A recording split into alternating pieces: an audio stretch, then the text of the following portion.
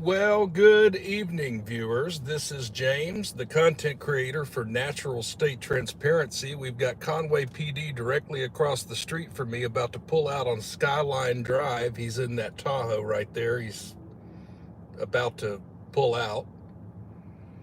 You'll notice to the right of your screen. I am sitting on Skyline Drive. Any of you locals know Conway, know we've got 4 exits off the interstate. Well, this is the 3rd exit. That's how I always remember it. So I'm right off the 3rd exit, pointed my vehicle west towards the sunset.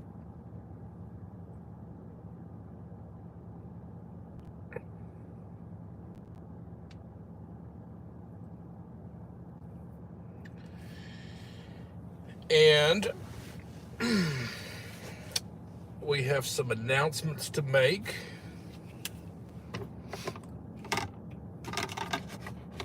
And I've had a busy week. So there's that. All right, well, let's get out of this parking lot and I'll give you a tour of the old Conway here. So a lot of y'all, of course, don't know all of my history, and I haven't told you all of my history and all of that stuff, you know. But I actually was a resident of Conway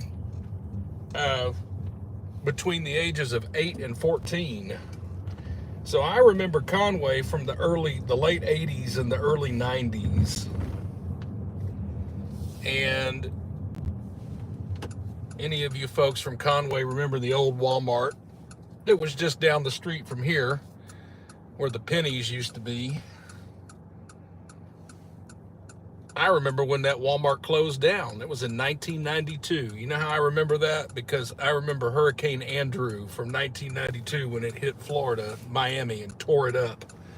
And it was at that exact same time that hurricane hit Florida and caused all that damage that this Walmart was moving to the new super center at the time. And my mom made a comment that stuck with me for the rest of my life. She said, "It looks like Hurricane Andrew hit this Walmart," because they were doing some clearance sales and whatnot. So I just always remembered that. So you got Conway PD right here on the right. I don't know what he's doing. He's not trying to turn. He's probably running traffic.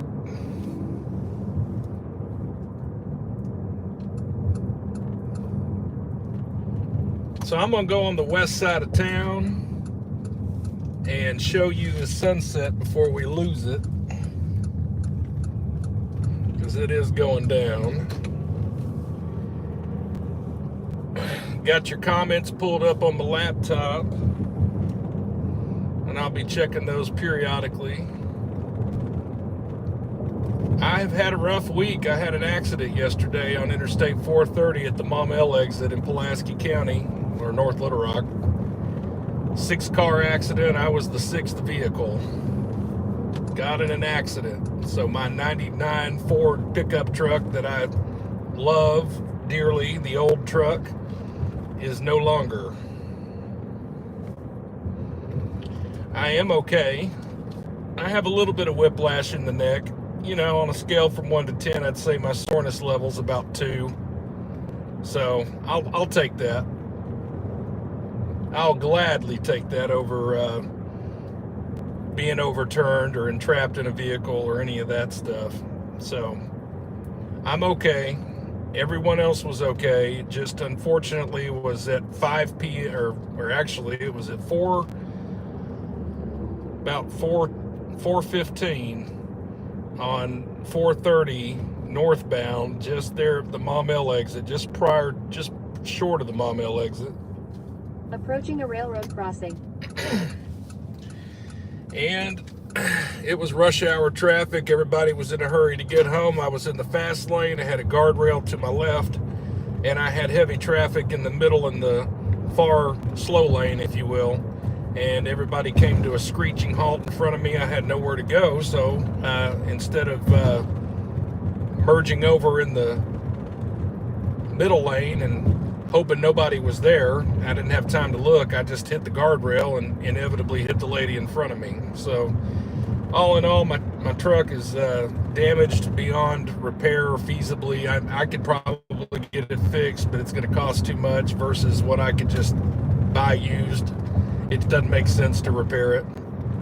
So I'm sad to have to let it go, but that's just life. The end of an era, the end of the white truck. I'm going to miss her. I've had her for a decade.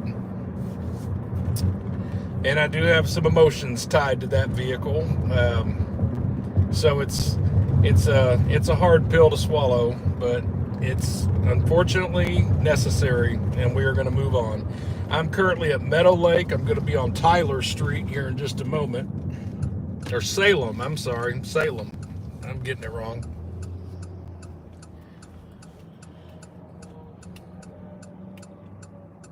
I remember when there was no railroad overpass and you had to wait at a railroad crossing down here at this intersection. They've come a long way to get traffic through to West Conway.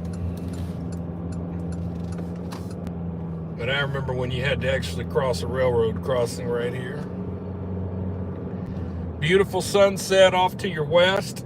I'm gonna venture out to Toad Suck real quick so that you can keep watching this sunset before it just totally disappears.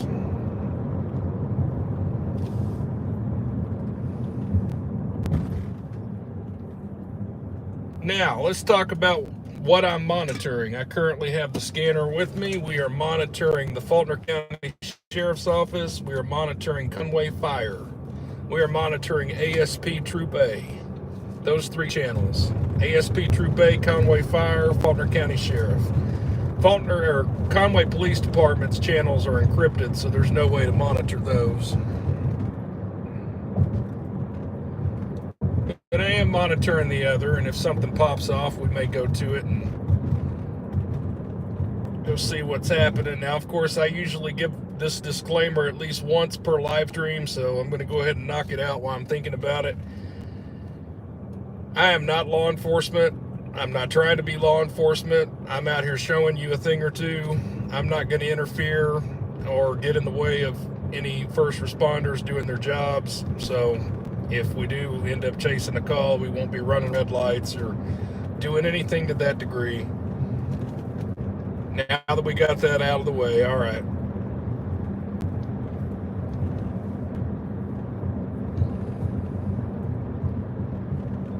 Country Club. I'm on Tyler Street. I'm on Tyler right now. I'm coming up on Country Club.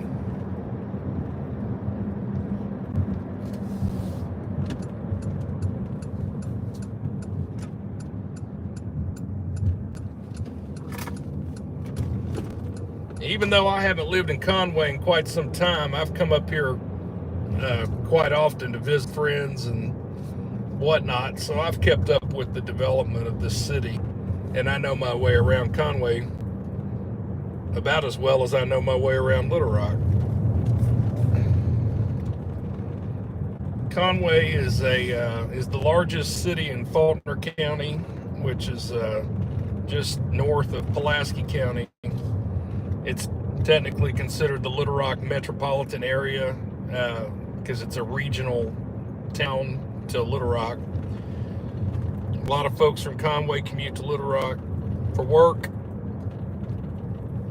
Of course, that changed a little bit with COVID and folks working at home. Conway definitely has its own industry.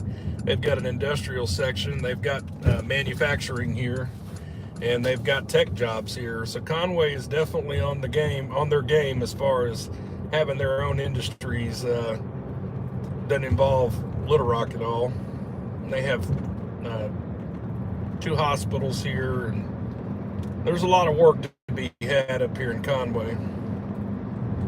Housing, on the other hand, is quite high for this area.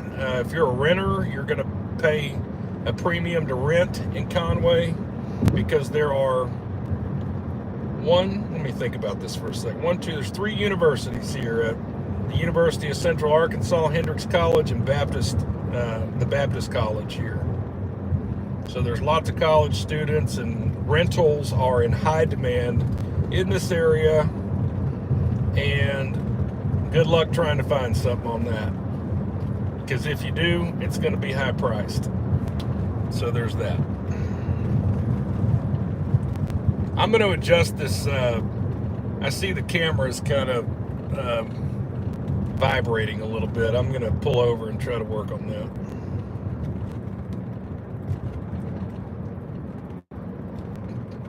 When we get to Toad Suck, I'll do that. I'm not too far away from Toad Suck. So Toad Suck, what is Toad Suck? Why do I keep talking about Toad Suck? Well, Toad Suck Lock and Dam is down this way. It's part of the McClellan Kerr navigation system. Am I butchering that? The U.S. Army Corps of Engineers. The McClellan Kerr project is really what it was. It was a project to open up the Arkansas River to navigation to enhance commerce.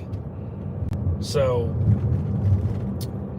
there's a series of lock and dams all over the state of Arkansas along the Arkansas River. And Toad Suck is one of them. Now, I'm sure that there's a local Conway person. I see Patty in here. Hello, Patty Heath. I see you. And I see some others. I'm sure you could probably help me explain, what is Toad Suck? What was the whole deal on that? I don't even know. I know where it's at and that stuff, but I don't know what the deal was with Toad Suck. So maybe somebody can help explain that in the live chat. I'm going to read some of your comments here in just a minute. I'm not far from that, where I can pull over, and I want to play with this kid a bit better.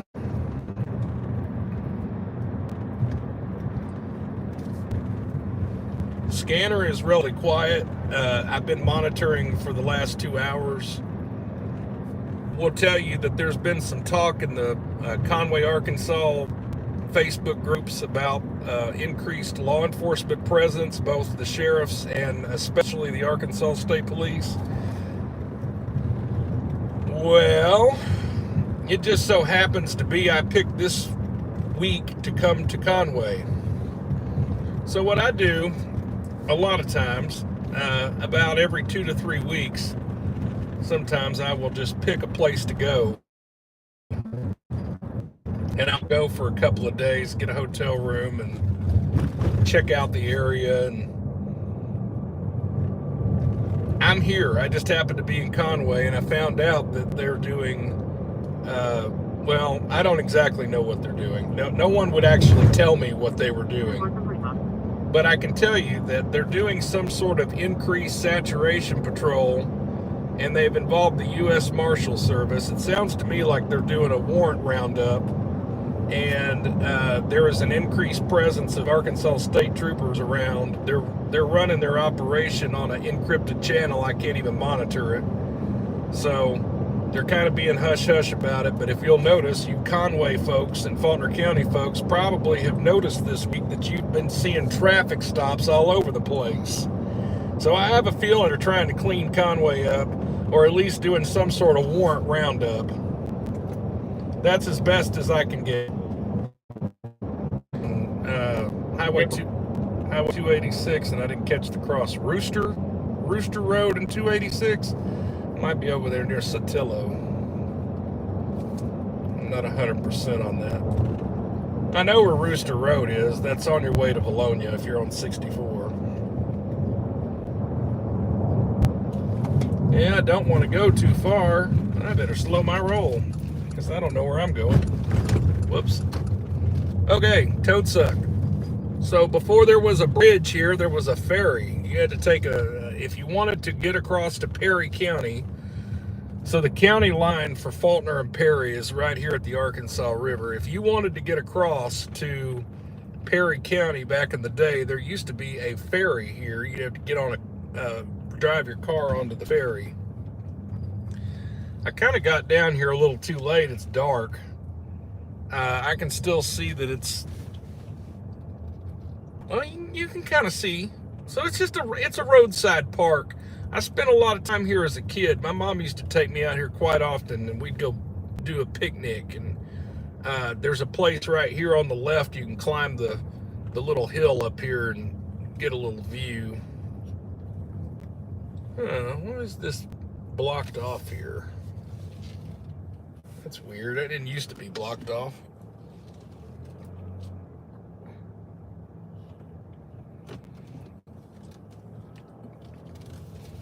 Not much to it on this side. If I were to take you over to Perry County across the river there is a campsite over there. I might actually do that. Let's do that. Even though we're doing Conway tonight, I'll take you over to Perry County for just a second.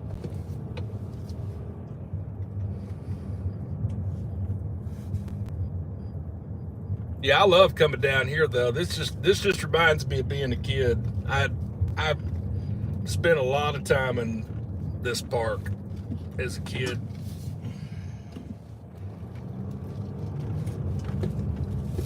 I tell you what, the late 80s and the early 90s was a good time to grow up in Conway. It was before it got huge and trafficy. I remember Conway when I used to ride my bike all over Conway. I wouldn't do it now if I were a kid. There's just too much traffic.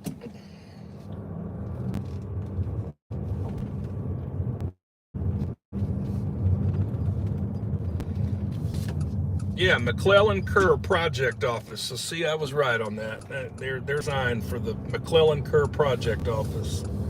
This is the McClellan Kerr Arkansas River Navigation System. When we cross this bridge, we're crossing into Perry County right now.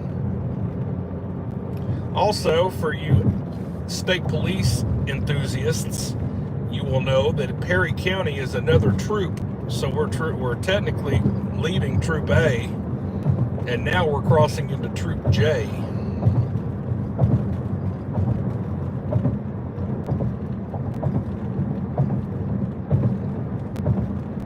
But I'll show you this little roadside park down here where the campers are. It's pretty neat. If any of y'all are planning a vacation to Arkansas, especially for the folks that have RVs, put this place on your list. This is a good place to go. And it's safe down here. It's nice.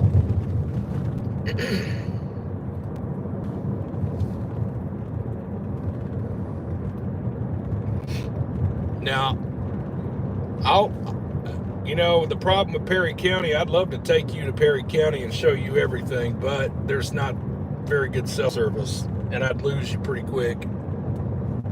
So, I can't really take you to the places I would really want to take you down here.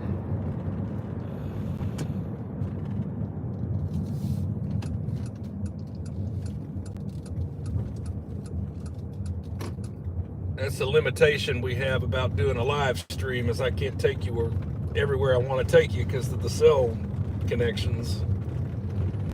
Okay, we're going down this little dirt road, this little county road here. This will take us to the campsite. I'm going to work on stabilizing that picture too. We were talking about that a minute ago. Let's see if I can do something about that.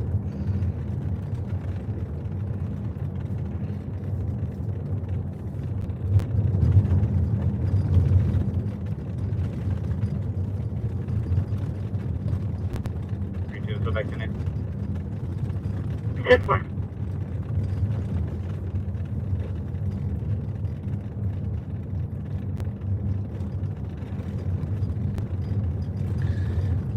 I think I might move this holder. Yeah, I'm gonna have to do some readjustment in just a moment. So we'll see if I can make it better.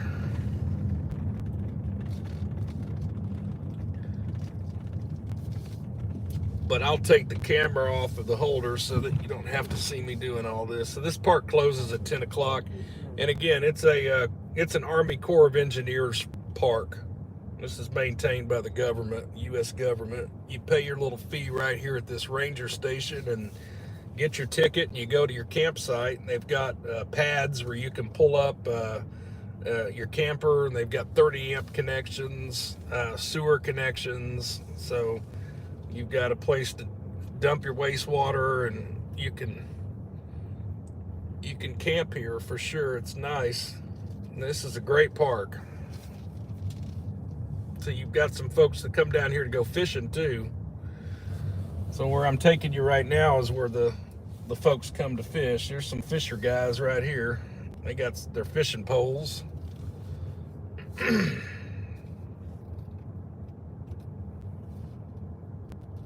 So I'm going to sit down here for a minute. I'm going to prop my phone up for a second. Sorry to, it seems like every time we do a live stream, I've got to do some sort of adjustment, and I hate that, but that's just how it is. So I'm going to take the phone off the holder and prop it up, and pardon me for a minute. I'm just trying to make this better. We'll put you over here for now. We'll see if we can just let you sit there for a minute.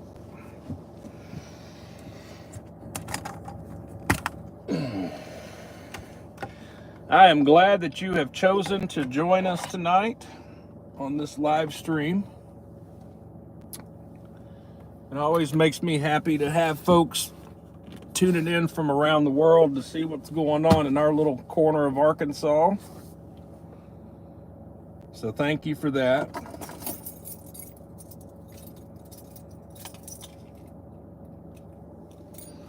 Probably not going to see much action tonight, unfortunately. It's just, because we can't listen to Conway PD. That's who we would want to listen to.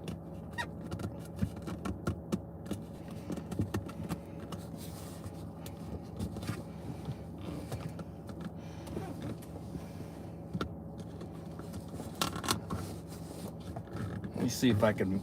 I'm trying to get this moved around real quick. Hang on just a second, please. Bear with.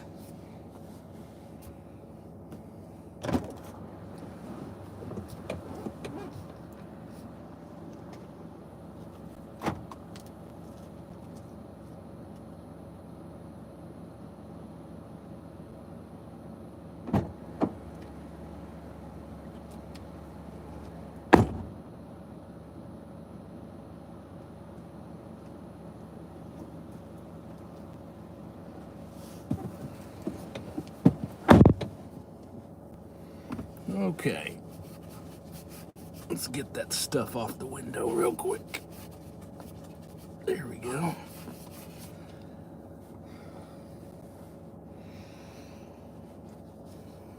I don't want there to be smudges on the window in the way of the camera.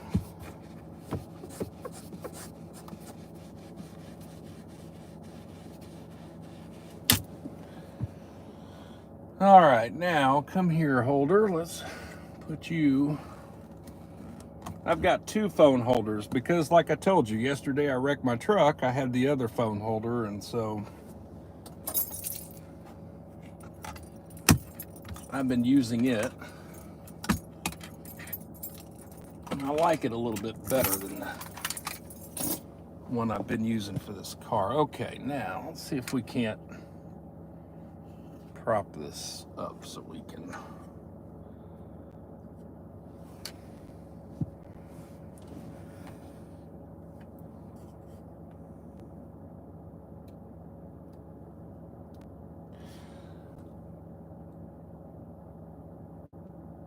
I'm gonna put y'all on hold for a minute, and it's gonna kill the screen, so don't go anywhere.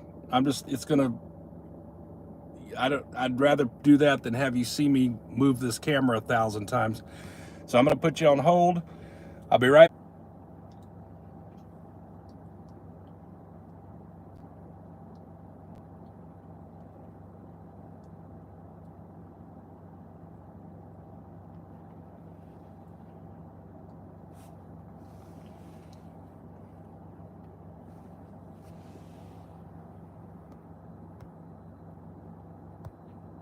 Okay, it should have worked.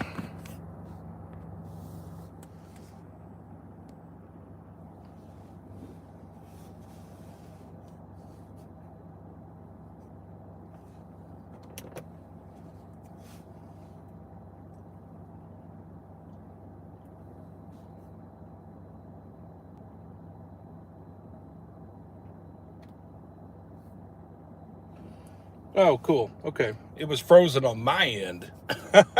Okay. We're back. Sorry about that. I was waiting for the laptop. It was lagging on my end, and I couldn't figure out if we were broadcasting or not. It looks like we are. So, cool. I have I'm 97 area. I have repositioned the camera, and I'm resting.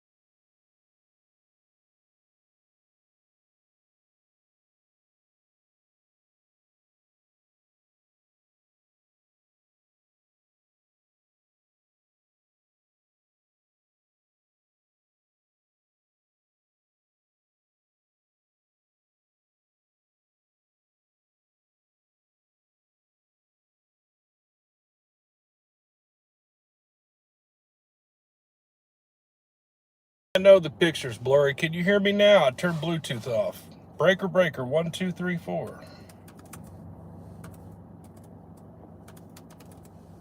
Okay, cool. The picture will fix itself in a second. I've got it on my laptop too. I know it's blurry. Okay. Note to self: turn your Bluetooth off when you do a live stream. This is like the 4th or 5th time this has happened to me. I'm embarrassed almost by how bad it is. Okay. I want to get out of here, but it looks like I'm driving through the campsite. I got to go down this one way, so we'll just do that. Yep, sorry about that.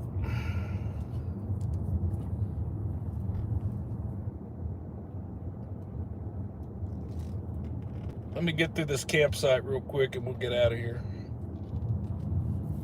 But that could be you right there in the RV.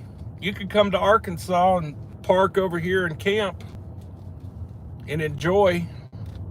I'm telling you, if I was going to come to Arkansas, I've not been to the state, this would be on the top list of a place to bring my camper for sure, because this is centrally located. Conway's great for shopping. There's a lot of stuff to see in Conway. I would highly recommend you consider, if you've got a camper and you're going to come to this state to visit, come here. And then go to Conway. I'm going to tell you another good thing about Conway. They got every restaurant known to man in Conway. You're not going to run out of food options if you come to Conway. Alrighty.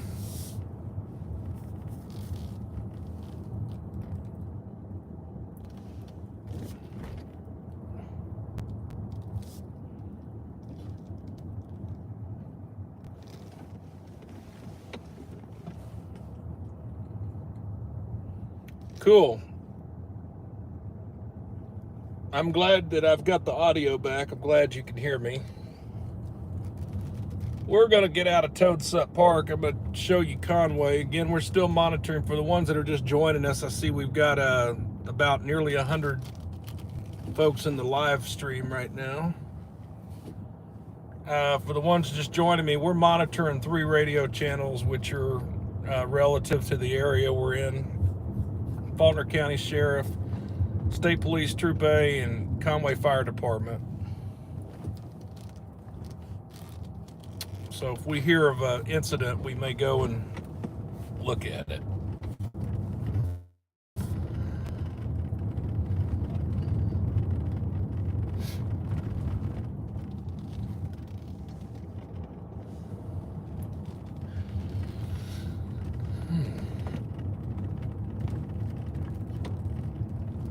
Alright, I need to fix I've got a little squeaking thing going on in my back seat. It's driving me nuts. Let me fix that.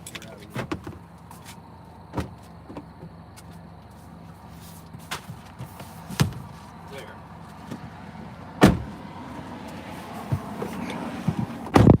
Much better. Now we won't have that problem. And we'll move on down the road.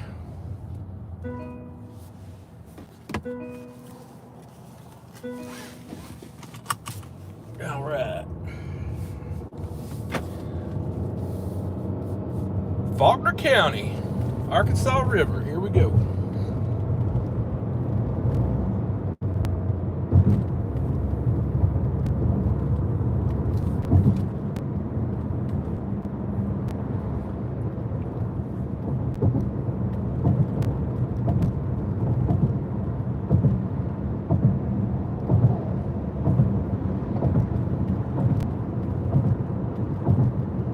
You know what? I think that picture is a little bit more better stabilized. It sure looks better on my laptop.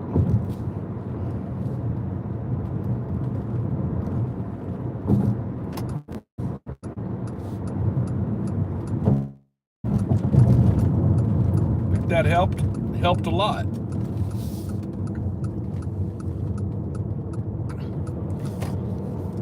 So I'm in Conway right now, Conway, Faulkner County. It's in central Arkansas.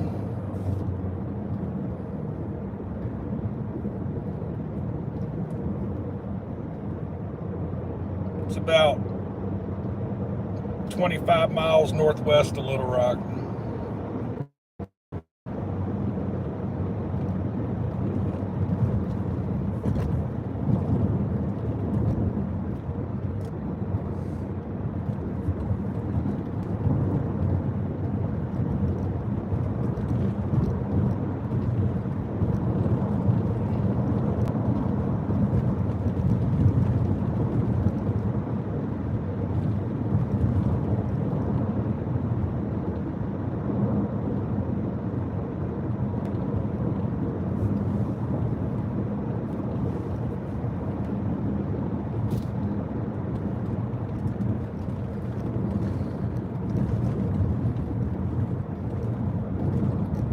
So let's get to some announcements. I'll just make sure I still have good cell service before I get to talking some more here. So let's get to some announcements. I was going to announce this the last time I did a live stream, but my audio cut out and I forgot to mention it. I was reminded of that, I might add. So I've got a police officer friend who had to medically retire, and him and I were co-workers together at Pulaski County when I was a detention deputy. And that's where he got his start before he became a police officer, and then eventually became a canine handler. And again, he had to medically retire. But he has agreed to do a live with us, and maybe, might be more than one live even. And I think that would add to the commentary, because again, I don't make any, I'm not out here to embellish anything. I've told you several times, and some of y'all that have been in my live streams know already. Some of you don't. I'll tell you now a little bit about me. I spent nearly a decade in law enforcement related jobs. I never was a police officer. I never did street time. I'll tell you that up front. I was a 911 dispatcher. I was a detention deputy. I worked for the Arkansas State Police as a civilian. And those are, and it spanned over the course of nearly a decade. So I've had law enforcement related jobs. I was in support roles. And that's how I learned the industry from that perspective. But I think it would be amazing to have somebody in the car with me that has actually been out on the street, and him and I can talk about some things and maybe make some sense of some stuff for you guys that are watching. So I'm excited to announce that my buddy Chris may join us on a live soon. Was gonna join us the last one, but I got sick. I didn't want to expose him to a sore throat, and that's not nice. You don't want to get your friends sick. So I'm happy to announce that. And and the great thing about him is he no longer works for a police agency, which, here's the thing about, I've told you this before, and again, some of y'all just are tuning in for the first time, so I'm not going to assume everybody's heard this before, but I'll tell you something. You're not going to find, if you watch Live on Patrol with Bob and Pat, they do quite amazing work for what they do, but they can't go into great specifics about some things because, they work for a law enforcement agency. They don't have unfortunately, there is no freedom of speech when you work in law enforcement. There is not. Law enforcement can be very political. You have to appease your mayor and your city council. In other words, you have to appease the people that fund you. So if you go around with loose lips and you say some things that are contrary to what your mayor and your city council would agree to, or if you're in the county level, your quorum court, your justices of the peace, and your county judge, then that can be, that can hurt you tremendously, including you can just see your way right on out of a job if you say some of the wrong things. So, I commend any law enforcement officers that are currently working that are trying to do the live stream thing and do the YouTube thing and try to show us, some perspective. But I have to tell you, it's just not quite what it's going to be like. You get somebody that's retired, they can say whatever they want to say. They don't have to worry about that anymore. And that is a major thing, okay? That's why I'm telling you, it's going to be cool if we get Chris on here, because he can say whatever he wants to say, not sugarcoat it. And I feel like that's important. This is natural state transparency. What are we about? Transparency, open books. Yeah, that's right along those lines. I think we should encourage dialogue, open dialogue. We can talk about some things and not worry about, making a mayor mad somewhere or whatever. All right, so I'm on Dave Ward Drive. I'm right next to the University of Central Arkansas campus. However, I'm going to pull in here briefly because I had a bottle of water in here before I started my live stream, but I left it at the hotel room.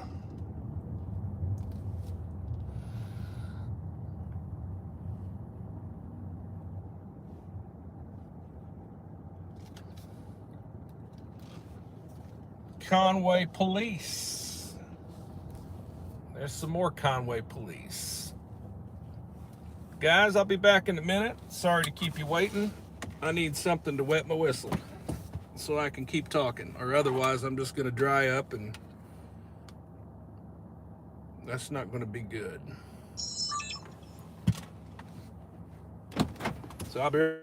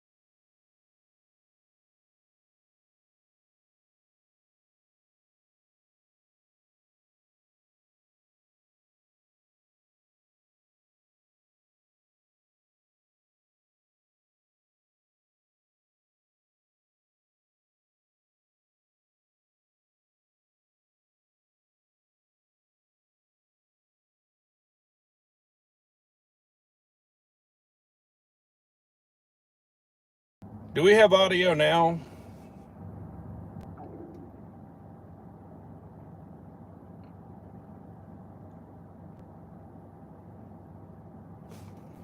What the heck?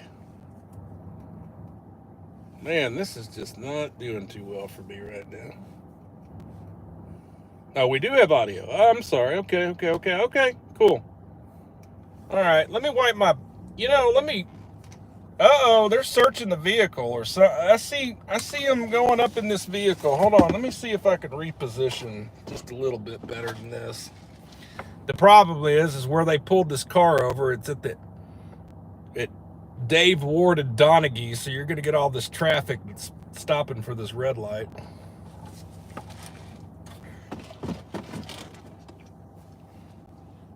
I'm gonna wipe my camera off a little bit. See if that glare will go away.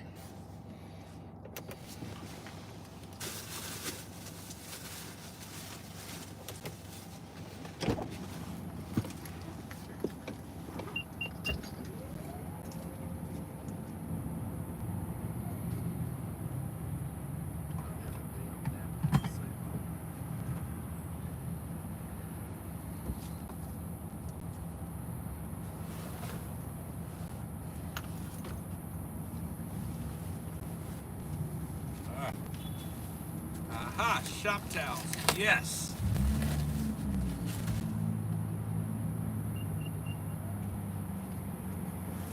Hey, I'm gonna tell y'all something right now. Here's a little secret to success. See that?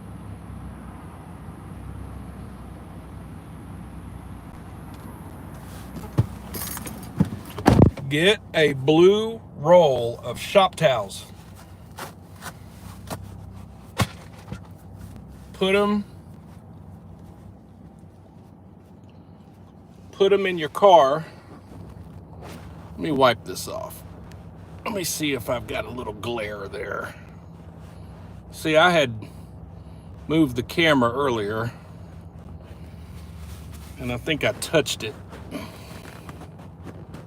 Sorry about that.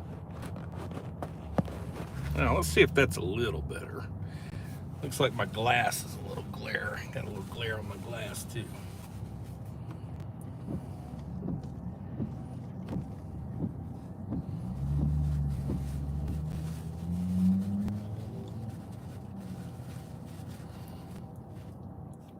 Hey, I tell you what, I got a little bit of Gorilla Tape in here, though. I see where the glare is. It's right there. It's where I had the old holder. Hey, nothing a little spit, and I got to move. And then a little spit and a little bit of shop towels won't fix. The Arkansas redneck fix, right?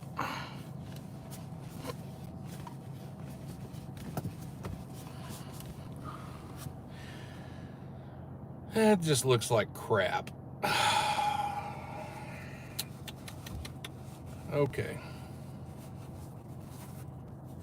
I can't tell where the glare. Yeah, I can still see the glare. I wish I had my glass cleaner.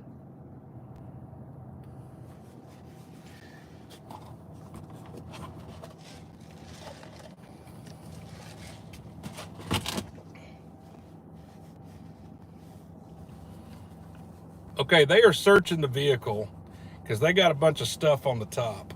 That's why we're still watching. Let me see if I can make this a little better.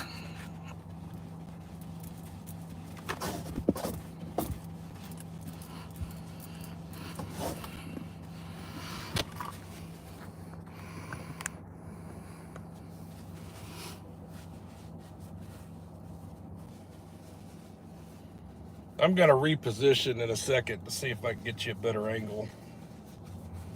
First, I wanted to address the smear on the glass, which we have done.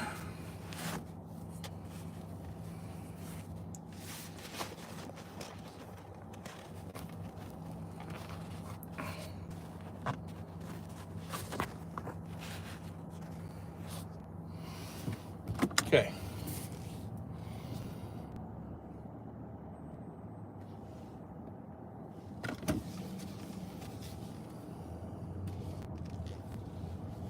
Go ahead.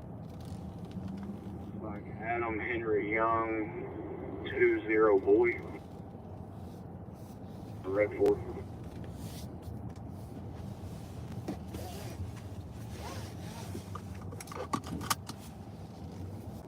2016 Ford Escape expires June 2024 to a Temmie Heidelberger at a Greenbrier, confirm 52.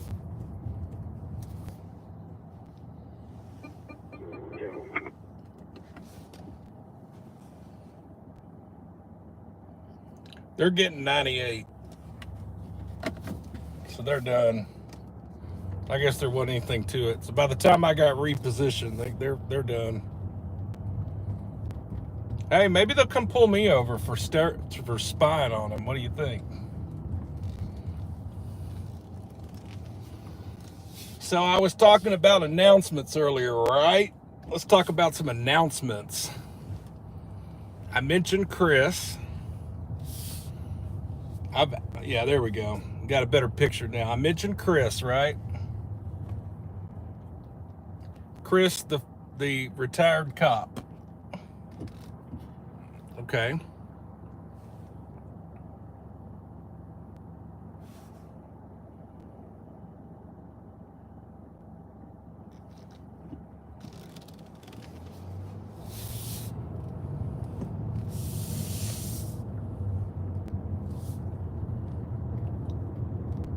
Well, it looks a little bit better. I could probably get those spears off the window though.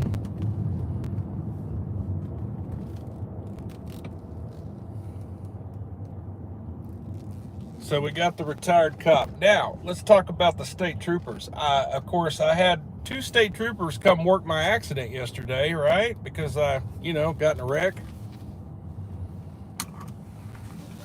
Had some interesting conversations with them. Be right back. Let me get that out of your way there.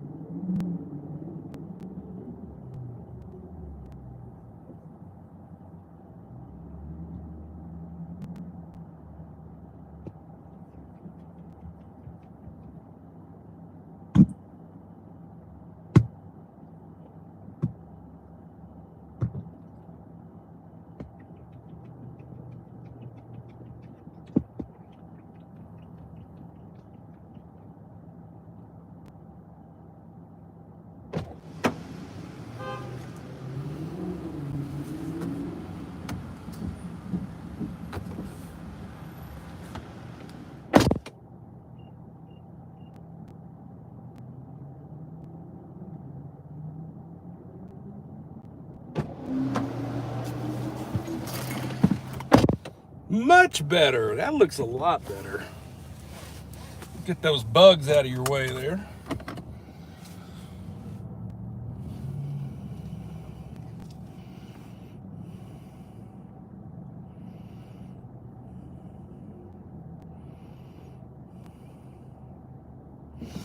I was looking at some of your comments. Okay, so we mentioned Chris the cop. He's going to ride with us probably the next live, unless I do Fort Smith, which I've been talking about doing for a month.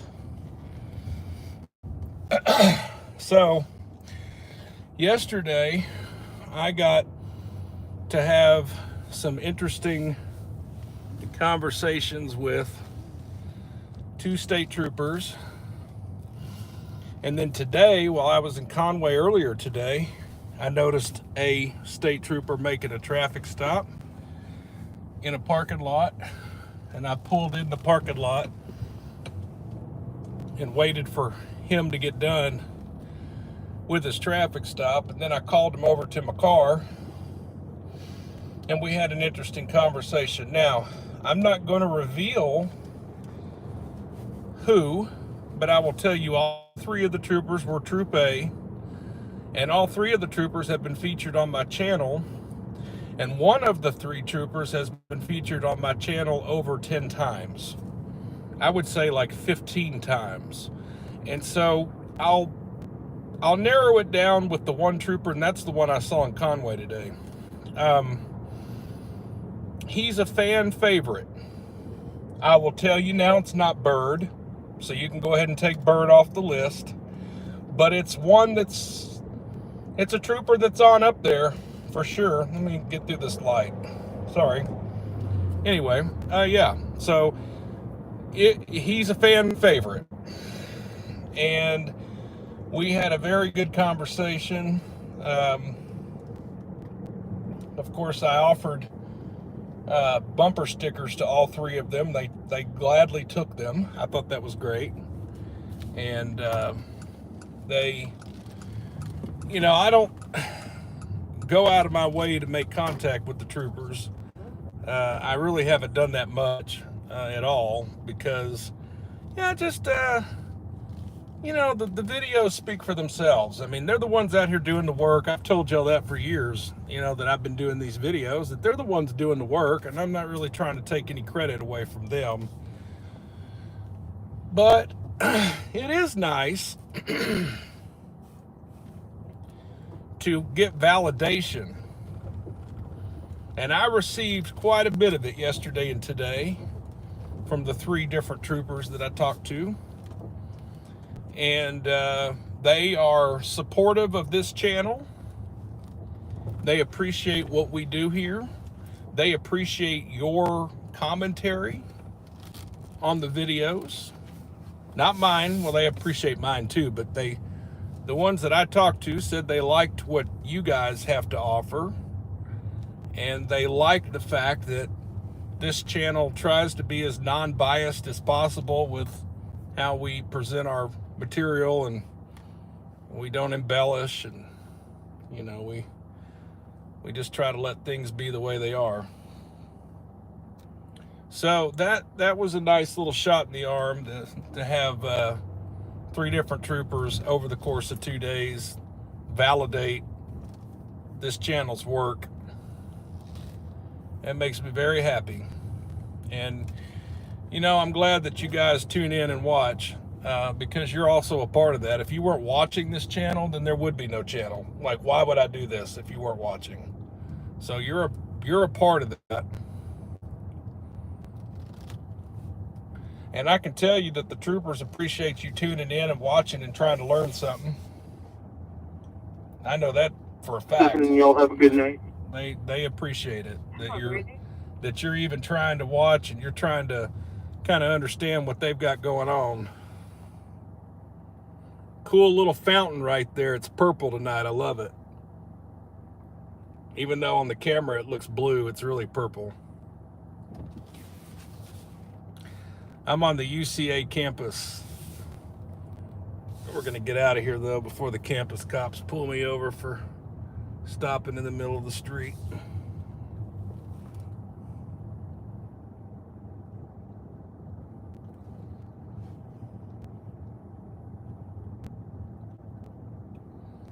Well, I can tell you that, again, without going into specifics about, because I want to respect their privacy, first of all. They may not want to be revealed. And another thing, too, I've already mentioned this. They might not care, but I can just tell you, state police is just like any other agency. There's a hierarchy. There's an administration. And I don't reveal sources. I've told you guys that since the very beginning. Come on, lady, go ahead and cross. But I've made that clear since day one. I don't reveal sources. So if somebody wants to email me a tip, you can email it to PulaskiCountyNews@gmail.com, or you can email it to my photo address, which is naturalstatetransparency@gmail.com. Either one. If you give me a tip, I'm not going to reveal the source. Tips are always appreciated, and I'm talking about news tips. Tip me off. If you had a pursuit happen in your area and you don't think I know about it, let me know. You see something crazy happen, let me know. Try to give me who, what, where, when, why, and how. I need as much information as you can provide. But it's along those same lines that I have law enforcement friends And I also have, like I said, I've talked to the troopers, and I'm not going to reveal who, but I can tell you that one of those troopers, the one today, is a fan favorite on this channel. And the one from yesterday, it was a FTO and probationary trooper, and they've also been featured on my channel as well, separately though, not together.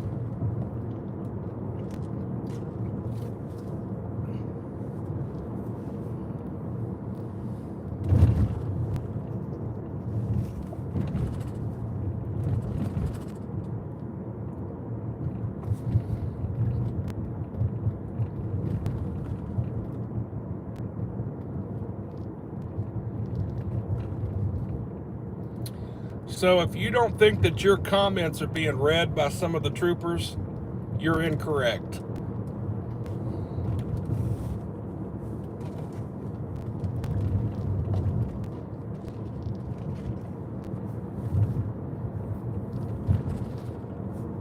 I'm on College Avenue right now. I'm going to go back up here to Harkrider and figure out what I'm doing next. You know what? I'm going to take you to Unit 1. How about that? I'll take you to the old Faulkner County courthouse. I used to ride my bike in their parking lot. I used to dream of being the police when I was 12 years old, and I used to ride my bike in this parking lot, dreaming of the day that I might be able to be a cop, which it didn't happen for me, and that's okay. I'm glad it didn't, actually. It wasn't meant to be. It doesn't mean that that I still don't know quite a bit about what I know. Now, I'm on Locust. I'm going to show you the old Faulkner County courthouse down here. It's pretty.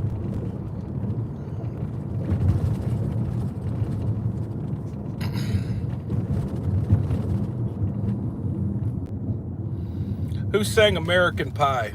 Wasn't that Don McLean?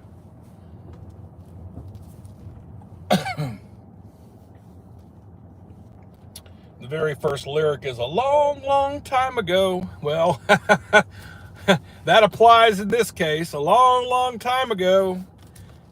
Well, you can't see it because it's dark. Let's see if I can pull down. Hang on, I'll wait till this car passes by. I might be able to show you this. Daylight, I could show you. Let me see if I can pull in here. Yeah, you'll have to excuse I don't know why they're having these LED lights are glitching right here, but that's the old, well, here, I'll just get out on foot. How about that? I'll just take you with me. How about that? Let's do that.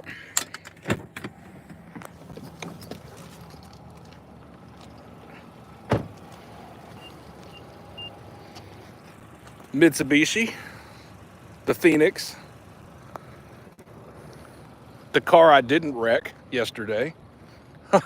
I would have been so mad if I'd have wrecked my new car. Oh man, I don't even want to talk about that. So, where are we?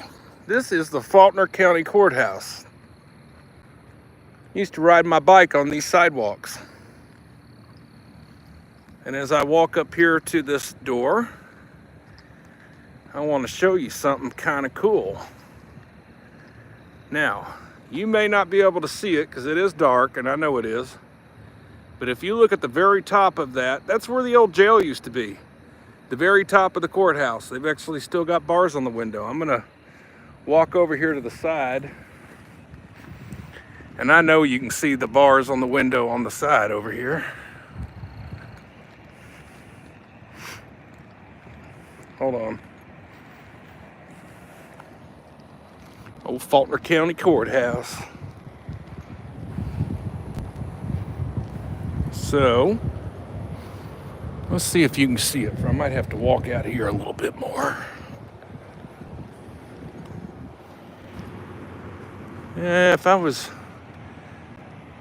further out, you could see it. There's no bars on the windows on this side. They built this jail when I lived here. They opened this jail when I moved. So when this jail opened up, I was leaving. That opened in the early to mid 90s.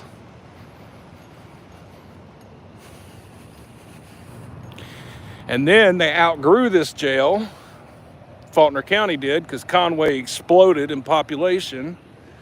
So they built another jail, which I think is off of, I think it's off of German Lane. Patty Heath, if you're in the room, can you correct me if I'm wrong on that? Is it in the new, they call that Unit 2? Isn't that off of German Lane?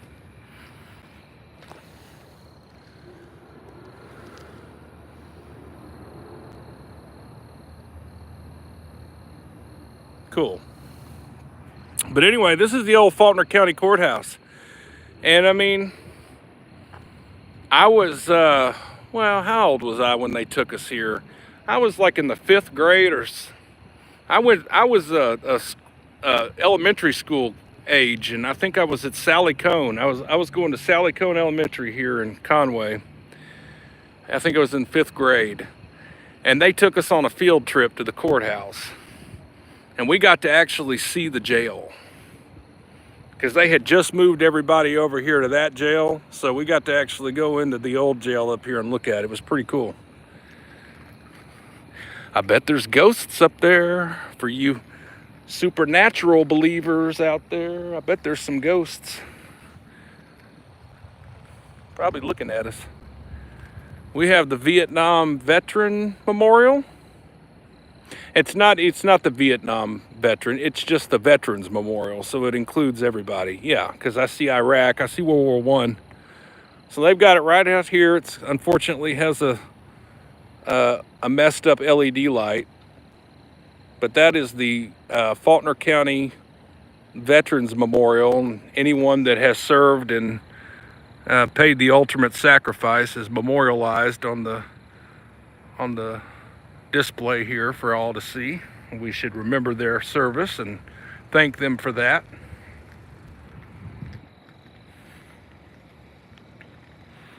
It's kind of a quiet night in Conway tonight.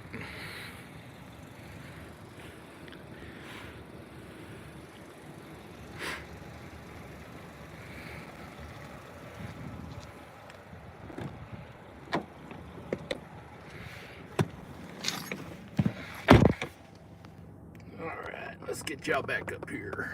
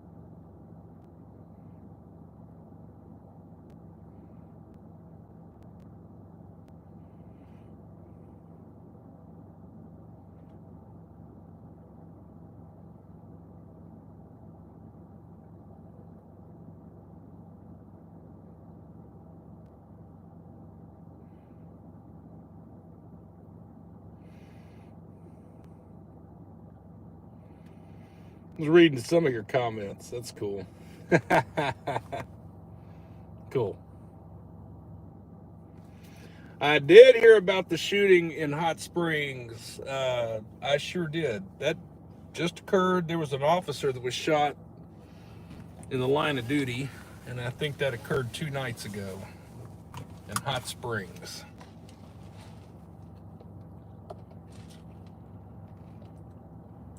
Ha!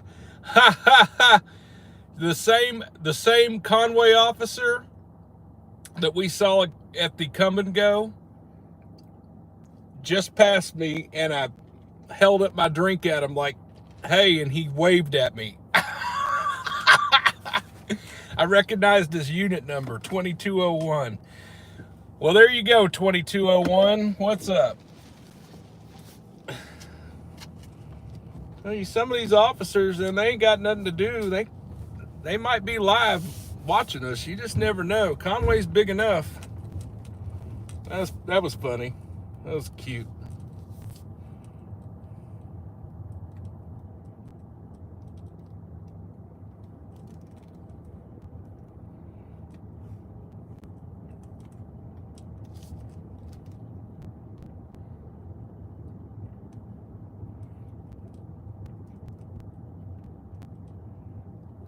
I like showing off the city in a good way, you know. So if you come to Arkansas, come to Conway. This is a good place to come and chill out and enjoy yourself. Conway's big enough. You could really pretty much make a whole vacation out of just coming to Conway.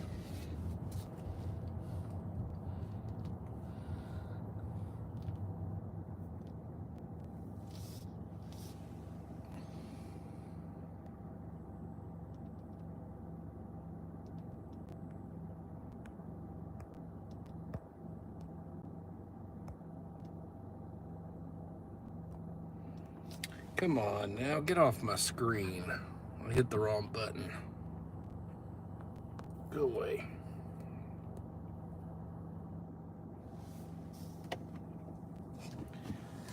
I don't want to do that.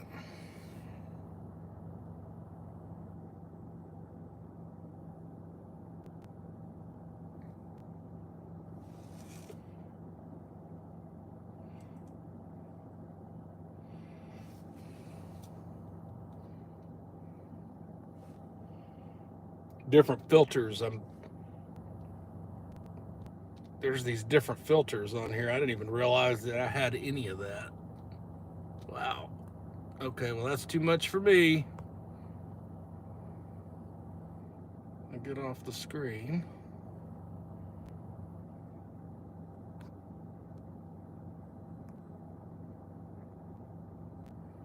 Why don't I know how to do this? Okay, well, I guess, oh, there, you hit the check mark. That's how you get it off the screen. There you go. It's not hard, not complicated. All right. Moving right along. So Conway's got a pretty cool little downtown district. Again, I used to ride my bike all through here, and love the railroad track here. The railroad track. This is a Union Pacific main line that goes from. It's east-west. It goes to Little Rock. It starts at North Little Rock at the Jinx locomotive repair shop right there in North Little Rock, Arkansas. And then it goes through Pike Avenue, comes through MacArthur, and this railroad continues on through Conway, goes through Morrilton, Russellville, and I believe this goes all the way to Oklahoma, if I'm not mistaken, this railroad. I'm almost sure of it.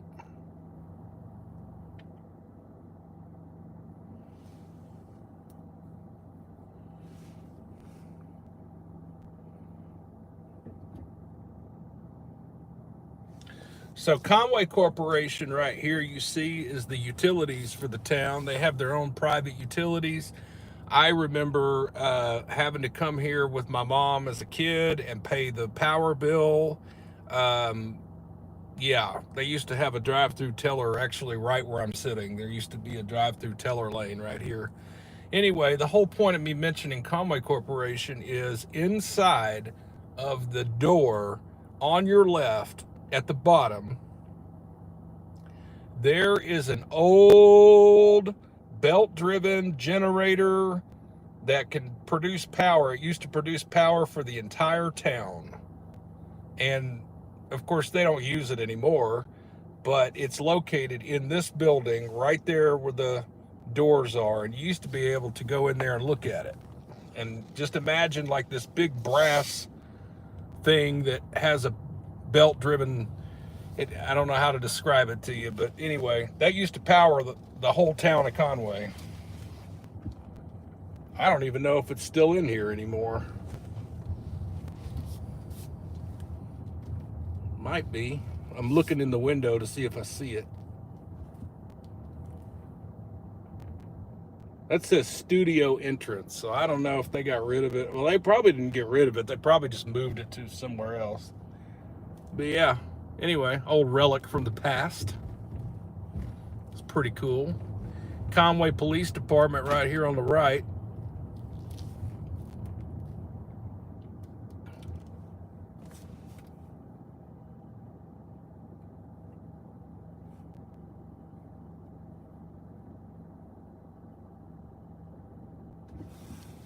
Scanner is awfully quiet. So I had dinner tonight here at US Pizza. US Pizza is a local chain owned and operated by Judy Waller. I think she's a resident of North Little Rock, but she owns a chain of pizza company. It's called US Pizza Company. The first one was in Levy, which is North Little Rock. They've got one here in Conway. They have good pizzas. I had the salad. I had the chef salad tonight with house dressing. It was amazing. It's my favorite place to get a salad.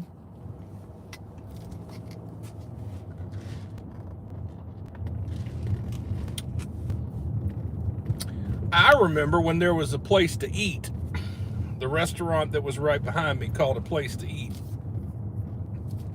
It's been gone for a long time, but if you were in Conway in the 90s, it was the place to go. Toadsuck Square, where they've got the mural painted in the street, and they've had it painted for years here. This is the old train station when there used to be passenger rail service here in Conway many years ago. They have since made it a bank. This is Front Street. So, you know, 100 years ago, Conway, this was the Commerce Center right here. The bank that was on the corner here that I'm coming up on, it's about a 100-year-old building. All these buildings down through here are about 100 years old, right in this stretch. This is a really cool, artsy, funky, cool district. Coffee shops, live music. It's close to Hendrix College, so you have a lot of youngins that come down here. See, they're looking at me. They think I'm looking at them. I'm not looking at y'all. You're looking at me. I'm not looking at you. But anyway, yeah. So that's this little district in here, and I like how it, you know, Conway has this district and they've preserved it well. Some downtown districts in Arkansas died. I can name you numerous examples of different communities that have a downtown that are dead. Conway's downtown is not one of them. So it's really nice to see older 100-year-old buildings that have been preserved and restored and are still in use. I'm all about that personally. I like to see folks repurpose buildings and not tear them down, try to make something else of them. And Conway has done that with their downtown district. So I definitely commend Conway city leadership for having that vision many years ago and preserving what they had. And they've just got a great little downtown area. I'm going to show you more. It's the thing I like about it too is it's not just one block either. It's their downtowns here is over an area. It's not just a single street. So I'll show you more. I'm gonna check my scanner too because it's too quiet. I've got it turned up. I don't know why we're not hearing anything. So I need to check it and see why.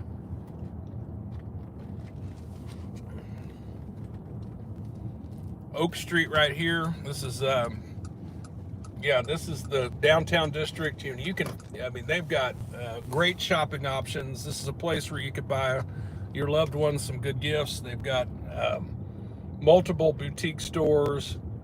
The old Korsmeyer furniture. I remember when they used to sell appliances there. Now it looks like it's a dress or prom shop, but I can actually remember when it was Korsmeyer furniture.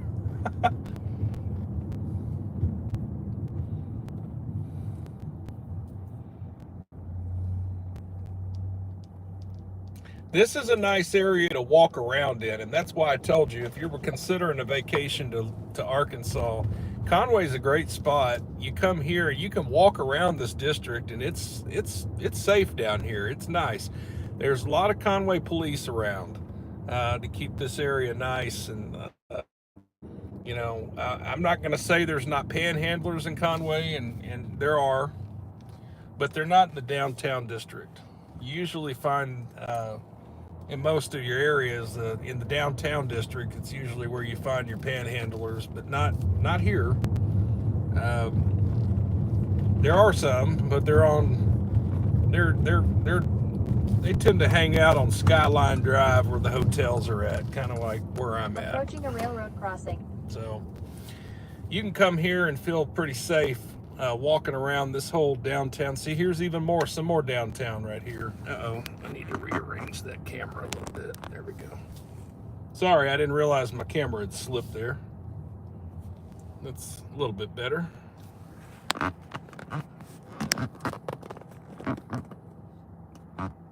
Oh, I need to tighten. I'm sorry. 10-11 now, one hang up in the area of Clinton Mill Road and Bayou Road. Can you give this back to 21? Sorry about that. I didn't realize my camera view had done that until just now. Yeah, I love Conway. Look how cool this is. That's what I'm saying. This is the perfect place to just come walk around. And the temperature's nice right now too. I could just get out. I almost want to get out and just take y'all with me. I'll just start walking.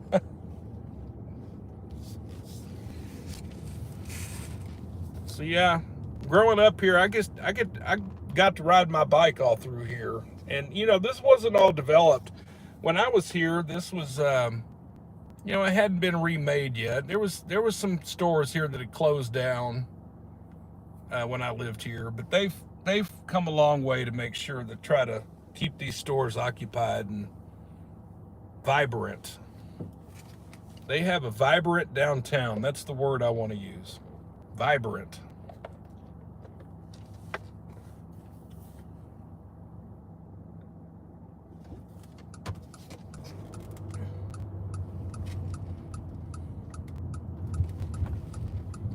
Pull over here for just an EM jeans. Oh yeah, that's cool. They still got EM. So that EM you see there on the right, that well, now I don't see any EM there anymore. That used to be where you bought that was like a local place you could go buy clothes at. I guess it moved. Might have moved over to the third exit. Patty Heath, what happened to EM jeans? Oh, I hate to hear that. I used to, oh, well, okay. Okay, well, that answers that question. Well, they still are advertising EM on the building.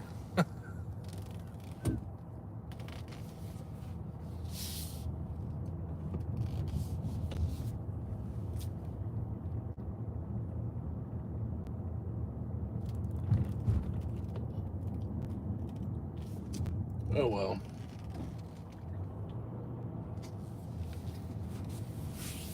Come over here to Baker Drug and get you some fudge. My mom used to get her prescriptions filled over here at Baker Drug, and they sold fudge.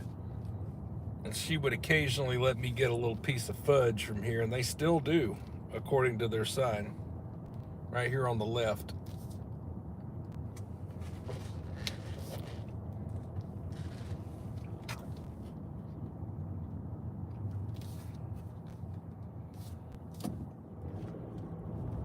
All right, well, we're going to move on out of the downtown district, and we are going to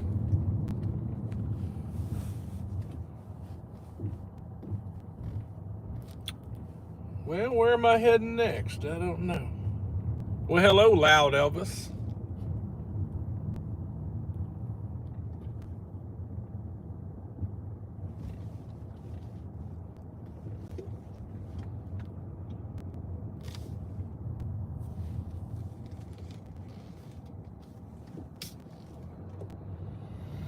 I'm gonna go Prince Street.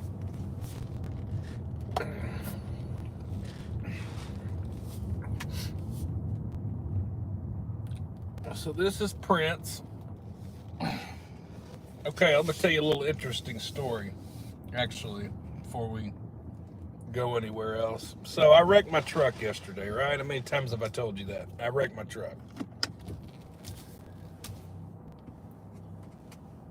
Well,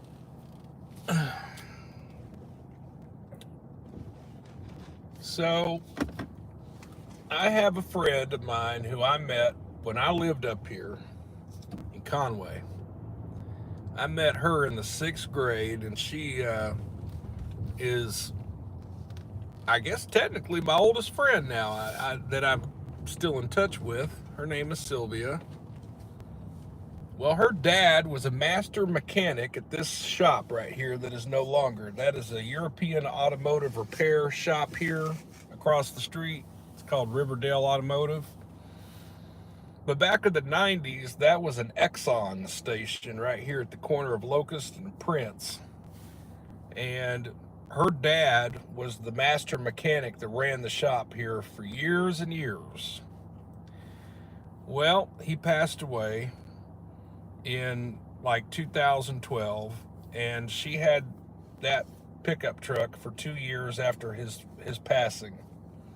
And she decided to let the truck go. It was too much of a burden to have on insurance and everything else when it wasn't even being used.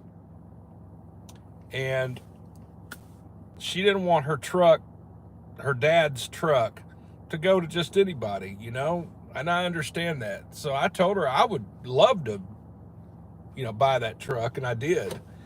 So I was the one that drove that truck until, unfortunately, yesterday, the accident. And the truck, it could be repaired if I were to sink several $1,000s into repairing it. But, I had liability only insurance on that ride, not the ride I'm in now. That ride I had just liability only, so the burden would be on me to fix it. It would be well more than it would be worth to fix at this point. I could just go get another used vehicle.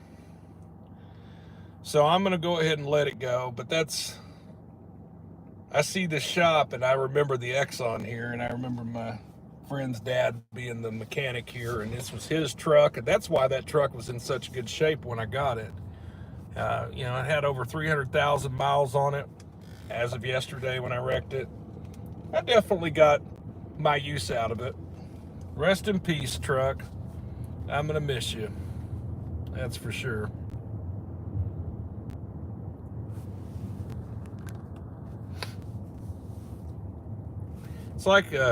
It's like when you finally find a great pair of shoes, and you wear those shoes until they just almost start falling apart. You don't care how ugly they get.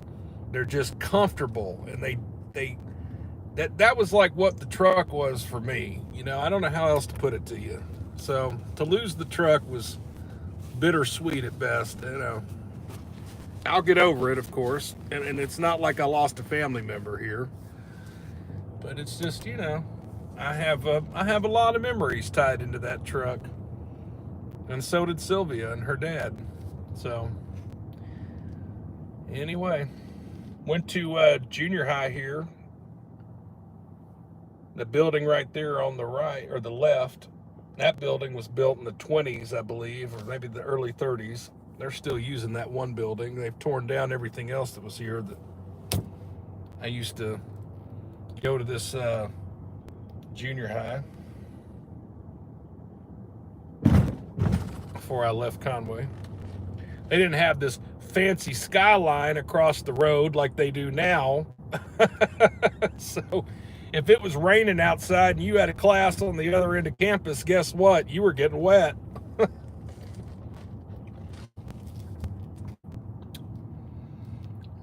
Sylvia's mother is buried here at, I believe there's a, I don't know how to pronounce it, y'all. I'm going to butcher this word. Columbarium. Oh, I know I butchered that. It's where they bury folks. There's here at St. Peter's Catholic Church, there's a place where they will allow you to bury your loved ones here. I hope I said that right. And I know that her mom's here. So just down the road from where her dad worked, her mom's buried here. And there's a lot of history here in Conway for me. So anyway, Sylvia, if you're watching, hey, you might be.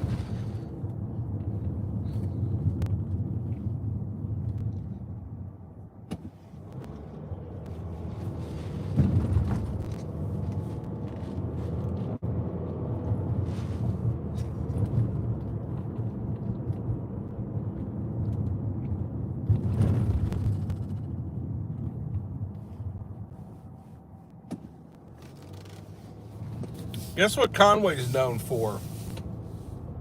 They didn't used to be, but guess what they're known for now? Roundabouts. You find roundabouts everywhere in Conway, and you're getting ready to see for yourself. I'm in one now. Roundabout here, roundabout there. Everywhere you look, they're building a roundabout.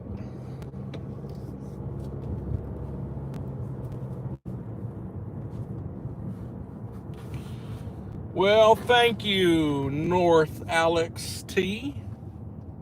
I appreciate the love of the vids. You know, I love making them, and I love it when y'all watch them, and I love it when you comment on them. So thank you for that, and I appreciate it.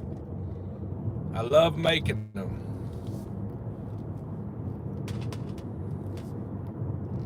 Hey, what'd y'all think of that bird video from yesterday? I know most of y'all probably watched that by now. What'd you think of that? Wasn't that something?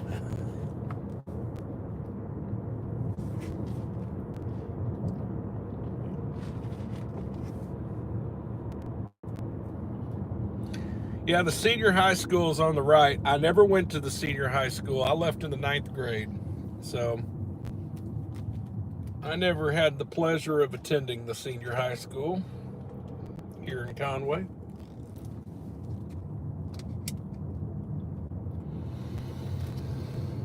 But I am old enough to remember when there wasn't much past Salem Road, which is where I'm about to be at. I can remember when none of those housing developments were there. Remember Westcon? They had a volunteer fire department for Westcon as you were going out towards Toadsuck. That was about all that was out here, that and farmland. All of that has been made into residential housing now. But boy, I tell you what, you got past Salem Road out here, there wasn't much of anything except for farmland. It was beautiful. It's nice to look at, but it's gone now.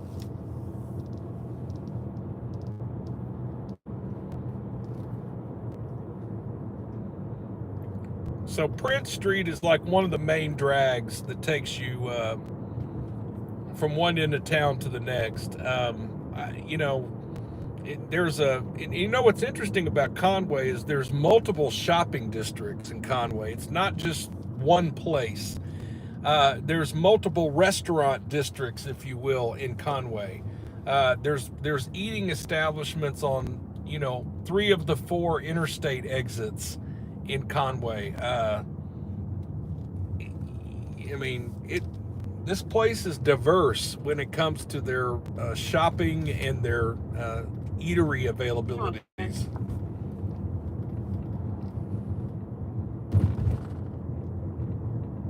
One could live in Conway and not have to go anywhere else. Like, you wouldn't have to go to Little Rock pretty much for anything, unless you had to go to like a specialty clinic at UAMS or something like that.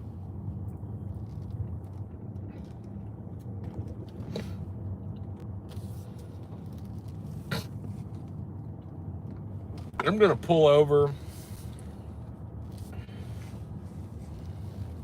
here at Kroger for just a second, and I'm going to link up my scanner to my laptop so I can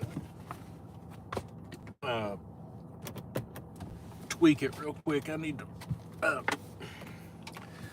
I could explain what I'm doing, but it would take too long. Basically what I'm doing is I'm reprogramming my scanner right fast to pick up a different I want to pick up a different route, a different tower site, if that makes sense.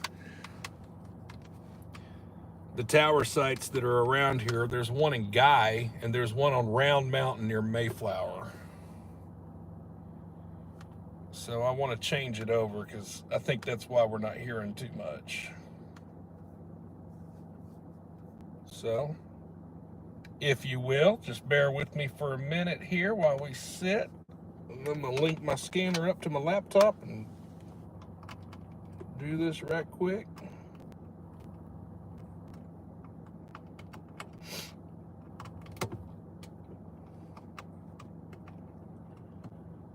Oh.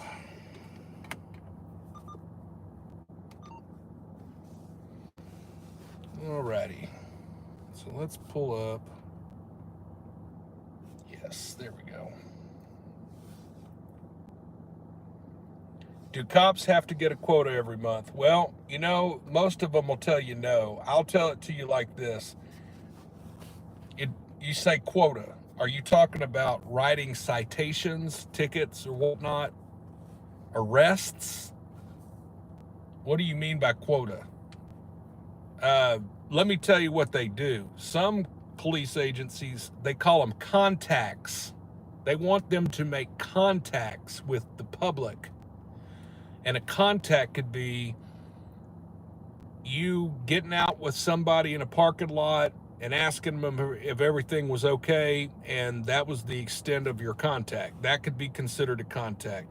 A traffic stop is a contact. Taking a call in your district is a contact. But a lot of times contacts, they're self-initiated is what they want. They want to see officers besides just taking calls. So you say a quota, right? Well, I don't know. Maybe in a small town there are. They're not going to admit to it because that can get them hemmed up in federal court. You don't ever want to say, yeah, we have a quota. They're not going to tell you that.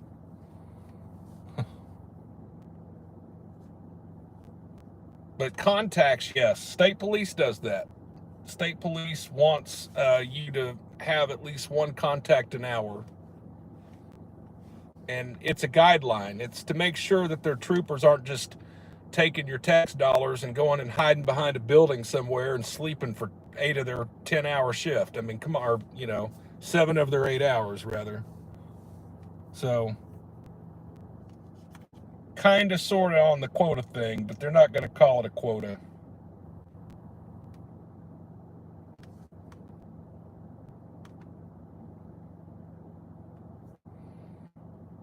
Okay, we're going to turn that off. Okay, give me 1 second here. I'm be quiet for a minute because I got to focus on this for just a minute.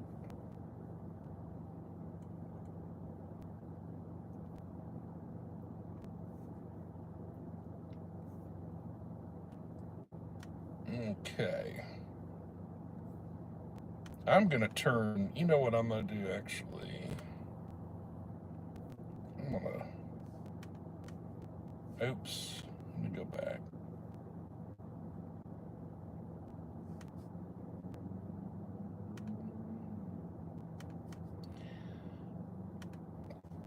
Okay, so why don't we do that, and then let me save that. Let me program the scanner. Yes, there we go.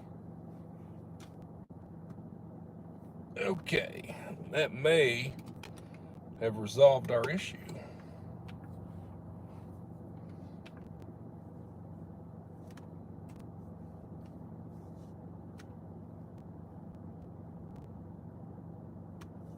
Hey, I'm glad to hear that, Paragould, Greene County. You know, I'm embracing my residency in Northeast Arkansas. Of course, I'm in Conway tonight, but as most of you know, if you've been watching my channel for any given amount of time, or if you've caught any of my live streams, I moved to Northeast Arkansas in June of last year, 23.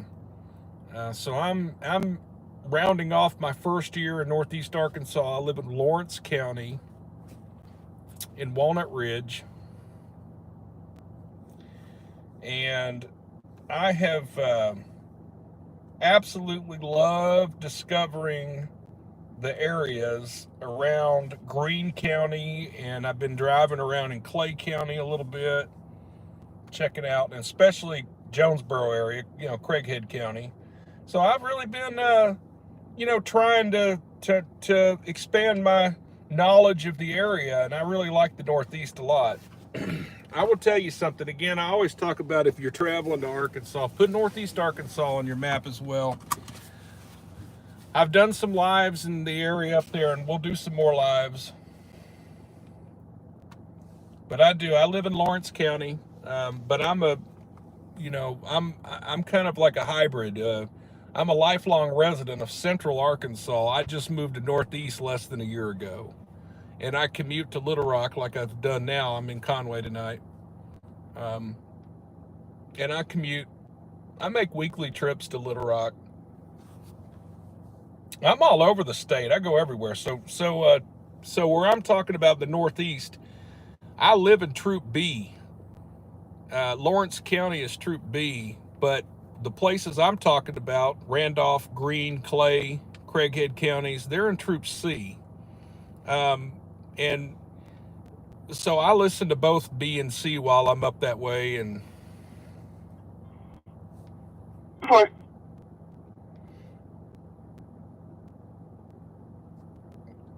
well, thank you on the pursuit vids. You know, I love bringing those to you. I like bringing you everything, though.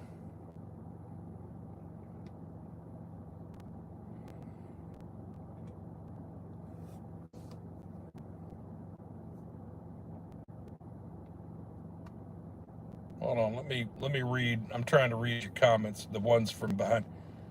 Oh, if you ever come through Malvern, yeah, Hot Spring County, I know there's some action. Yes, I know there's some action in Malvern for sure. I don't know that I'm not sure the police in Malvern like me.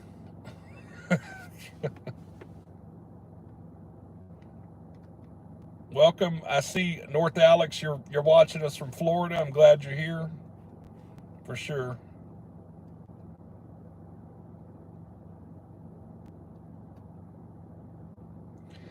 Mids, if you are willing to make me one, I'll listen to it. Otherwise, I'm never changing it.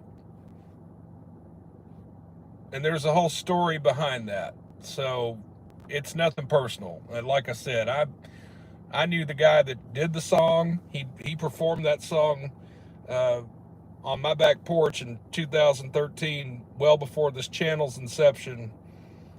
He passed away last year, tragically. He has given me the rights to the song to use on my channel, and I value that, and that's why I feature it more so, because it honors my friend, and I think it fits. I mean, look, I know some people don't like it. They get tired of it. I get it. I understand that. That's a fair argument. But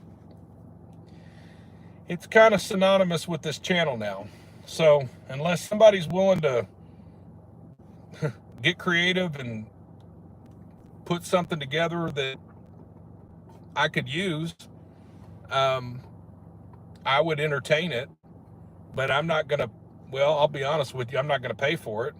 And I'm not going to, you know, really give it serious consideration unless it's great. So the chances of it happening is pretty slim. I'll just put it to you that way. So.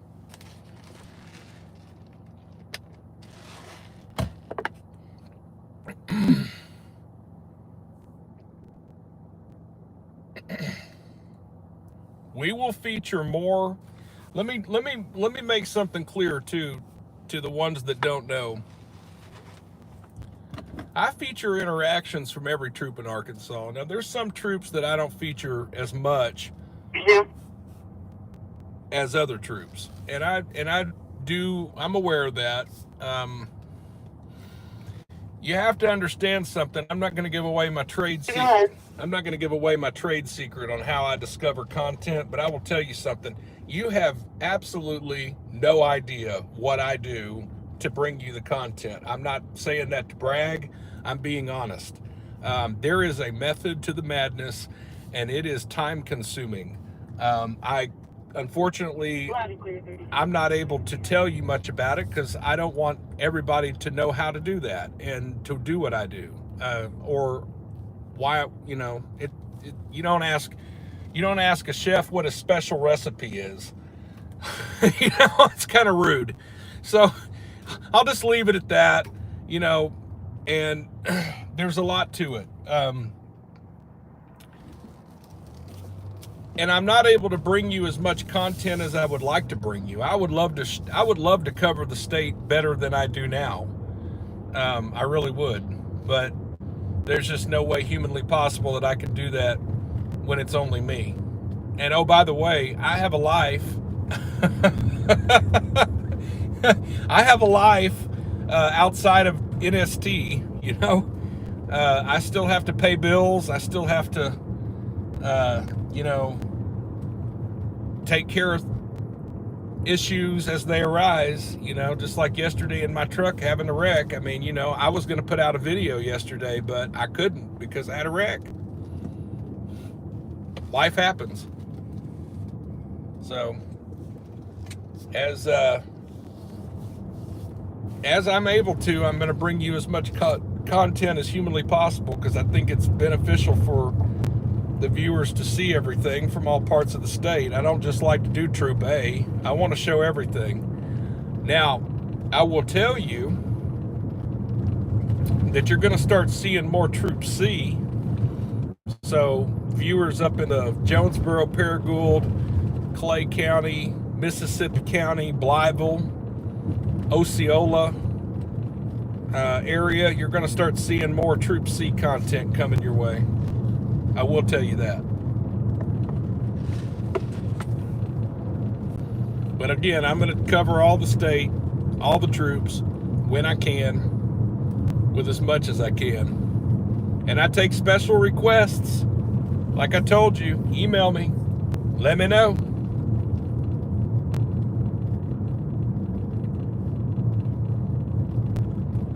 I can't always get to them.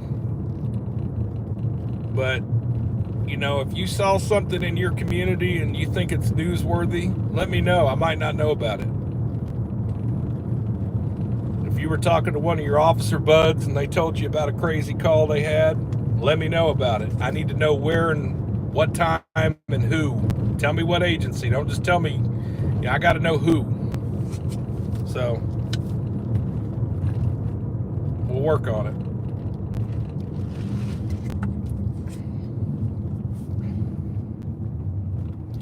Getting a little bit more radio traffic here.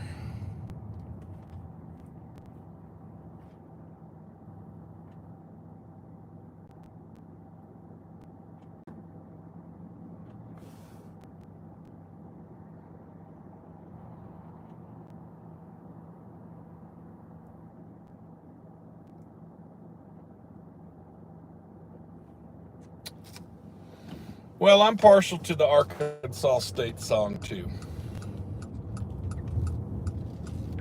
because I grew up listening to that Arkansas State song. Speaking of, let me just take you on down to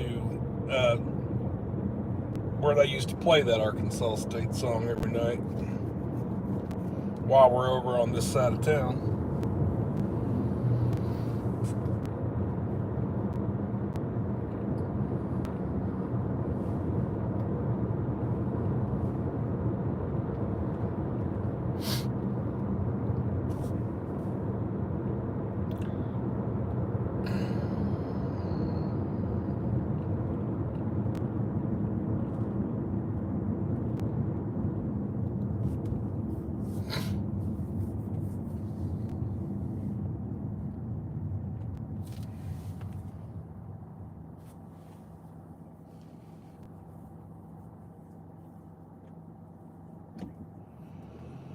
Well, I wish the Arkansas State Police had body cams too, but I will tell you that when you introduce body cams, that's another camera that has to be managed somehow, some way, as far as like me as a content creator. It's sure easier if I don't have 6 views to choose from, if I only have like 1. Not that I'm saying I won't do the work. I'll do the work, but when you add a body cam in there, there's a lot to that. It's not as simple as you think.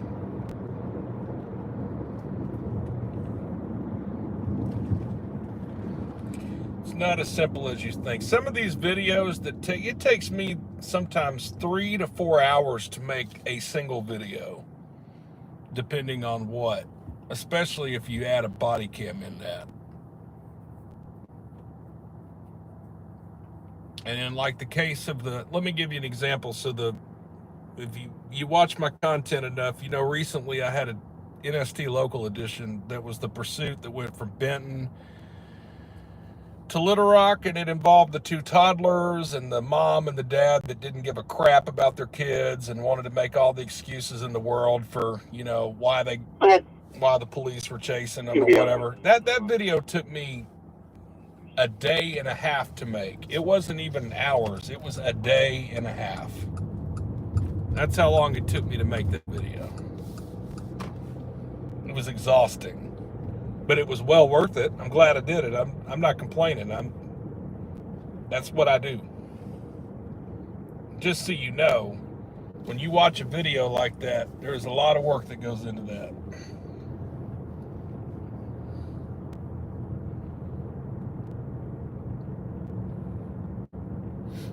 Okay, so you're talking about I was talking about the Arkansas song. Somebody mentioned that.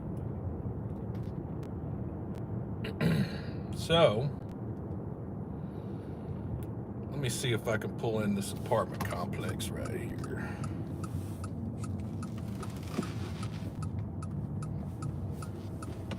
Yes, I can. All right. So where am I? Well, I'm at this apartment complex here. And let's see if I can angle my car right so you can see this. Yeah, I think you can, maybe. See that sign? I've got a VIN for you whenever you're ready. Go ahead. It's going to be 4 Tom 1 Boy Frank 3 2 King 7 2 Union 5 2 4 8 6 0. Hold on, I'm just looking at something real quick.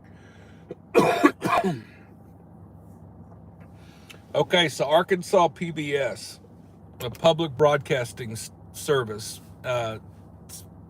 funded by the government and viewers like you. Anyway, I cracked myself up. So Arkansas's PBS used, 2002 Toyota Camry. when they would sign off the air, like at night, at midnight, or whenever they would conclude their broadcasting day, they had a video that was made, and it looks like it was made in like the late 80s, and it was the music, it was like an Arkansas music video to Waylon Holyfield's Arkansas song, and they used that as the sign-off every single night on Arkansas PBS. Well, my grandmother was an avid watcher of PBS. Okay, she loved to watch opera. She was real big into Pavarotti and the three. Who is it? The three? Is it the 3 tenors or the 4 tenors? Domingo. Oh Lord, Domingo, Pavarotti, and you know, if I hadn't thought about it, I could tell you. But anyway, I think it was the 3 tenors. But anyway, my grandmother loved PBS, so she used to watch that all the time. And I used to hear that sign off as a kid that was trying to stay up late and not go to bed. And so that song is deeply rooted in me. And I know that's it's kind of cliche because the song says, you know, Arkansas, you run deep in me. Well, it does. That song runs deep in me because I clearly remember, I have so many memories attached to my grandmother watching PBS and hearing that song late at night. And I think it's a great song. I know there's a couple of people that tell me that it's lame, but you know, there's a couple of people that tell me they hate Jasper's song, my intro music. And I can't help you, you know. I don't know what topping you want on your pizza. I mean, you know, we're not all going to agree on it. Excuse me.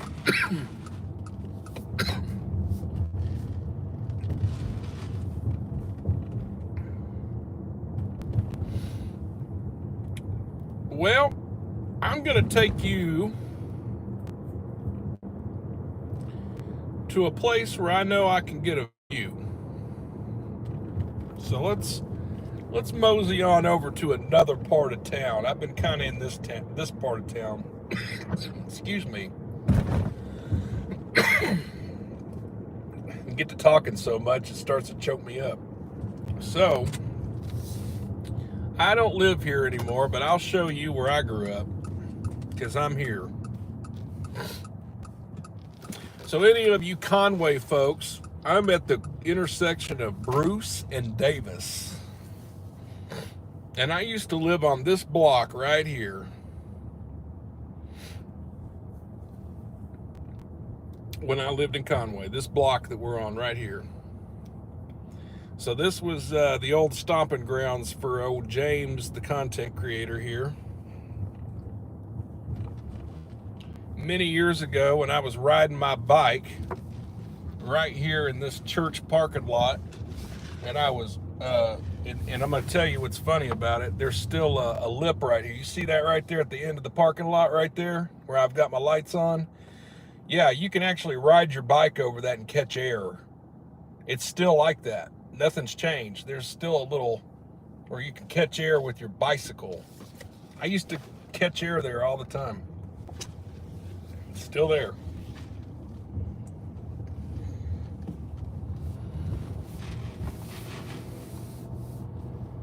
I went to the elementary school here around the corner. Now it's no longer an elementary school, but it used to be. It's Sally Cone. Right here on your right, but they tore down the building. They tore down the original building, and there's still the multimedia center still up right there on the right, where the gate, where you see the fence line right here. But all this right in here was just, I used to be through here all the time.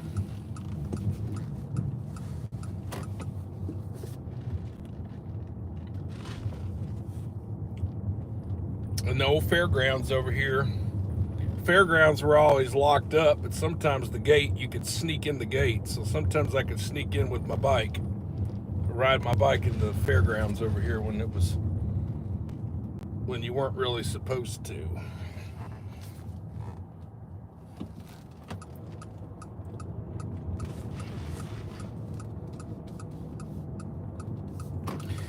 Well, it is the tour. I bet some of y'all didn't know that I knew that much about Conway, but yes, I do. I do indeed.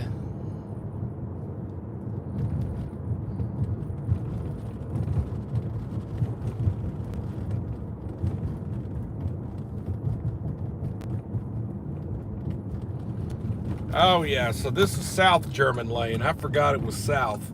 There sure is. There's South German, and then they've got an East German lane. So I'm on South German Lane right now, and this is where the Faulkner County Sheriff's Office opened up Unit 2. This is the main jail. Now, I think Unit 1 is still used for juveniles, maybe, and females, maybe. I'm not 100% sure on that. We saw Unit 1 a little bit ago when we were at the courthouse.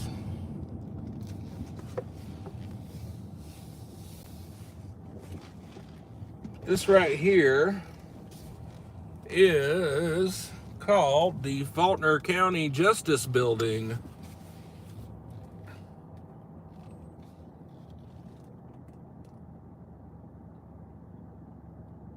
And I don't know if they've moved courts over here or not. Patty, do you know? Does anybody from Conway know if this is where you go to court now? You go here?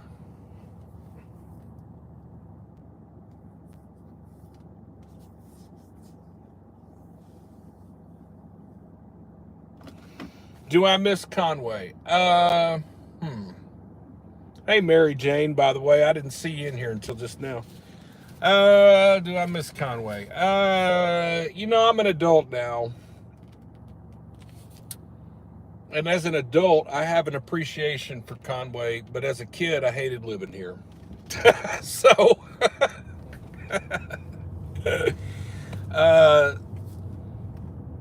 mean, now that I'm an adult, I guess I could say I miss some things about Conway. I don't miss the traffic. I'll say that. And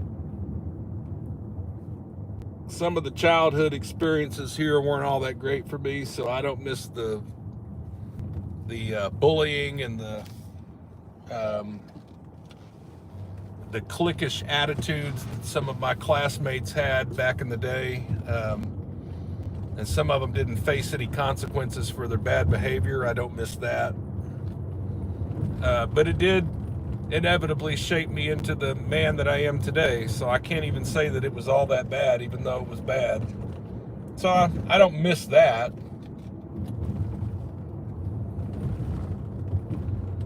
But I do miss the small town Conway from back when it wasn't so overgrown and populated. This was a pretty cool place to grow up, even though I did have some issues at school.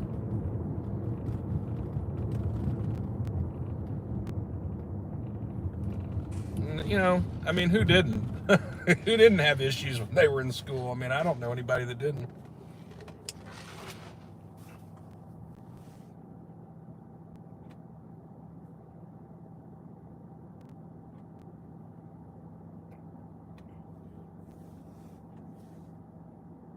Well, thank you, KTZ, for the compliment on the intro music. You know, I appreciate that. And if there's one thing we try to do at NST, we try to keep it real.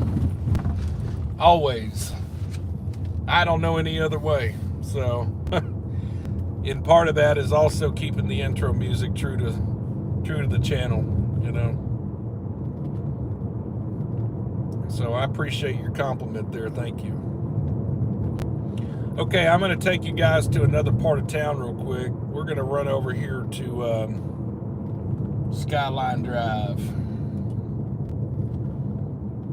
We're going to go to the other part of town, where the Las Vegas part of town. I've showed you all the good stuff. Now I'm going to show you the Las Vegas part of town.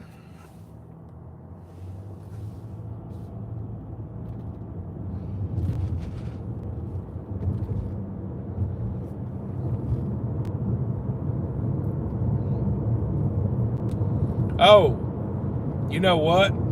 There's a couple of things I want to show you over here, though. Check this out. Hold on.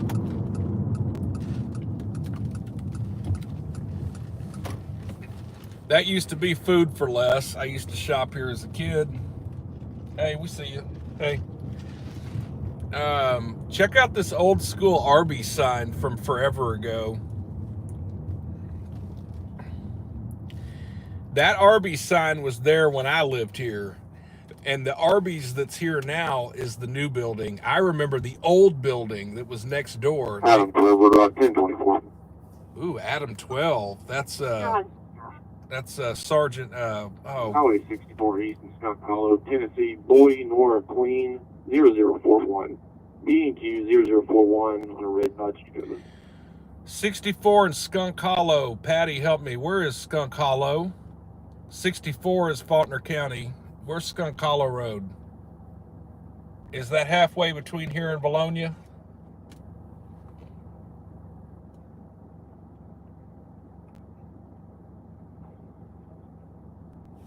Adam 12, return 52 at 1st in January of 24. Oh, Patty went to bed. Okay, Skunk Hollow. Hold on. Let me look it up.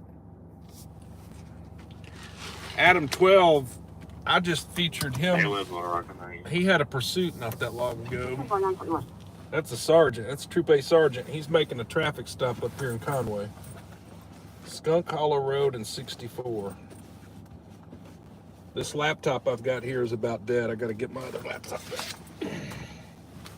We might mosey on over to Bologna real quick. Oh, to the Bologna police officer that wrote my mother a ticket the other day, I just want to tell you that, you know what, she deserved it. So thank you for writing my mom a ticket. Thank you for doing your job. I'm not even mad.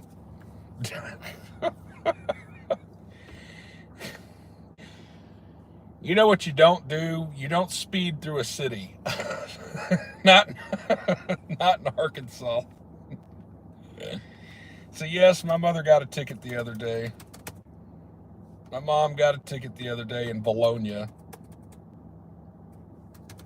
on 64 and Rooster Road. Somewhere in there.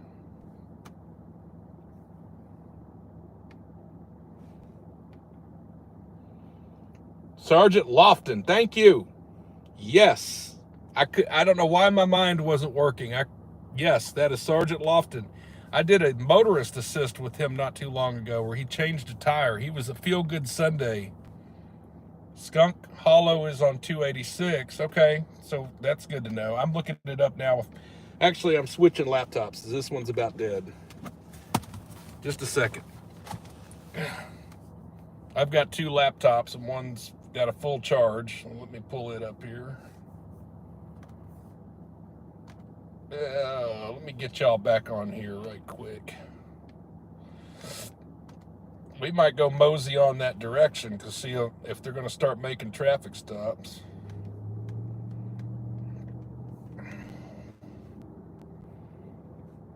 Come on, come on. Let's pull y'all back up here. Okay, we got comments again. All right.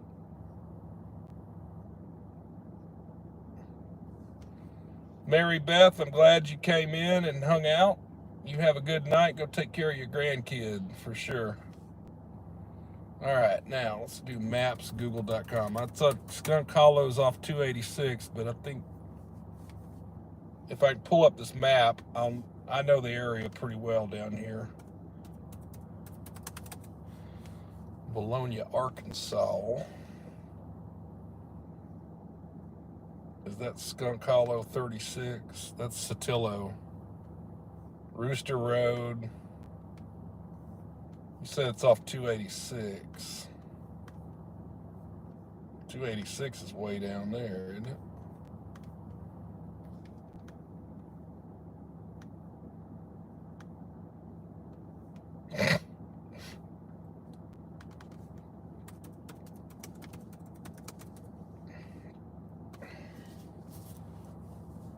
Oh, there it is. There's two. Okay, got it.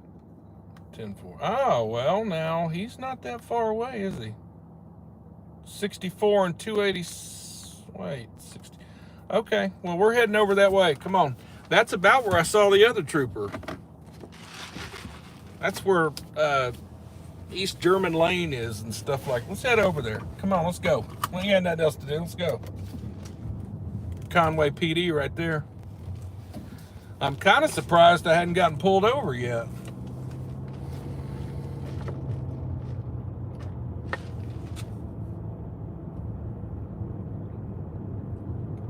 Hey. I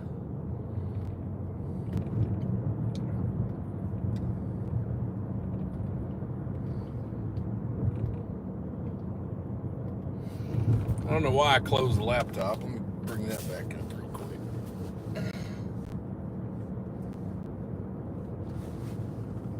All right, we're gonna head to the general area of Oak Street, US 64, East German Lane, that into Conway. We're heading that way now. So guess what? When I was 14 years old, my mama took me over here when there were no roundabouts. There was an airport here to your right. And we had a Nissan Sentra. It had a clutch.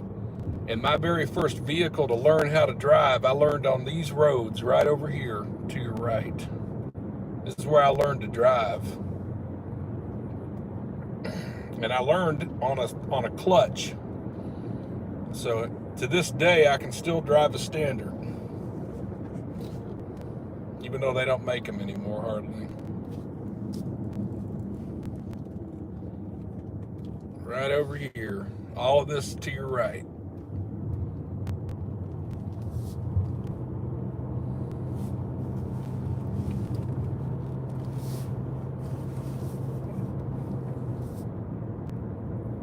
Well, you know, Cindy, they might be following me, honestly. I don't know who's got their phone up. I mean, you know, you got to think of this. What do the police do when they're not on a call? Sometimes they hang out in the parking lot and they pull their phones out. And I know some of them watch the pursuits on my channel.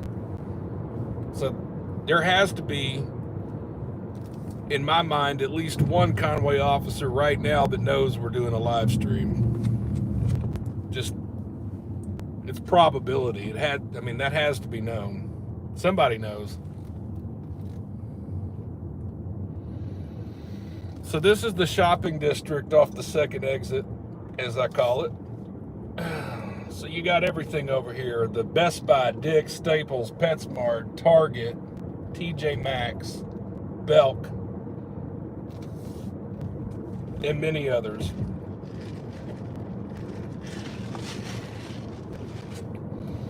And I'll tell you, if you are in the mood for clothes, if you like good prices on some clothes, go to Belk. They've got Belk here in Conway has a great clearance section. I am a thrifty shopper.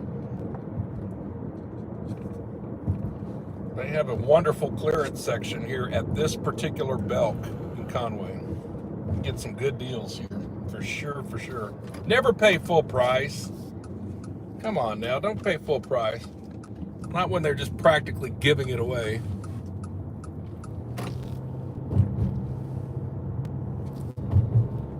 Okay, we're on 64 now. We're gonna mosey on over here and see if we can, well, so we're just gonna see what we can see over here.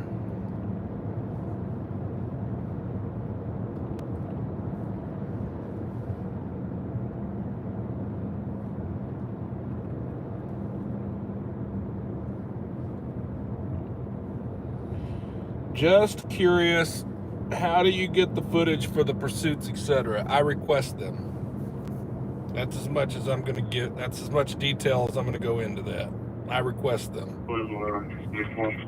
And I pay for them. I pay a lot for them. Go ahead. 30, 40, Adam, Sam, Victor, 3-1, Zebra, Toyota Camry.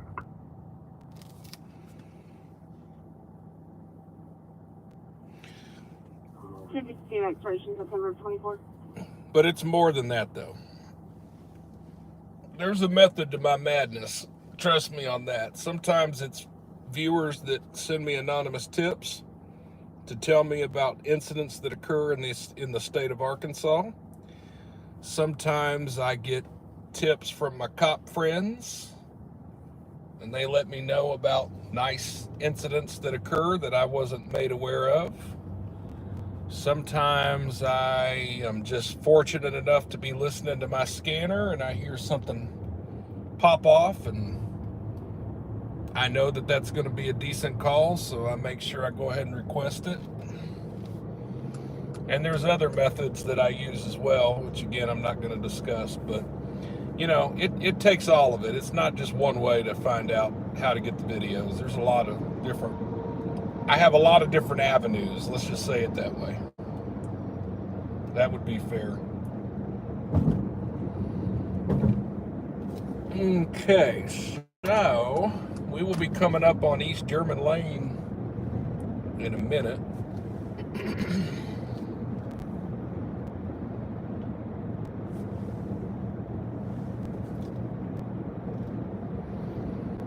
That trooper's probably done with his traffic stop by now. Sergeant Lofton.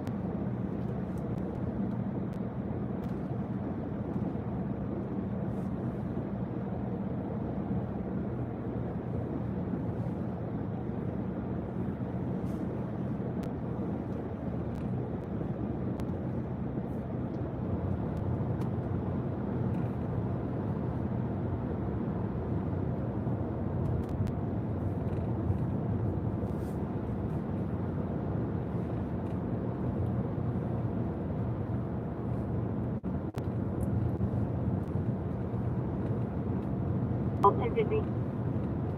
Oh, totally. You know what? That's the kind of stuff I like showing, is the like theft calls. I call them theft crews. They're a crew of people that come out of their town to another town to come just the purpose of stealing, and then they get caught. I love giving them a forum. Let them be seen on YouTube. They have it coming to them, honestly. I tell you what, they get a lot of that over there in northeast Arkansas, more than is known. That happens a lot. They got a lot of folks coming over from Memphis into Arkansas, and they'll go up to Jonesboro and they'll load their cars up with stolen merchandise, and then they try to head on back to Memphis, and that just happens a lot. That's almost a daily occurrence up there. It's more than y'all know.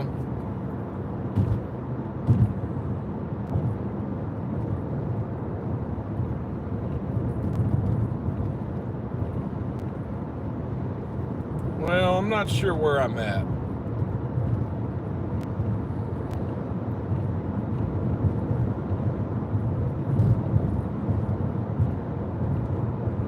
Yeah, it happens all the time, and you know, that's the thing. It's underreported. It's, I could start a YouTube channel just based on theft calls, like, and feature nothing else. I mean, it's that bad of a problem, unfortunately.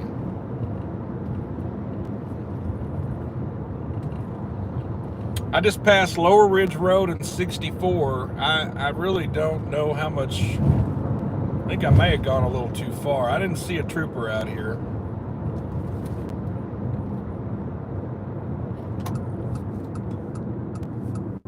I'm gonna turn here.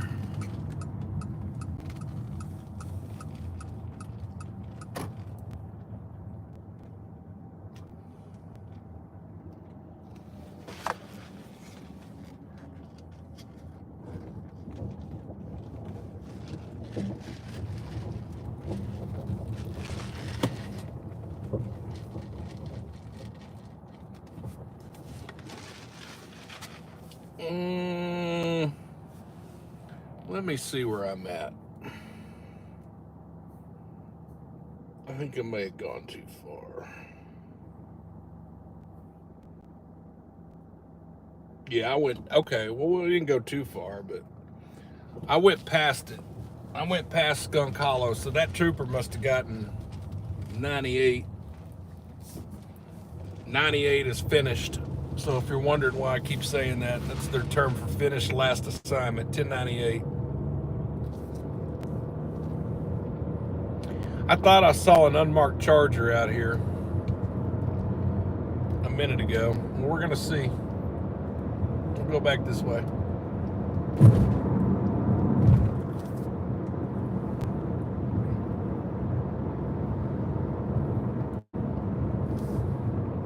Lower Ridge Road would take me to the third exit, wouldn't it? Yeah.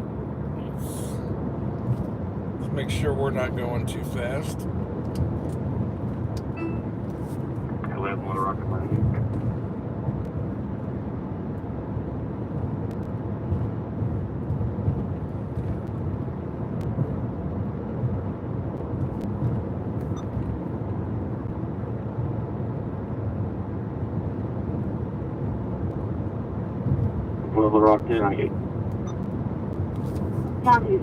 Okay, 12 just checked 1098, so he's done. I just must have missed him over here.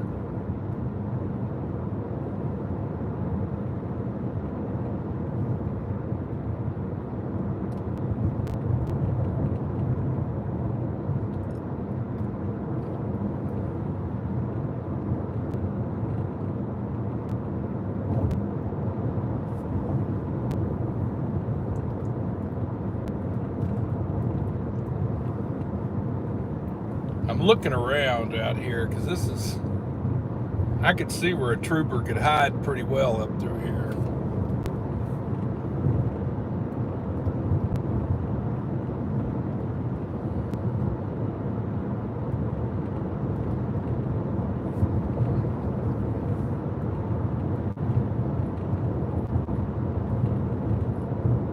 Oh, the speed limit drops down to 55 right here. I see. That makes sense. Yeah, you go right ahead with your temp tags. You just go on and pass me right there. Go on and do it. I want, let him pull you over.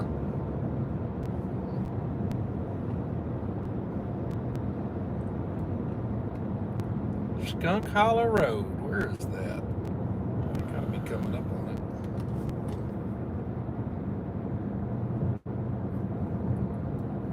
There's Skunk Hollow Road right there. Is there anybody down there? No.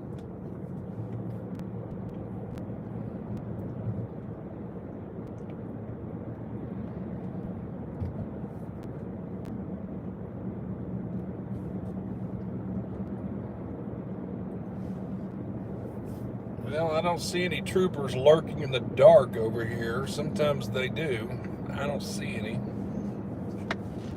Might have just been passing through.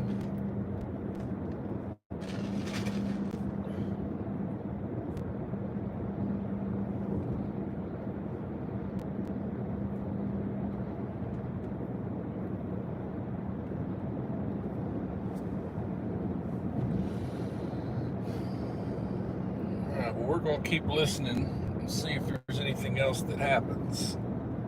The fire department has been quiet in Conway. They've had a couple of rescue calls, but there's nothing. Let me tell you why the fire department, I mentioned this before, but let me explain to the viewers why this is important. So if you can't, unfortunately, they encrypt, Conway Police Department encrypts their radio traffic. Many agencies encrypt their radio traffic now, so you can't listen to it live. However, if you will monitor the fire department for the area, if you can,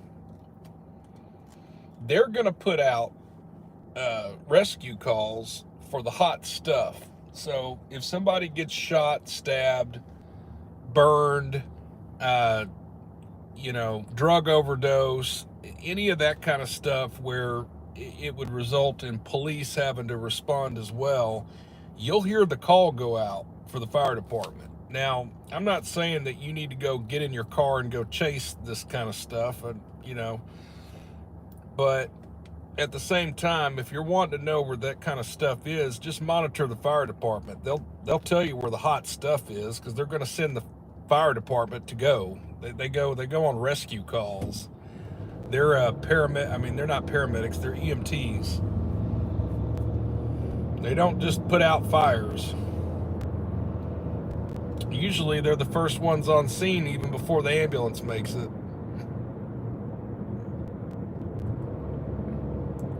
So if you want to know what's going on in your community, listen to the fire department if you can't listen to the police department, and they'll give you some kind of clue as to what's going on.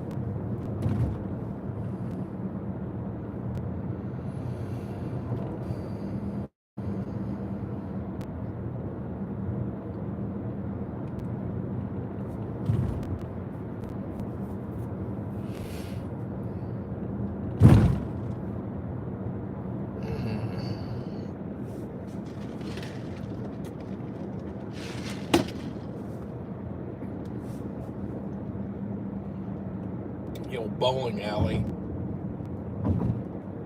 I hadn't been there in 20 years. Wow, it's been a while.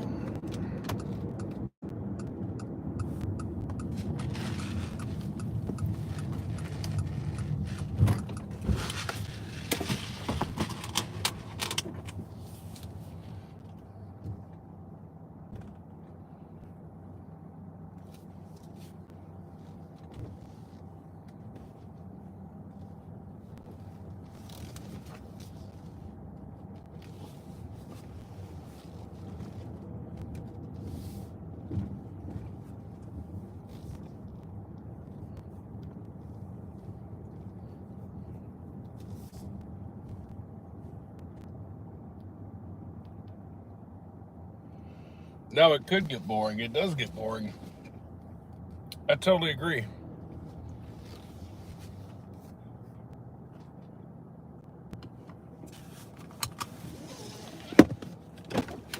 I got to stretch my legs for a minute. If you guys will hang in there for a minute, I'll be right back.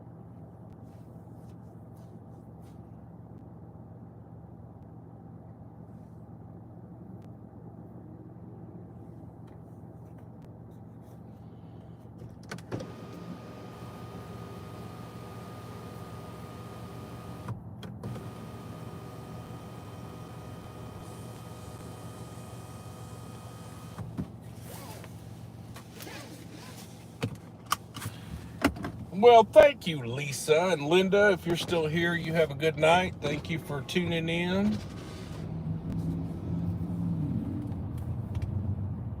While I was outside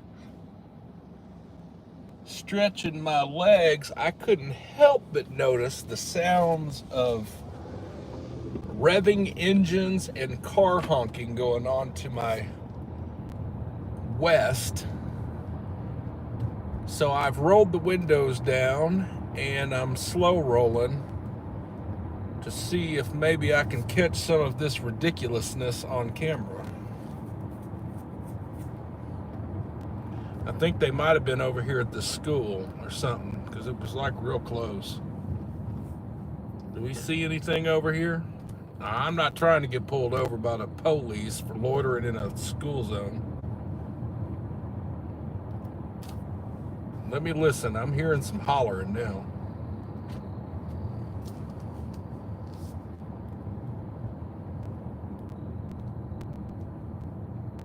They do some street racing around here for sure. This is a college town.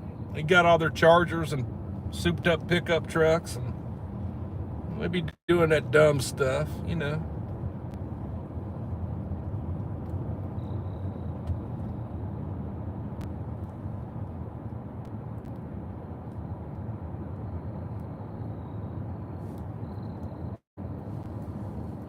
I don't know where they went. They sure sounded close when I was outside. I guess they drove away. They drove on. Oh well.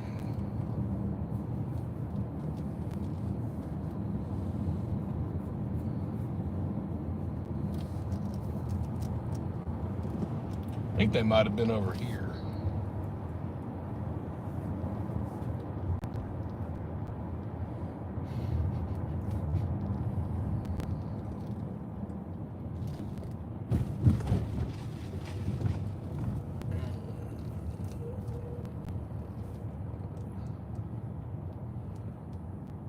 I don't see anybody out here.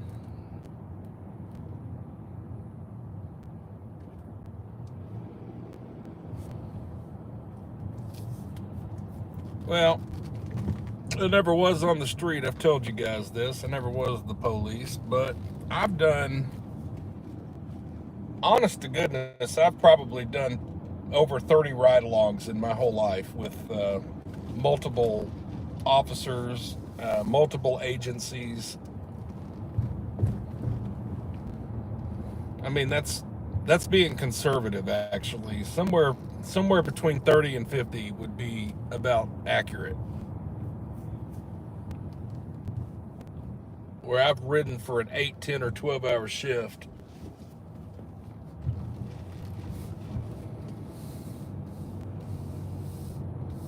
And, you know, you get a whole nother perspective on law enforcement if you're out here with them riding. And yeah, a lot of it is boring. 85% of it is boring. You're doing exactly what I'm doing. You're just rolling around, just looking for stuff, trying to see what's not right.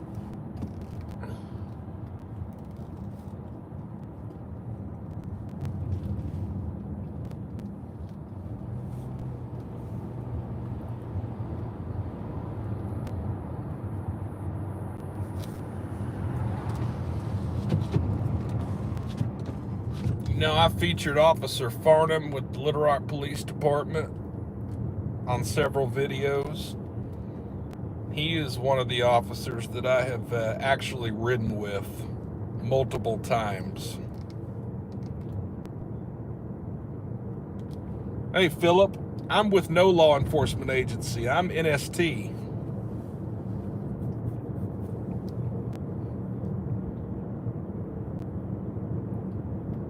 They call me a lone wolf.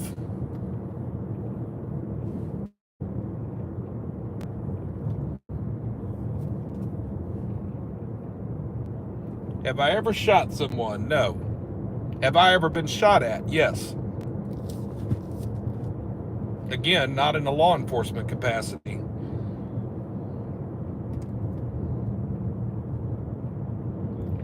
Actually pulled over. Where was I at? On 7th Street in Little Rock. Was it 7th and Thayer? I was at 7th and Thayer in Little Rock. I pulled over in a warehouse district to get my phone or something. I pulled into this parking lot and I heard ding, ding, ding, ding in my car, and these little kids were in the back shooting at me. They were shooting at me, and then they ran off. I had bullet holes in my car. It happened. That was 2 cars ago.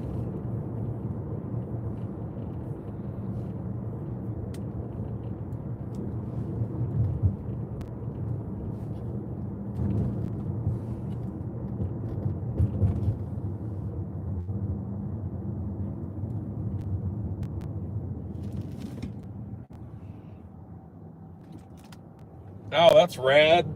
Word, Philip. I love that. Are you local? Or are you, I know you said your cousin's here, but I mean, are you in Arkansas or are you from another state? Philip, I'm curious. And hey, I appreciate that. Thank you for the support and showing it off.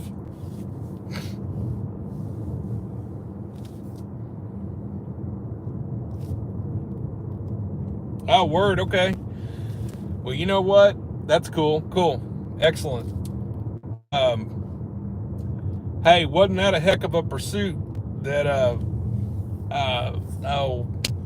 hold on. Let me think of his name. Drew, what was his name? Oh, golly.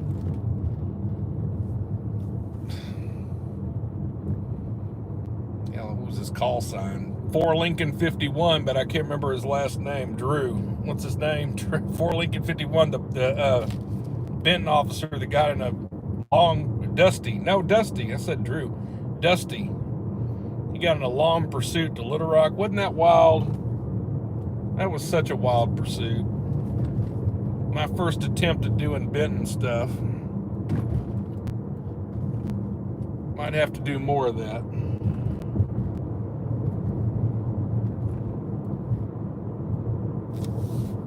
Dusty. What was his last name? Can't believe I can't remember. Dusty Ward. What is Ward? Golly, I can't believe I don't know why I didn't think of that. All right, let me show y'all a view real quick. So I'm on the 3rd. Okay, so right over here, and I'm like off Skyline and 60. What is this? 64. Let me show you something up here. I'll show you a little view.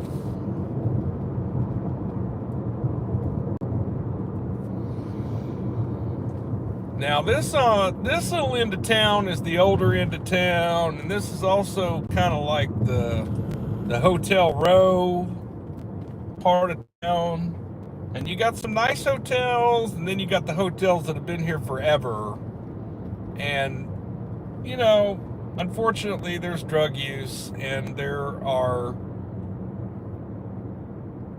you know, people that are addicted to drugs that live that drugged out lifestyle, and you find some of them over here on this end of town.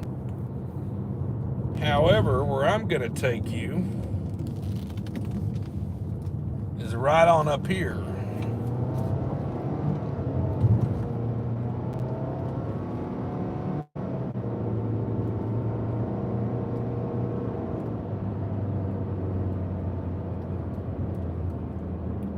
Ooh, yes. Here you go.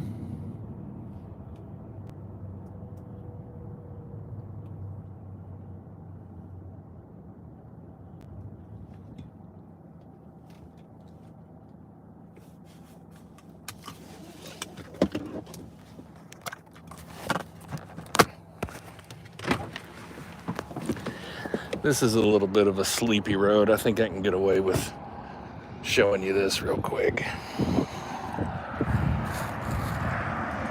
Conway, there's a view, a night view. Good old city of Conway, Faulkner County. NST stomping grounds from when I was 8 until I was 14.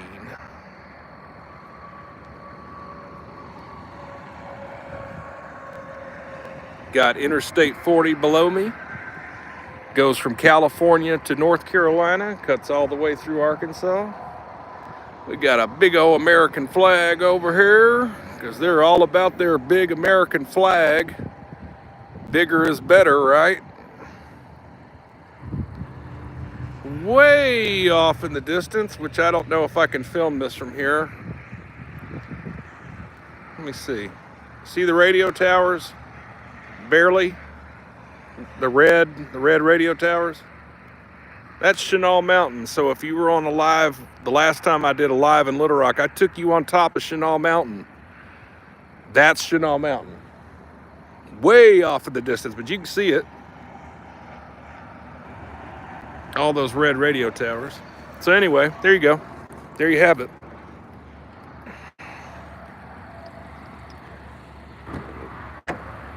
Timber team here.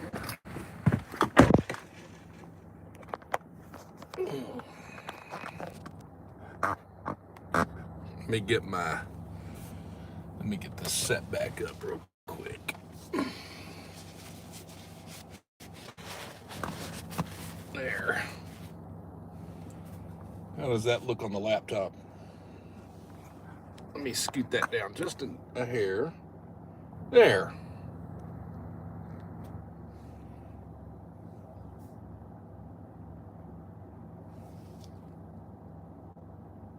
There. Okay, cool.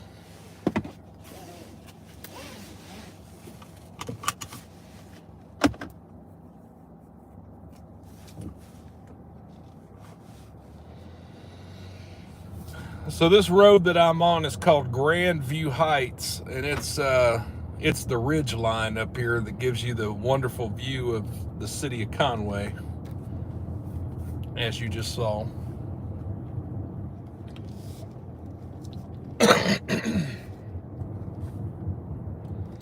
You know, it really puts it in perspective when you come up here and you look to your right, you see all the stuff to see.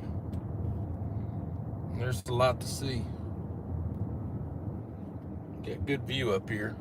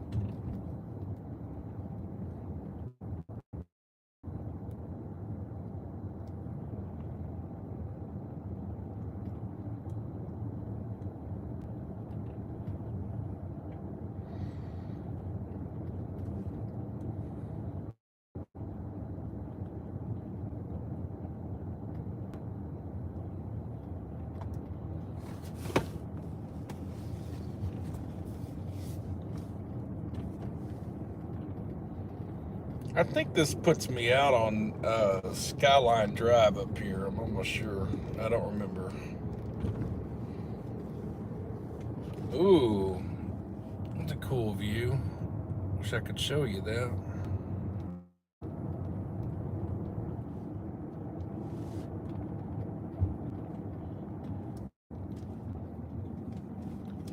Hey, what do they call a BMW with no tags in Arkansas? Does anybody know?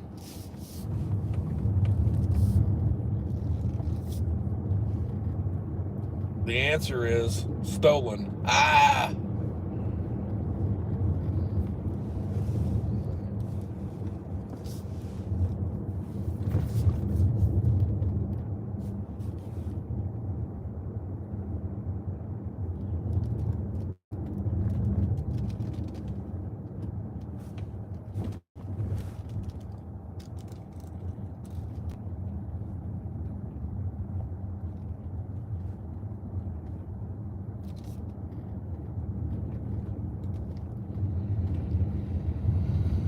Oh, good view up here.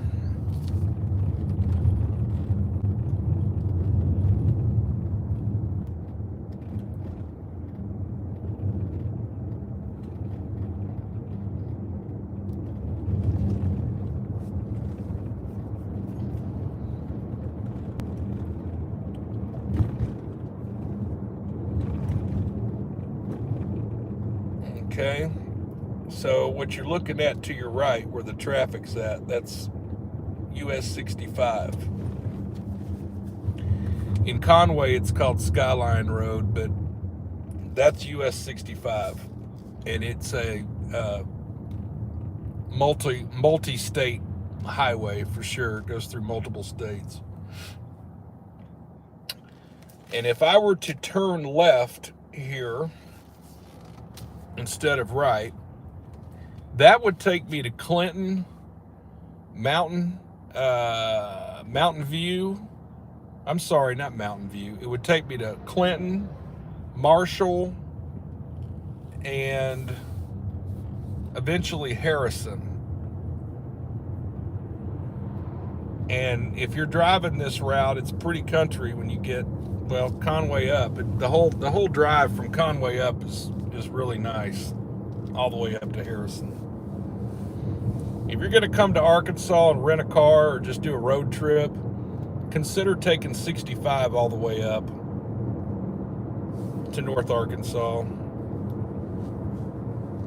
Just be careful when you get to Damascus. They like to pull people over. They've actually been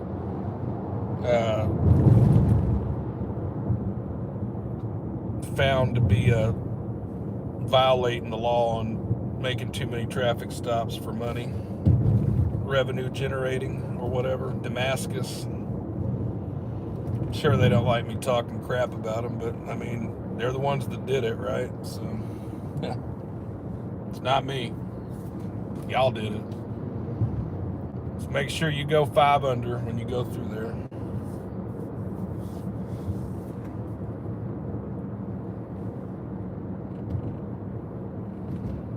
Now what? Tell me, Justin, you got me interested. What's the difference between a hamburger and a, you know what? Tell me.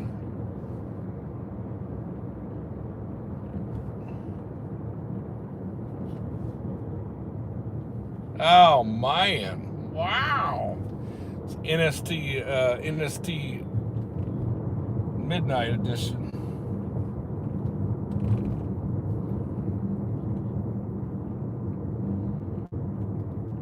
We are on that part of town, actually. So we'll tell you what. Why don't we do this? We'll go down here and I'll show you something.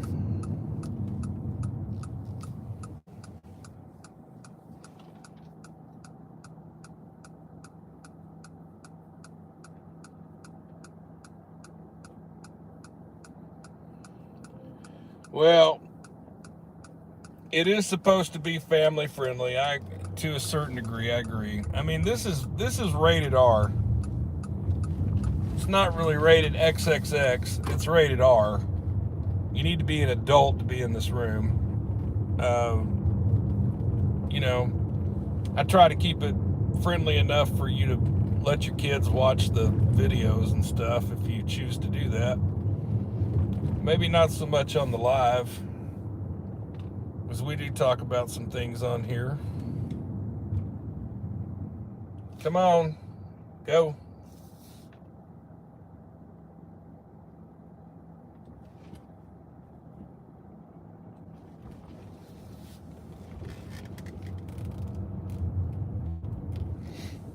But we are adults.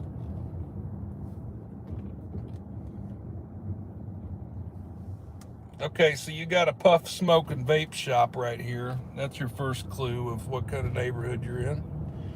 This is a transient neighborhood over here off the 3rd exit in Conway, because you have every hotel chain known to man over here, and you have very different degrees of hotels.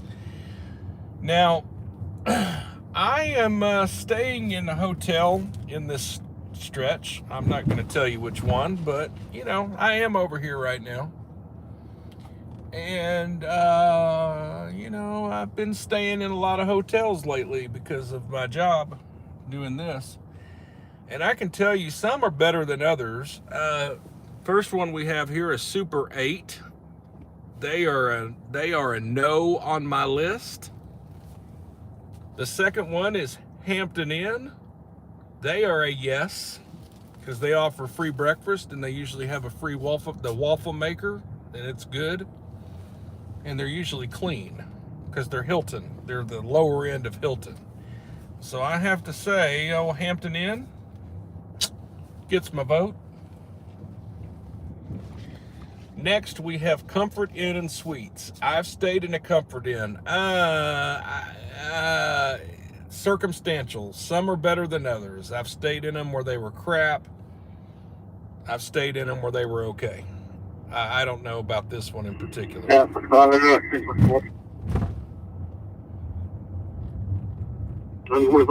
Adam 45. 430 northbound at 12. Will be Arkansas Adam Algay 48 Tom. Adam A 48 Tom. Will be a silver Camry. Look at me inside shoulder. I don't know who 45. I'm trying to think of who 45 is. $72. Candlewood Suites. I don't think I've ever had the pleasure of staying in a Candlewood Suites. So I don't know how to give them the proper rating. I can tell by the vehicles in the parking lot, though, usually. And these look okay.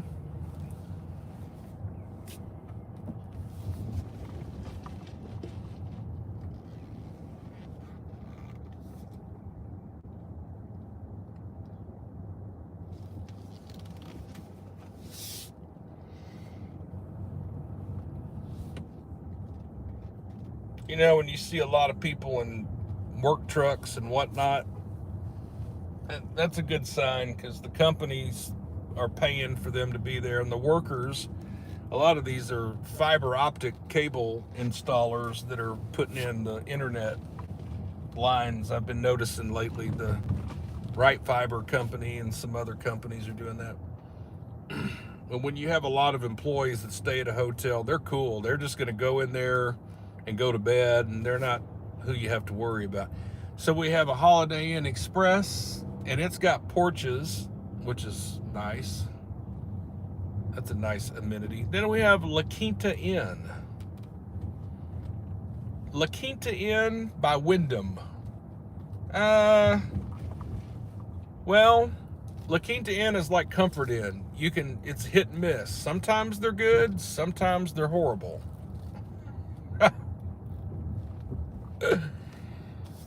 I've stayed in both, and I have stayed in La Quinta Inn, and I can tell you that some of them are good and some of them are crap. This place is pretty full. You must be doing pretty good business here, because they've got a pretty full parking lot.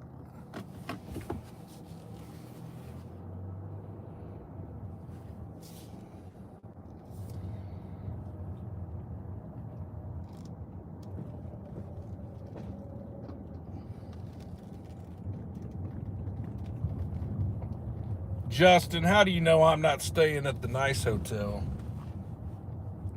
Holiday Inn Express with a porch. They're nice. All right, we're moving right along. So Holiday Inn Expresses are usually pretty good. IHG group. You're going to stay in hotels, make sure you sign up for all their loyalty programs so you can be getting the points on them, because you can get free stays. Fairfield Inn and Suites by Marriott. Fairfield Inn and Suites is like the cheaper Marriott. That's like the low end of Marriott. They're okay. I've stayed at a Fairfield before. They're all right. They don't have a, what's the one I stayed in Fayetteville? That one was pretty good. Okay, now, not that I'm trying to make fun of this person in this car, but this car was here the last time I was in Conway, so I don't know if somebody's actively staying in this car. But if you notice, it's like somebody's home. And I mean, you see this in California all over, you know, this isn't anything new. It's just, yeah, that's somebody's home right there.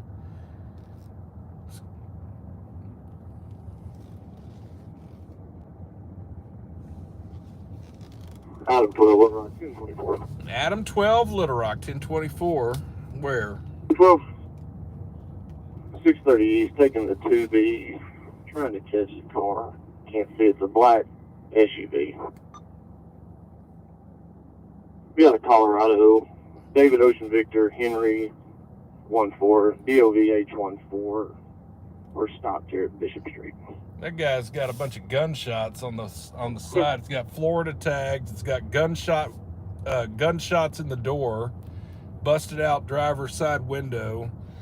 It looks like a hoarder situation on the inside. It's rough living. So Adam 12 must have been on his way to Little Rock, because he made a traffic stop up here in Conway, and now he just made one on 630. So 430 northbound at the 12, Arkansas, Adam, George Union, 71 Nora, AGU 71N, Son of Gray, Nissan Alpha. He just made a traffic stop in Little Rock.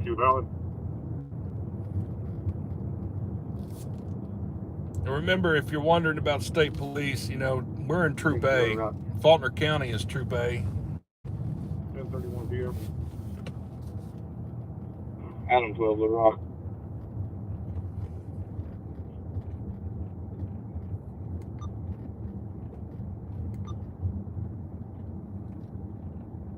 Hang on just a minute. 37th Street.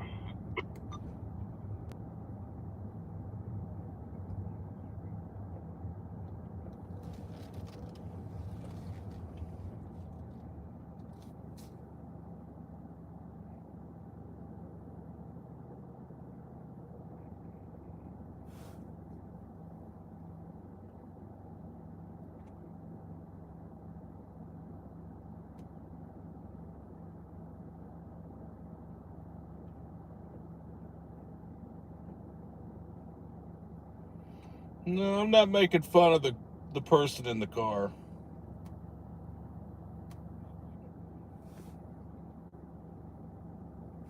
I feel, you know, I'll just put it to you this way. I recognize that a lot of people have drug addictions, and, you know, there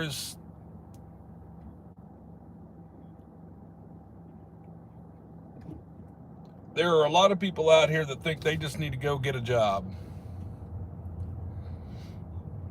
And I've seen people in the throes of a drug addiction, and I can tell you that it's a vicious cycle. So I look at it more of a medical perspective than anything. And when I see people living out of a car, I tend to wish that I could help them address their root problem than to make fun of them and shame them for the lifestyle they're living. So no, I don't want to say that I feel sorry for them. I just I'm sympathetic. I'll say that. I'm sympathetic. I've had friends that have gone through some situations, and I've seen what it's done to them.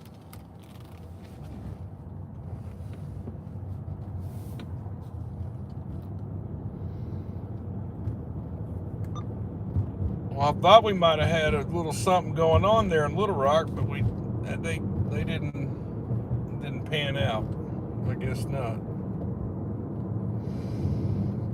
So yeah, here's the other little hotel over here. This is the old Motel 6 that's turned into Skyline Inn, where you can get a room for like $40 a night. So this is, this is one of those places where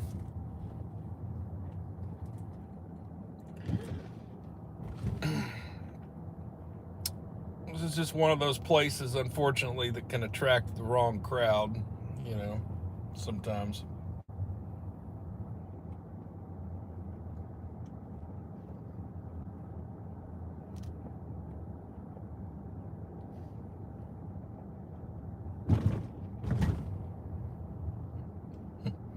Dude hanging out in the parking lot without a shirt on. Yeah. Oh, I forgot to mention Microtel by Wyndham. They're over here. I've never stayed in a Microtel. I don't know if they're any good or not. $49.99 a night. You can stay at this place. Right her.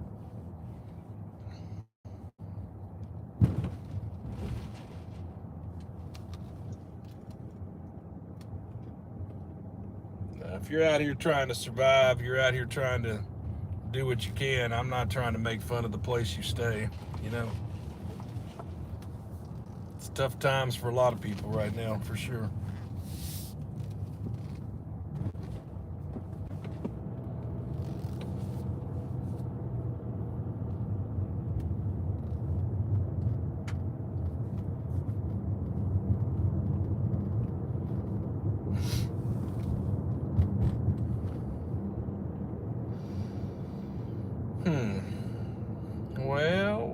Well.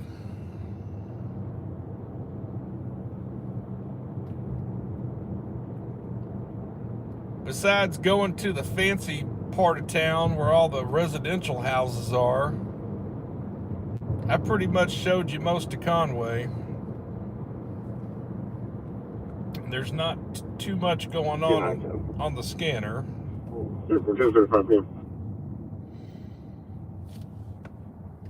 That radio traffic you're hearing right now is state police. I've been monitoring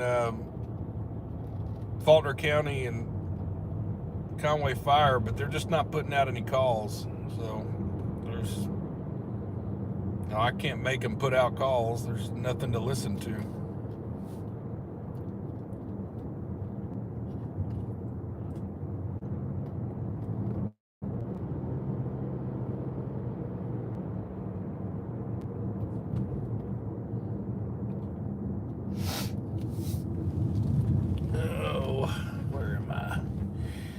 Yeah, I used to come over here quite often as a kid too. This shopping center was here. This was built in I believe the early 80s. Had a movie theater. It still does. It's got this JCPenney over here. Now, where you see the urban trampoline and adventure park, and you see the bargain hunt right over here. 10:37 p.m. Adams, Little Rock, everything's 10-4 here. 10-4. Adam 12. Adam 14, Little Rock, 1098. 10:37 p.m. I wonder what he had happening going on. I wonder what old Sarge had happened there. That he needed another unit, and then he called him off. Interesting. Sometimes you miss a transmission, but then you can kind of make sense of it. He just called off a backup unit. Oh, 12 did. I'm pretty sure Little Rock is responding. They need to keep going. 50 negative. It was a miscommunication. Ha! It was. It was a miscommunication between him and the driver. I guess it's been. 1098 off that. Clarified. Except for me. Whatever. Anyway, the bargain hunt, the Urban used to be the old Walmart before they built the new old Walmart. We used to come over here a lot as a kid. For all you folks that like to smoke weed, you may want to check out this store where you're in town. Go to Abbey Road. They got all your smoker accessories, bongs, pipes, dugouts, grinders, glass, silicone, you name it. Abbey Road can get you right if that's what you want to do.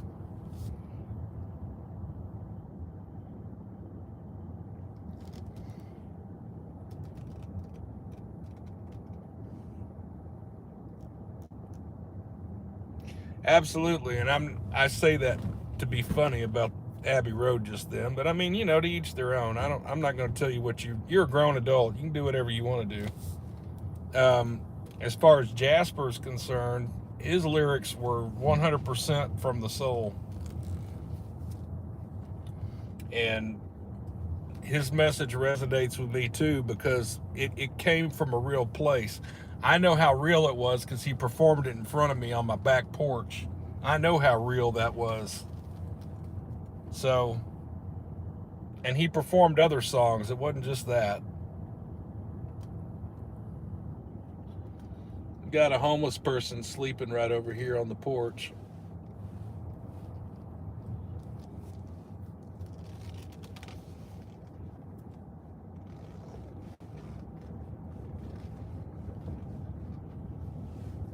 Right over here at this restaurant.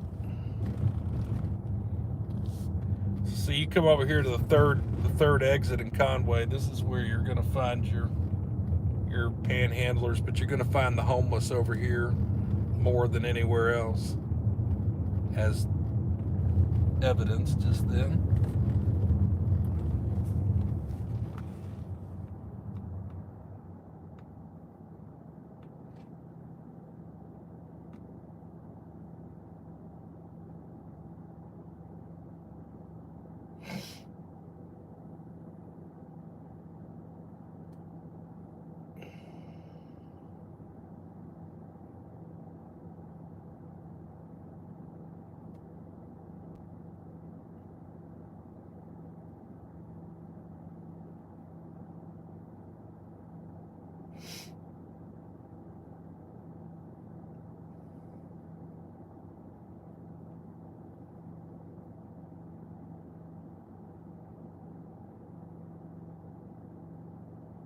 Oh, hell yeah. I'm just now seeing your comment about helping with the homeless community in Hot Springs, Justin.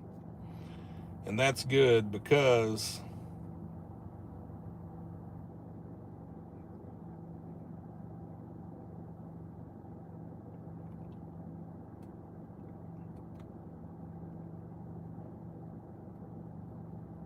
Hot Springs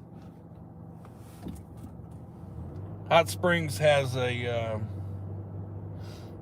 real concentration of homeless. Hot Springs has always been like the Vegas of Arkansas. It really has. It was a gangster town. Garland County was a gangster county. They used to come from all over to come here to vacation. It's got a racetrack. There's lots of gambling. It's a wet county. There's lots of reasons for it, but Hot Springs definitely has a homeless element to it, and not enough is being done for that, for sure.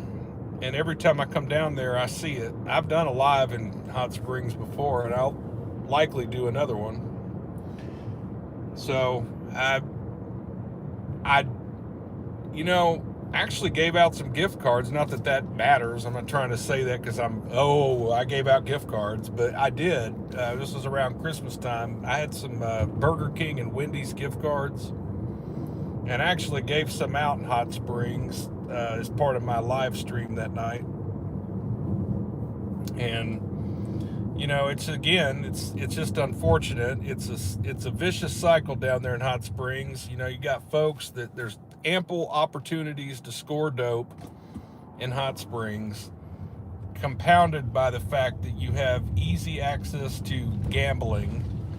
And, you know, there's ladies of the night that do their thing in Hot Springs as well. It's part of the industry down there. So, I mean, you know, it just is what it is. But I don't want you to think that Hot Springs is a horrible place, because it's not. It's a beautiful place. And if you can understand that there's going to be those kind of issues and you can look past that, then, you know, Hot Springs is a really cool place to take a vacation, and I would recommend it. Just use your precautions, be aware. You know, you don't have to be scared of everybody, but you know, somebody comes up on you, you need to have a plan. You know, don't just stand there. Have a plan. Well, so what is the best scanner? Let's talk about that. Well, I don't really know. If you'd asked me that 15 years ago when everything was analog, I could have told you all the different scanners. I just now recently purchased this scanner. It's a Uniden SDS 200. It is a digital scanner that's capable of picking up the P25 trunking systems. The Motorola P25 trunking system is what the Arkansas Wireless Information Network uses, and there's other agencies around the country that use the P25 system, the digital system. So this scanner is fully capable of picking all of that up. This scanner can do way more than I know what it can do. But I've got it. It took me a while to self-learn it. I had to figure it all out and interface it with my laptop. But I can tell you, after getting used to it, I really like the Uniden SDS 200, and I would recommend it. Now, the problem with it is it's cost prohibitive. They're not cheap, and they don't go on sale ever. So, prepare yourself to fork out, drum roll please, $699. Yeah, $700. If you want this scanner, unfortunately, it's going to cost you $700. Not that I'm bragging, but I have two of them. You may ask, oh, two? Whoa, wow, why do you have two scanners? Well, I bought the first one, and I liked it so much, I bought a second one, but I do something that most people don't do. So, I am a Broadcastify feed provider. So if you use your, if you like to listen to radio traffic on your cell phone through the Broadcastify app, then somebody has to be the feed provider. Somebody has to be the person that has the scanner in the area to intercept the signal to put it back on the internet for you to listen to. Because it doesn't just happen. That's just what it is. So I actually host two channels on Broadcastify with my scanners when I'm not using them in the car. And again, when I go out of town, then I take one of my channels down for a few days until I get back, and then I put it back up. So I host State Police Troop C, and I host Jonesboro PD.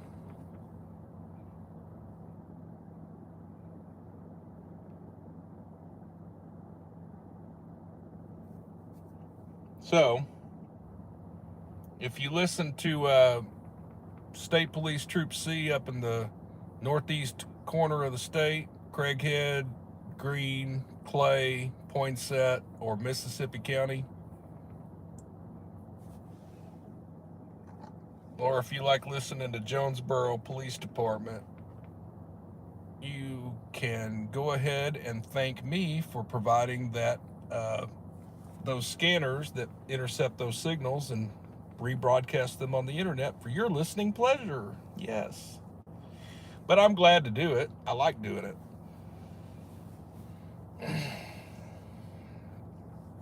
It's an expensive hobby, to say the least, but I grew up having a scanner. My grandfather gave me one when I was 8 years old. So I've had a scanner most of my life, and I don't know. I just like doing it. So.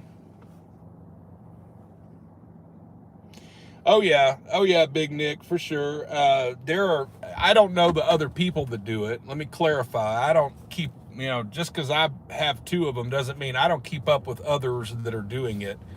But I do know Troop A is on there, and there's actually two different people that feature Troop A. So Troop A actually has two different feed providers. Like, so if one's down, the other one's up. And then, like, I know that the Pulaski County Sheriff's Office in Little Rock area is on there.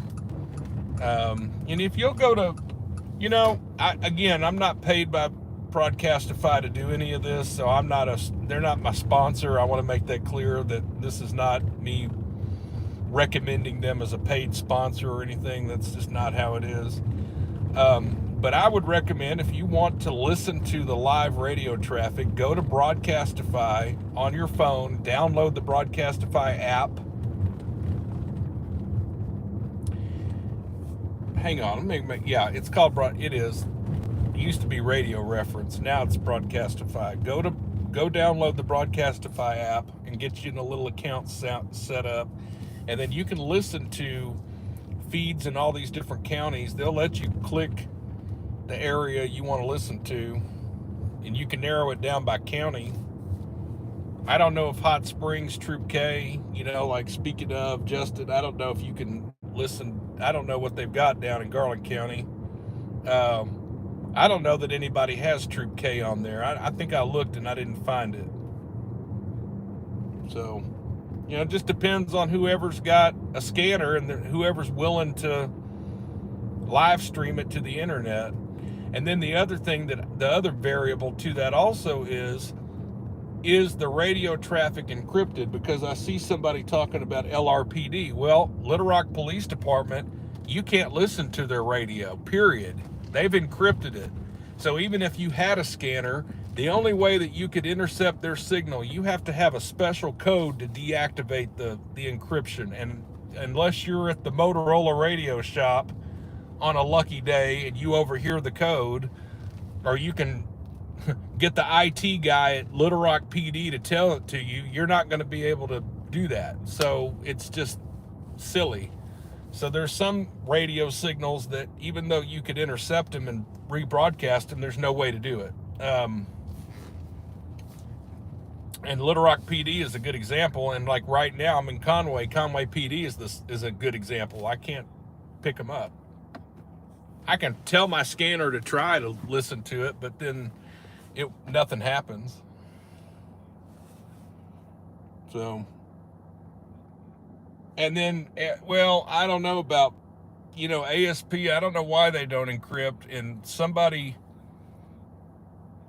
I've heard a rumor. Okay, you know how rumors are. It's like an assumption. You know what an assumption is, right? Well, I've heard a rumor that they're getting ready to upgrade their radio system to where we can't listen anymore anyway. So, that's, even though I'm broadcasting State Police Troop C up there in Jonesboro, that might not be for too much longer. And if that's the case, okay, fine. I've got two scanners. I'll find out another agency to broadcast. And I'll tell you what I would probably do. I've already thought about it. So since I am up in the Northeast and I do Jonesboro, if State Police goes away, I'm going to broadcast Paragould PD. So that would give some people something to listen to up there. And if I can't listen to them, maybe we'll do something else. I believe you on the tyrants. You have tyrants everywhere, sir. See, this channel right here You know, I've been accused of being pro-police. I like to say I'm pro-transparency. I'm not so much pro-police. I understand it because I used to work in the industry, and a lot of y'all have not worked in a law enforcement agency. I have. I told you I was not the police. I wasn't out on the streets. But I spent nearly a decade in various roles within law enforcement. I could tell you things you would never have thought about. And I'm not pro-police because there are some bad police out here. I'm pro-transparency. If you're out here doing your job and you're doing it right, then we have no issue. If you're out here doing a bad job and messing with people and depriving them of their rights and their liberties, then I have a problem. And yeah, I'll show it. I don't have to show it because a lot of it's, you know, I don't have a lot of bad examples to show, but if I come across a bad video, I'm not going to say no. I'm going to put it out there. If I come across something that ain't right.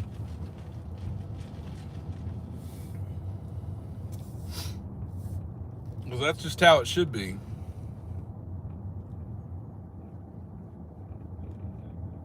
You know, the police have a job to do just like anybody else.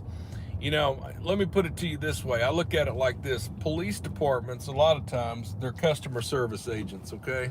Honestly. When you go to Walmart and you're disappointed by the customer service that you receive, you know, well, that's a bad example. Let me think of a better example than that. Let me abandon that thought all the way. Let's back on out of that. Look, as you've watched my channel, you've seen for your own self, your own eyes, that there are some okay cops out there. You've seen it. I've proven it. I've shown you the interactions. You have some good officers out here that do great work.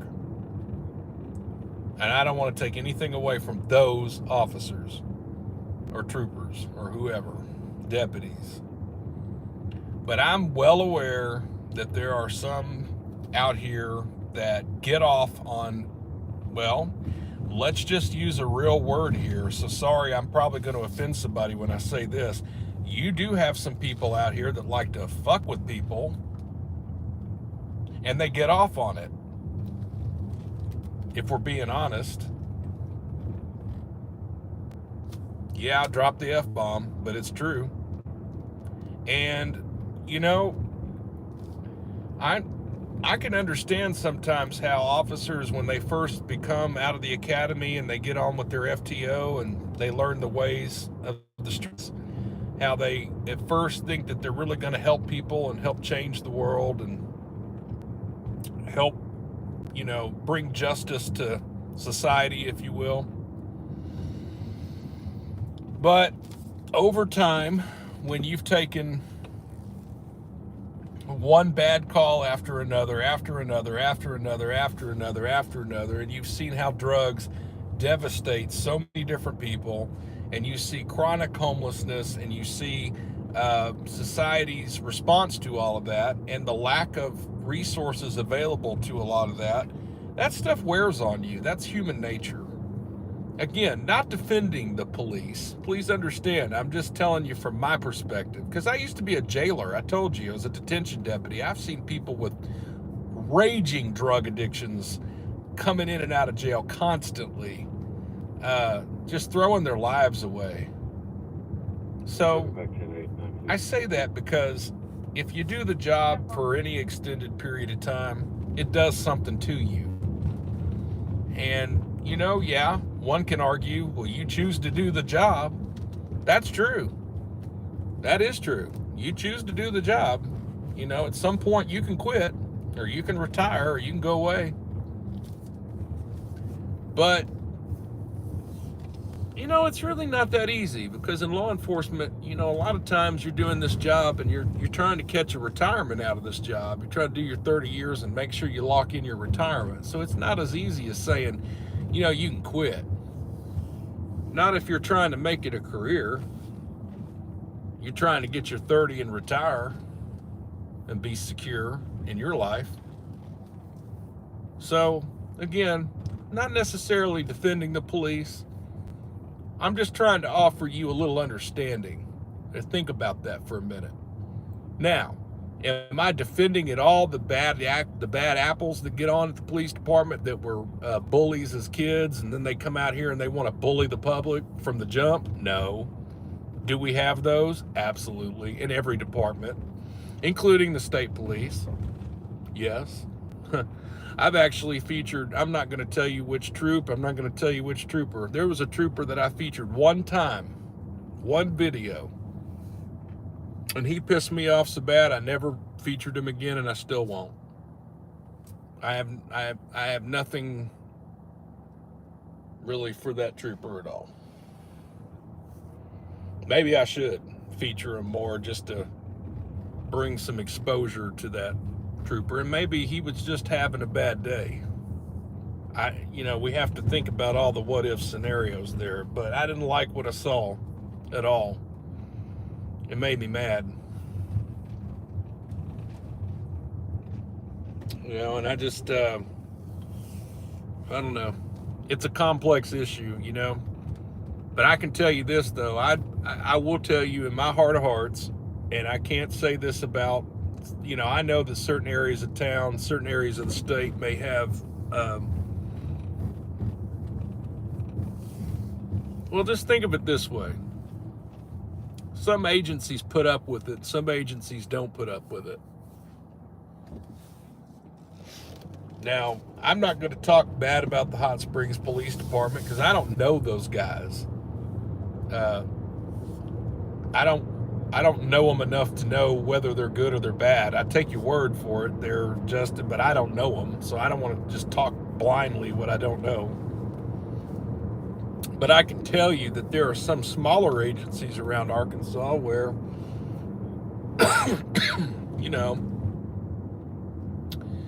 the police chief is your best friend. And if something bad happens, that police chief might help you cover it up. All of a sudden your camera footage, your camera was messing up, or, that kind of stuff, those incidental things that happen. And that typically happens in the smaller agencies. Not always. There's some good small agencies, though. I met some good officers that work for real small agencies. I went to the police academy in 2007. As part of my job with the state police, I didn't have to go for the full certification, but I had to go for 121 hours. So I actually attended the police academy up in Pocahontas, and I met a lot of different cops that were becoming cops. Class of 2007B, to be exact.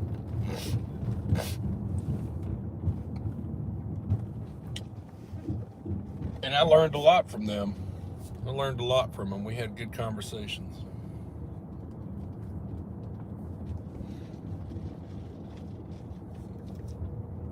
So now I'm not going to say all cops are bad, and I'm not going to defend it. If you're out here being if you're out here doing this job for the wrong reason, then you need to go on down the road before you get hemmed up. What was the cop? We just had a cop that was arrested for porn. Speaking of a bad cop, Blytheville PD up in northeast Arkansas, there was just an arrest made yesterday on a cop. He had child porn on his computer. And the state police made an arrest on that. I just saw that come out yesterday.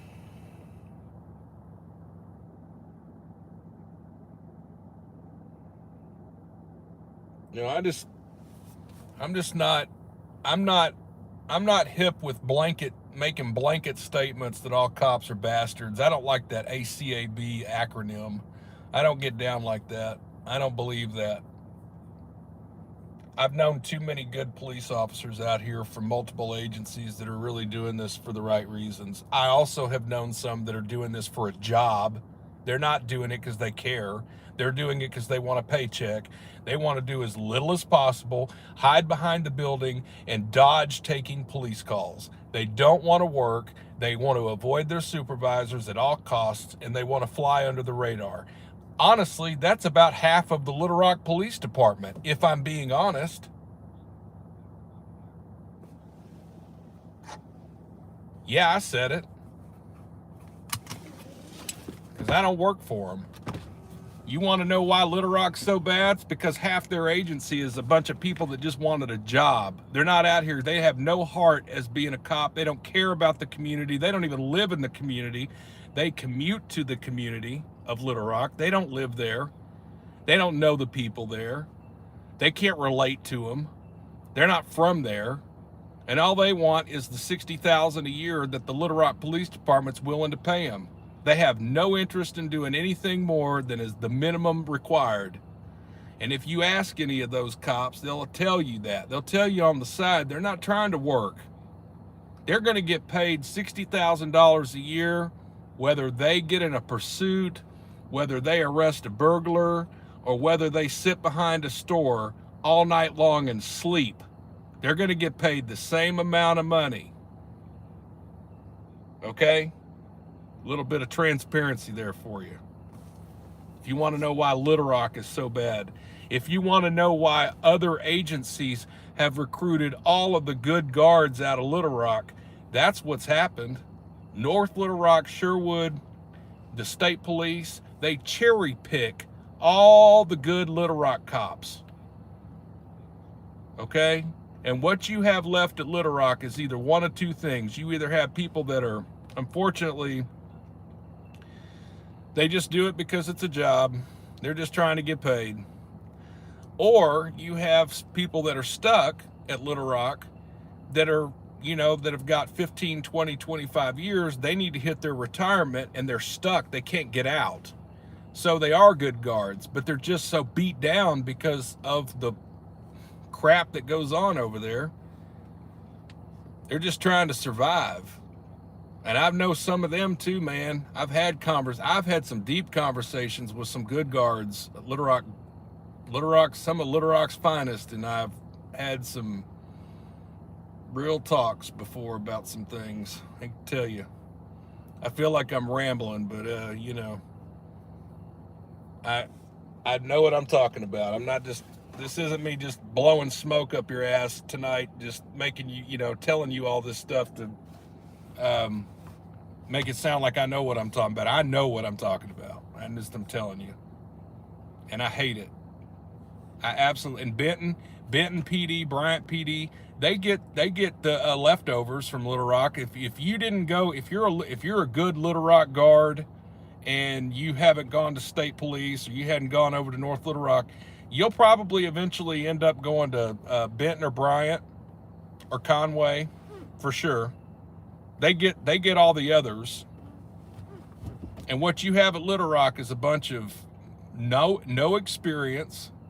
You have no experienced guards at Little Rock, less than 5 years on the streets. Everybody that had experience retired, they jumped ship. And the leadership over there at Little Rock is absolutely toxic. Now, if anybody knows what I'm talking about, feel free to say something now, because I'm telling you that's the word on the street right there. The truth. And it's sad. It's pathetic. And that's why I moved out of Little Rock. I lived in Little Rock pretty much all my life, except for when I lived up here in Conway. And I just moved less than a year ago because it got so bad in Little Rock. So please understand that I'm not trying to hate on our law enforcement officers, and I really do wish the ones that are out here doing the good work continued success, and I mean that from the bottom of my heart. As an Arkansas resident, I do. But man, to the ones out here that are just doing it for a job, you're a discredit to the whole industry, and you really need to go somewhere, because you're going to get yourself hurt, or you're going to get somebody killed.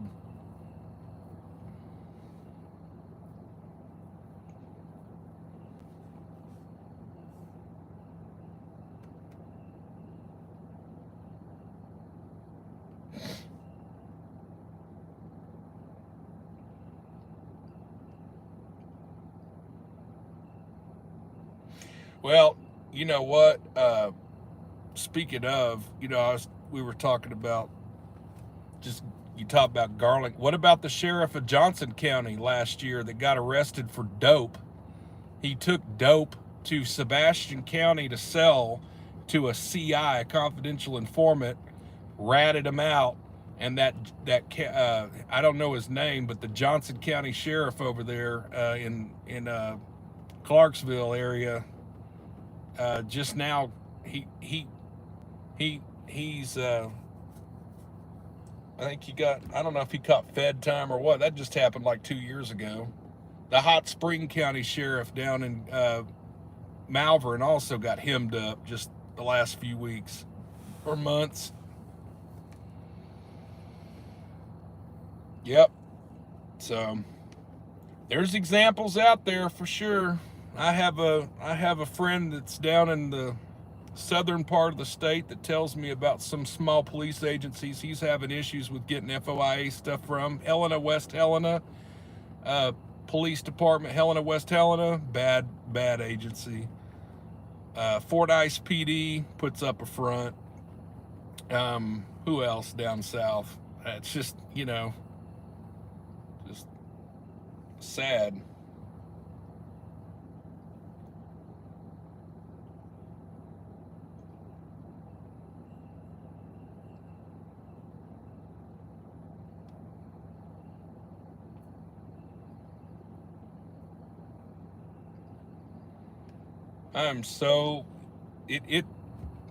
I'm passionate about this. I know I've been rambling for the last 20 minutes about it, but I'm going to tell you something. I am passionate about the city of Little Rock because I lived there most of my life. That's my hometown. Okay? Those are my stomping grounds, except for when I lived up here in Conway. I was from between 8 and 14 years old when I lived in Conway, but until I was 8 and then 14 on, I lived in Little Rock. And I'm going to tell you something.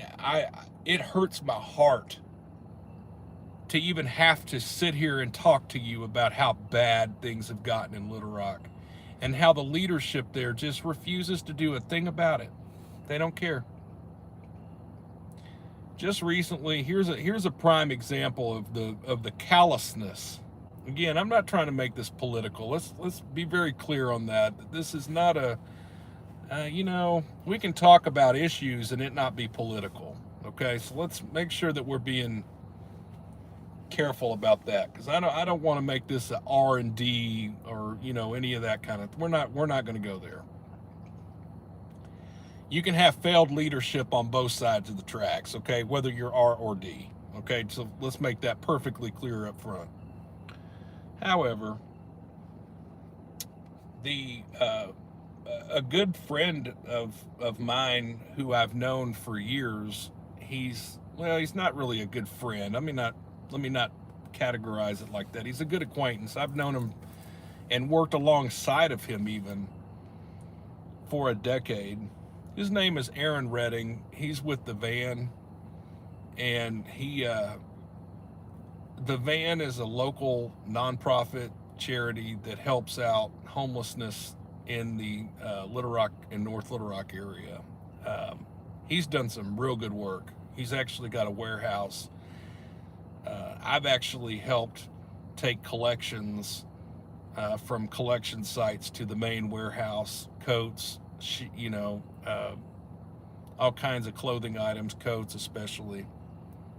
Aaron Redding has done some great work. So when Aaron Redding tells me that he's done with the city of Little Rock, I pay attention. And he just this week was featured across multiple news platforms concerning the city of Little Rock is hosting a spring homelessness seminar to try to help. Well, I don't know that you call it a seminar, but a spring. It's a spring homelessness event. Okay, where they're inviting all the homeless in the Little Rock area to come down and receive resources for and to discuss their situation and to receive the resources that they may need. But in the donations, they will not hand out tents. And so Aaron Redding and the van incorporated the van, they said, well, what do you mean you won't hand out tents? It's springtime. It's getting ready to be severe weather season in Little Rock or in Arkansas. And guess what? We're getting ready to have mosquitoes, okay? You're going to not hand out tents, these donated tents, to the homeless to give them some sort of shelter? The city cites that it goes against the anti-camping ordinance that they have on, about they're not going to be able to allow tents to be distributed, only to have to take them away from the homeless when they set up their tents. I'm at a loss for words.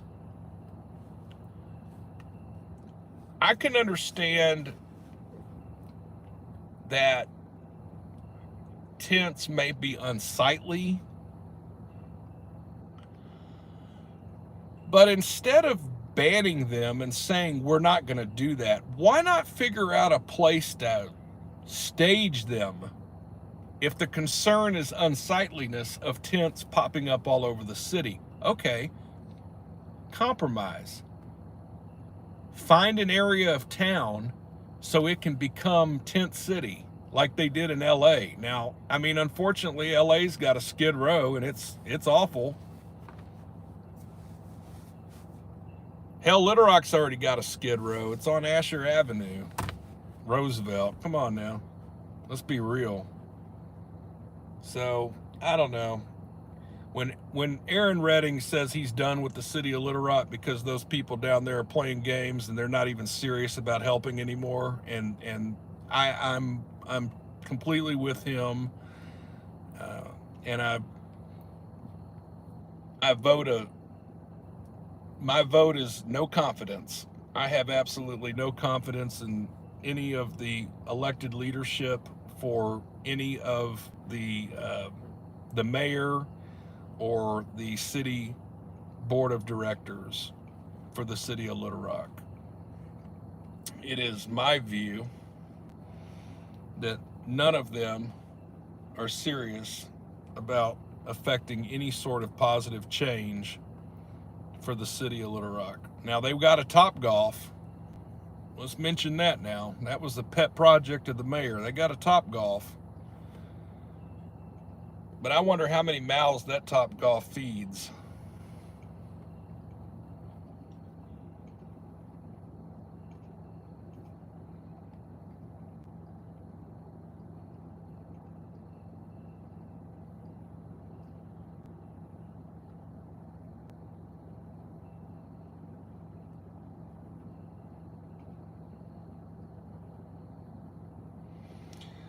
Well, Pulaski County Sheriff's Office, in my opinion, there's some officers that think that the sheriff is a piece of crap. I've heard that. I don't have a problem with Sheriff Higgins. I think Sheriff Higgins is an okay guy. He seems to take his role serious. I know that there's going to be some people that are probably going to counter what I'm saying. This again is my opinion, though. Keep in mind, this is my opinion. This is not, right or wrong. But Sheriff Higgins has actually tried to bring in some treatment programs into the jail. Now, remember, I worked for that county jail. I worked under the Sheriff Randy Johnson when he was there in the early 2000s. So I definitely remember the jail from those times. And they did not have any sort of treatment programs in place then. Sheriff Higgins has brought in treatment programs. He's really branched out to faith leaders in the area to try to help people and mentor some folks and try to bring them on the straight and narrow path, try to help them out. I think Sheriff Higgins has done a lot more than some other sheriffs in the past. Is he perfect? No. Was there some budget issues a year ago? Yes. I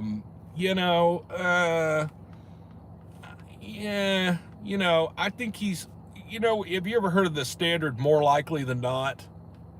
Right? We've all heard of that phrase. Well, It's more likely than not. I'd say it's more likely than not that he is doing a better job than not.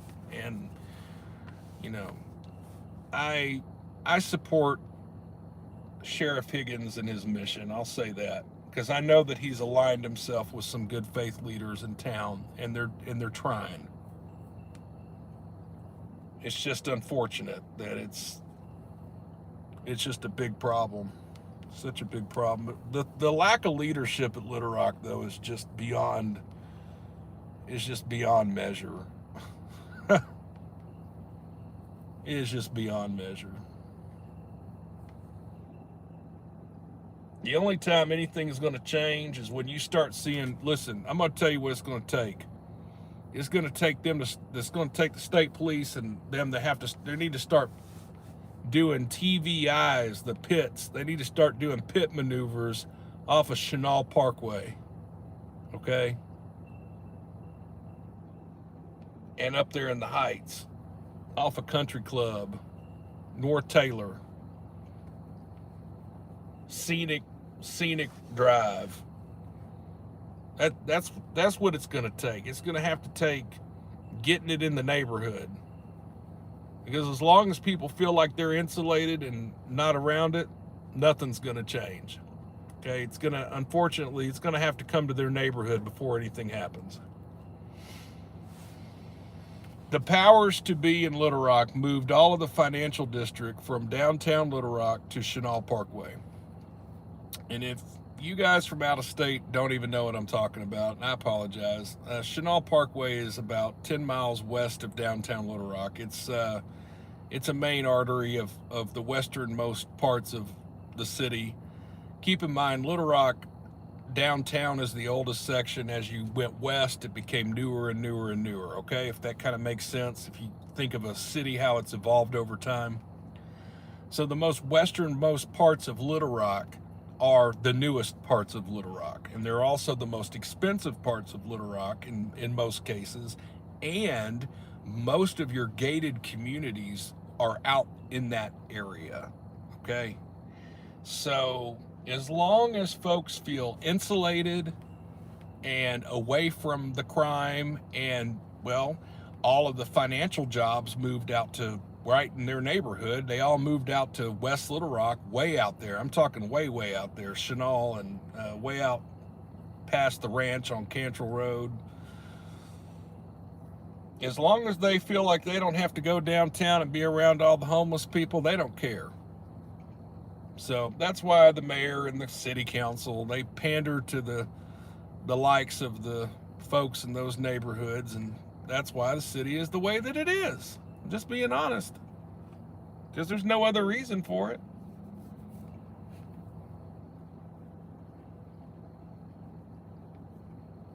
And I'm not trying to talk smack about everybody that lives in Chenal or Cantrell. That's not it either. It's just, well, if it doesn't apply to you, why would you change it?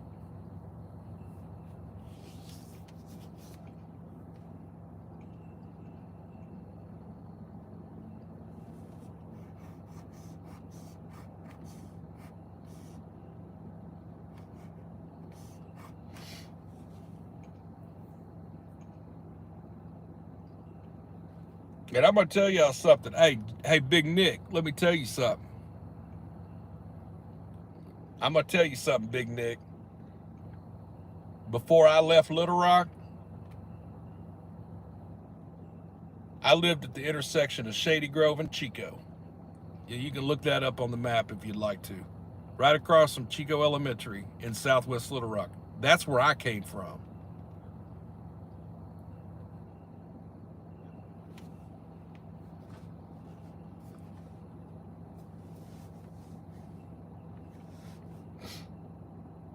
So no, I wasn't sitting out in Chenal. I wasn't sitting off Cantrell. I wasn't sitting behind the gate. No, I was right there in the hood, right there at Shady Grove and Chico, right there in southwest Little Rock, seeing it for myself, being about it. And it just got to be too much for me, so I had to go. But that doesn't mean I don't get it, because I get it. I get it. I was there. I was shopping at Family Dollar and Dollar General at Chico and Mableville Cutoff. I was going to Baseline Walmart every other day. McDonald's on Baseline to get my cup of coffee every single morning, looking at the fallout, looking at all the folks that didn't sleep that night, that were pushing shopping carts at 7 in the morning. They've been up all night on dope. I was there and I saw it. And you're right, the mayor could care less. He's not down there. He's not even in the area. Southwest Little Rock really is its own other. It's like a whole nother town, really.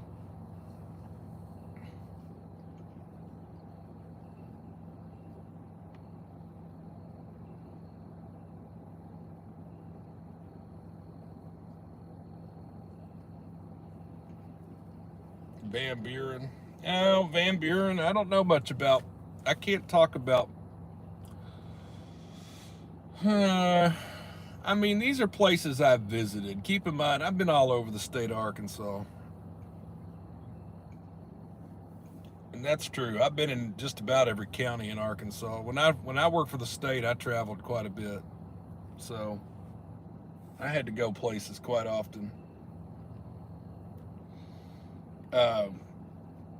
Van Buren, though, of course, Sebastian County, and let's talk about Fort Smith. To you folks that are in Sebastian County, Fort Smith, you can tell me all about your dope problems too, because I know you've got them. I think that Van Buren is kind of like the suburb to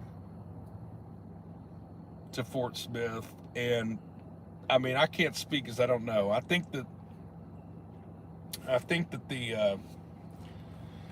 the dope problems are more in Fort Smith, and I think Van Buren is more of the suburb that maybe doesn't have near as much. I don't know that that's true, though.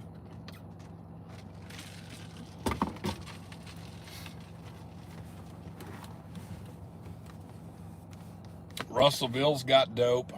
If you're over there in Pope County, Russellville, they've got a bunch of homeless folks. You know, anything around Interstate 40, unfortunately, is a draw for transient and homeless folks. They come and they go because of the interstate.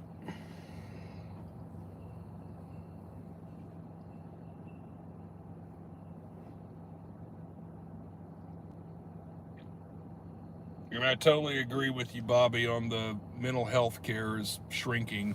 What little bit of mental health resources are out there are just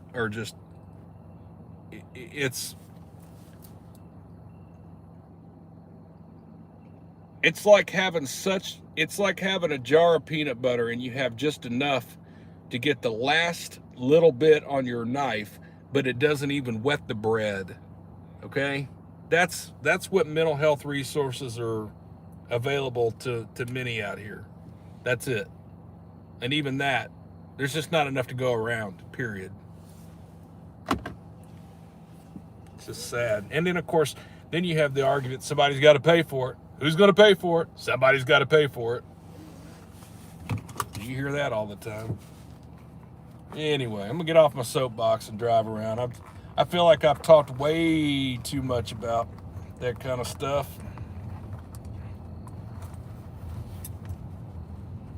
Appreciate you listening to me rant and rave about it.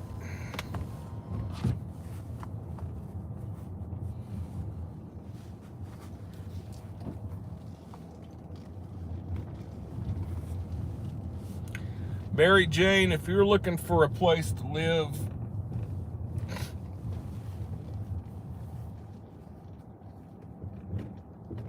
I might consider Jonesboro. It's got problems just like any other place, but the East is cheap. It's cheaper.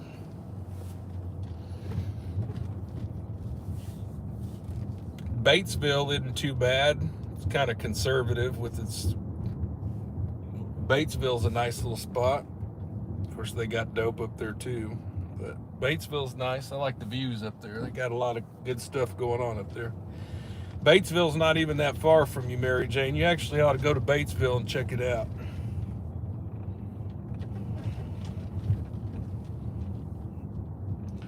So Pine Bluff. You know what?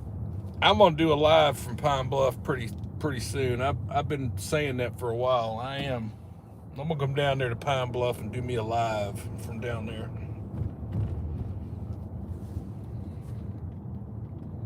I like the troopers down in Troop E a lot, because they put up with a lot of crap.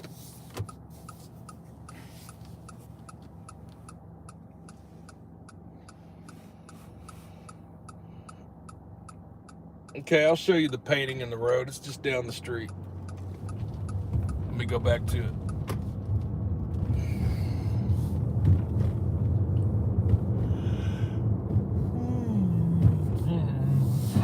Trying not to yawn, y'all. Getting sleepy now. Let's go back here and look at this mural in the street.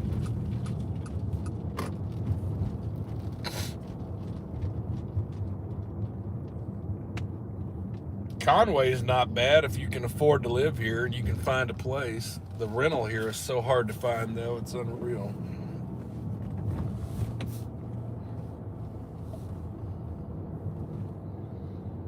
This is a town that doesn't have enough rental.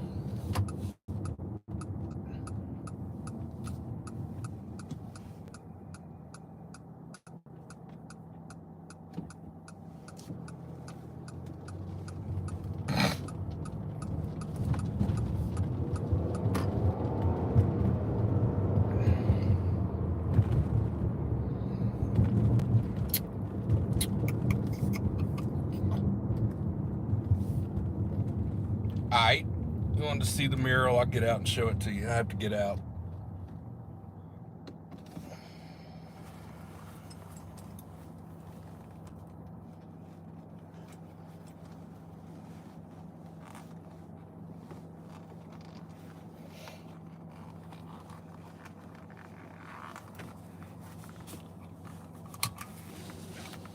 Oh, goodness.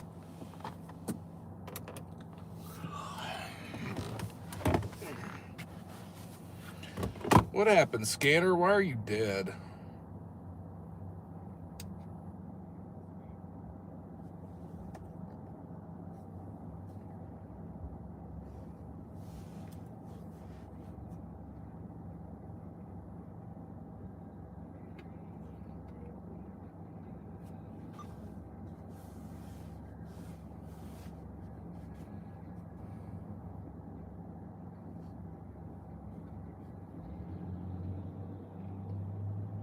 All right.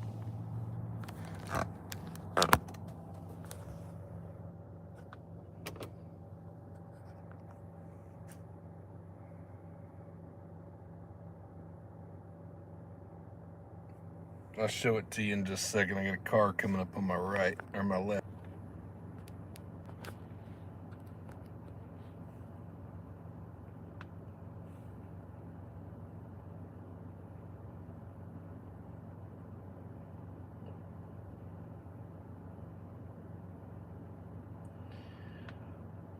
Yeah, I like old Trooper Shane. Trooper Shane's a cool dude.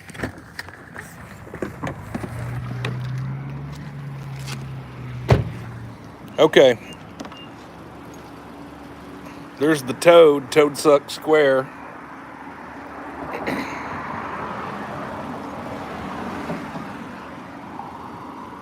Let me do this while I don't have any traffic.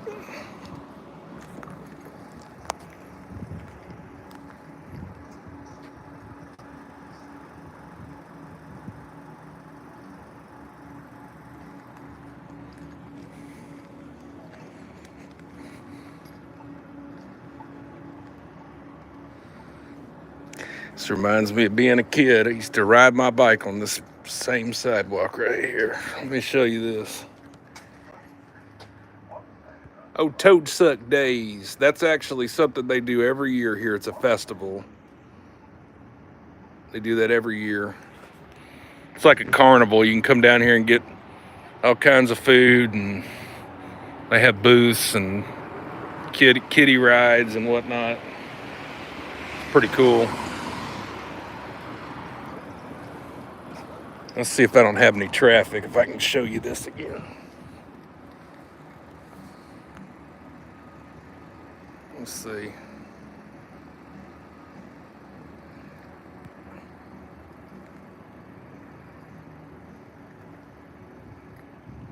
Toad Suck Days.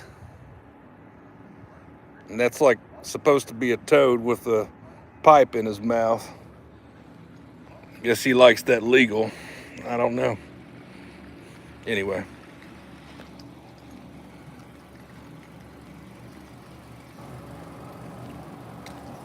So,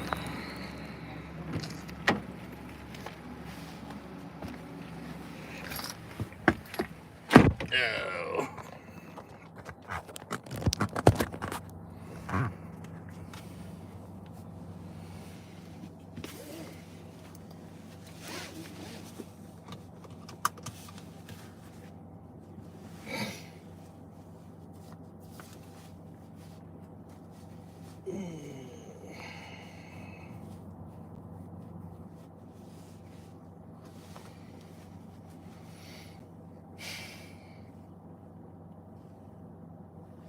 Well, am I gonna call it a night, or am I gonna just?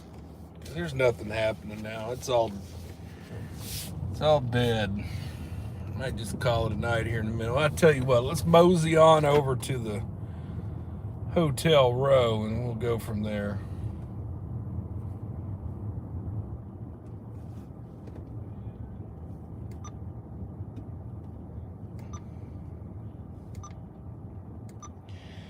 I just didn't hear anything tonight. There we go. That's what I want right there.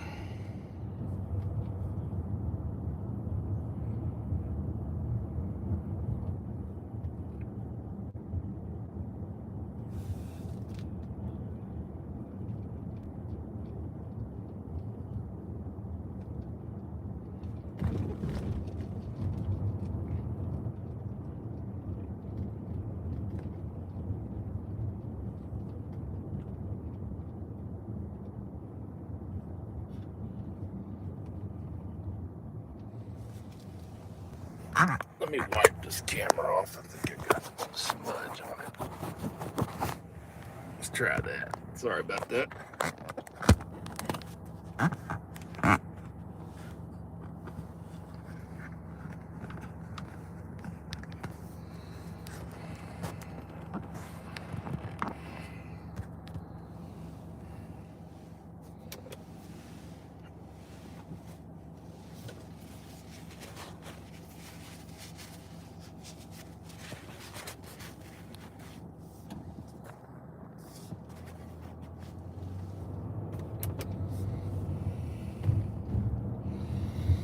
A little bit of a better view.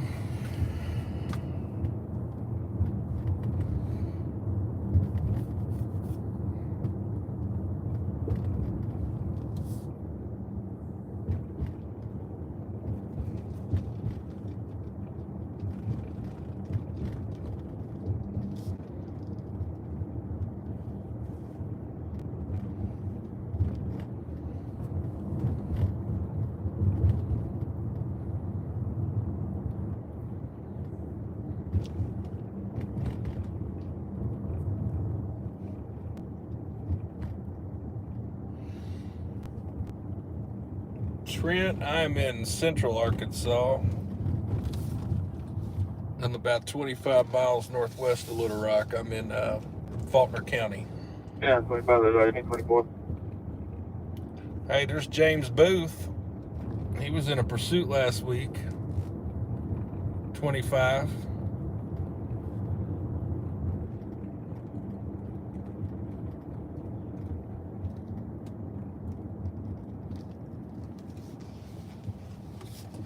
Beautiful.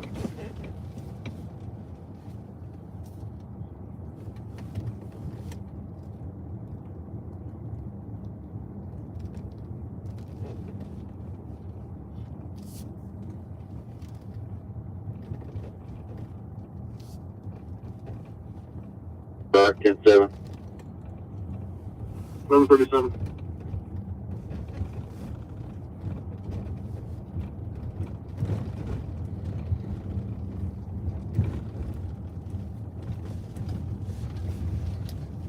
And 14 mark 1024.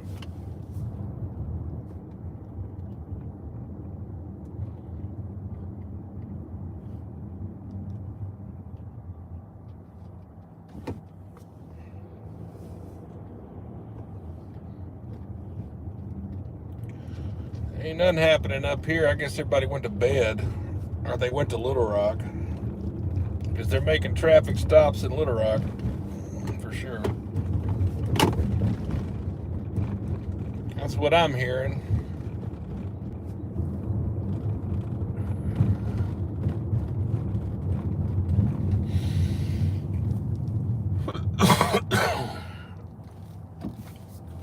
All right, we're going to cruise on back this way.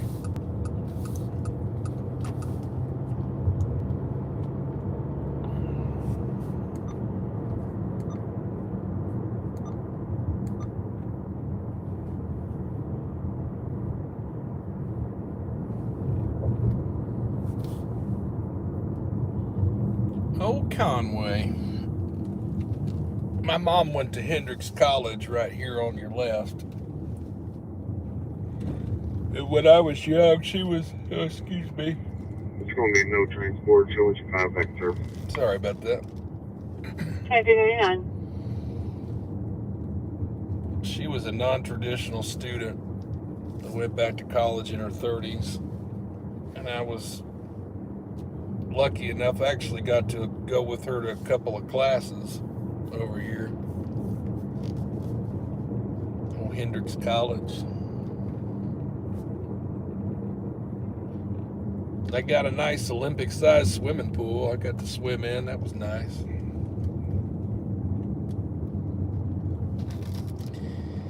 So, city of roundabouts is Conway. There's not another city in the state that has as many roundabouts in it as Conway. They invested heavily in roundabouts.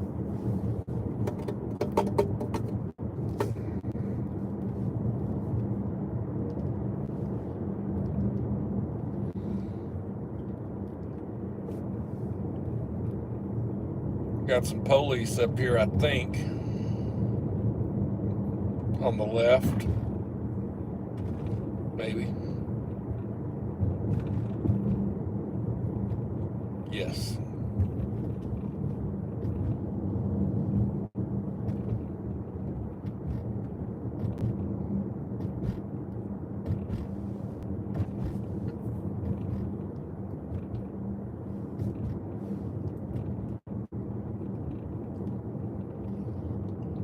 All they're doing is talking. They're not doing anything.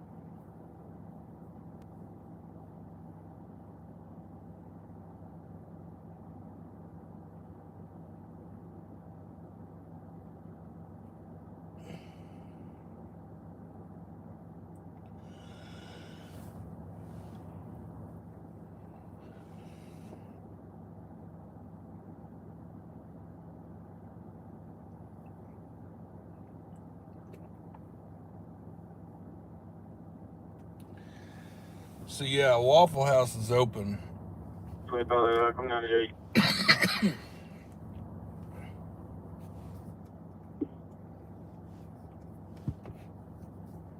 Yeah, Waffle House is open.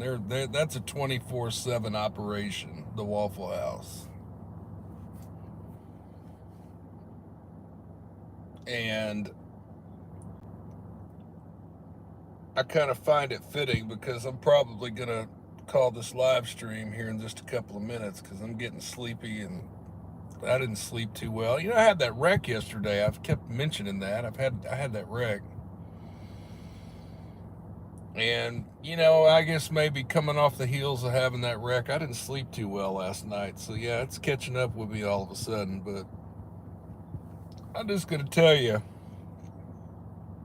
the first Waffle House experience that I ever had,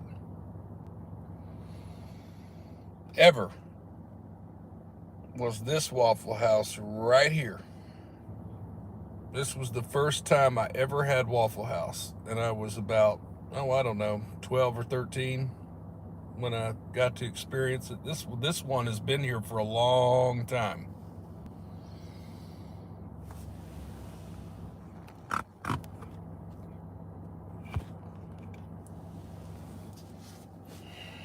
So yeah,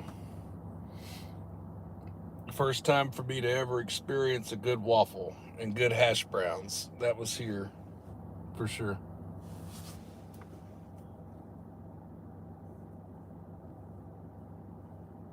I'm 14 Rock, 1098.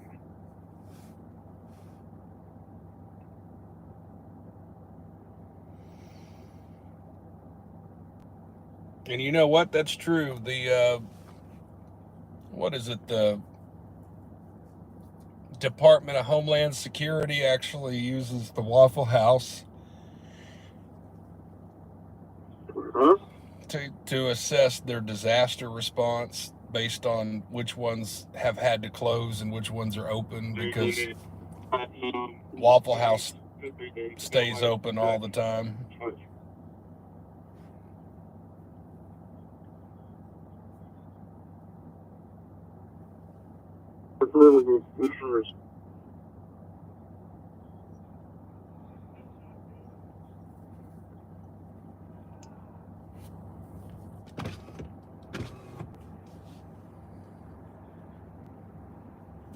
If these dudes right now only knew they were being live streamed.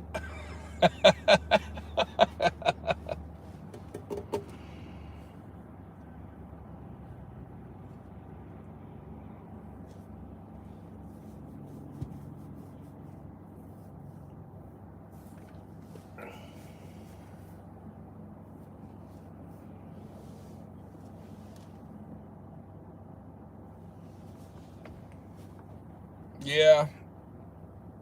The very first time I ever had Waffle House was here at this old Waffle House. So you know it's got years and years and years and years and years of grease built up in there. Good stuff.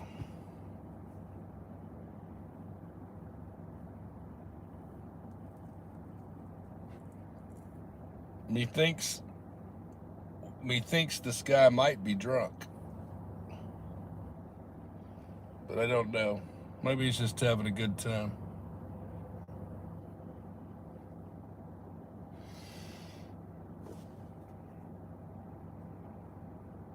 Well, there is nobody that is 1037 right now. No pursuits, no traffic stops. Nothing's happening in Conway. The Conway Fire Department hadn't had a call in over an hour that I can tell.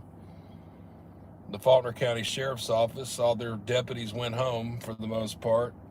No, there's not been any calls. They're not doing anything that I can tell. Of course, we can't listen to Conway PD, so that's hard to tell. But I see a lot of Conway cops just sitting around doing nothing right now. So I guess we'll call it a night. To the ones that hung in there and watched this whole thing, or even if you just joined for the last 5 minutes, I appreciate your time. Thank you for sharing it with me and with our community here at NST. Please don't let the commentary from earlier overshadow the mission of this channel. You know, just because I have opinions about some things that happen in Little Rock and other places in this state, I just hope that doesn't come across as too negative. I'm not trying to be too negative and hate on my hometown. I just speak from the heart. I speak from the heart on stuff I know. That's it. So there's no need for me to go into a long-winded explanation about all that. I just, you know, I take it personal because it is personal to me. So hopefully it wasn't too negative, and hopefully you understand where I'm coming from, at least a little bit. What's up, dude? Are you drunk? This dude's being silly right here. He's He's like making vomit sounds.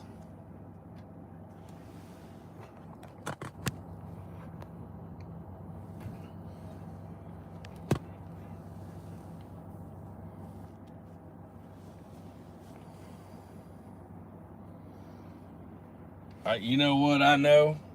I know this. I'm not going to let him hit me. Okay? So, I can tell you that.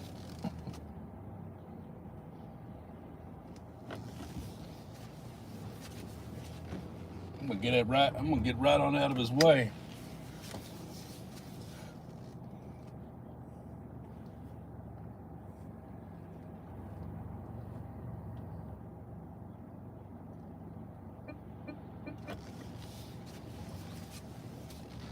All right, let me straighten my camera up real quick.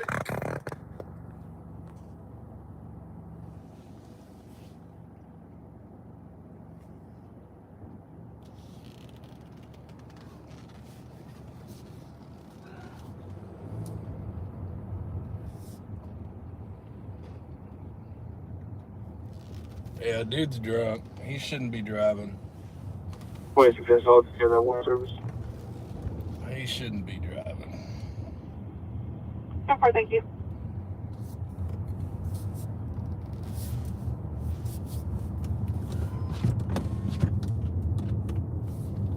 Folks are going to make their poor decisions, though. I think dude's drunk. He sure sounds like it.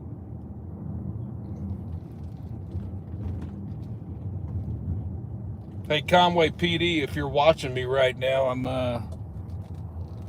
go get the guy with the what was that, a gold Tahoe or a GMC Yukon? It's about to pull out of that Conway Waffle House. In state police terms, he's 1025. And give you something to do.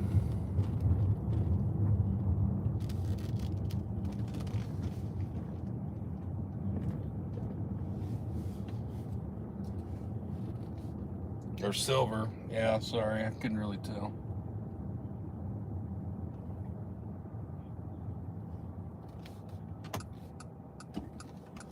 I'll go back down here and see if he's still there. I'm not going to follow a drunk driver and call all that in. That's not going to happen.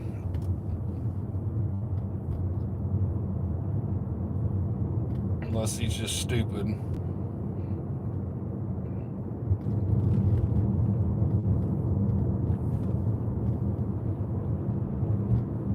Yeah, he's gone. Yeah, he probably went right, or left rather.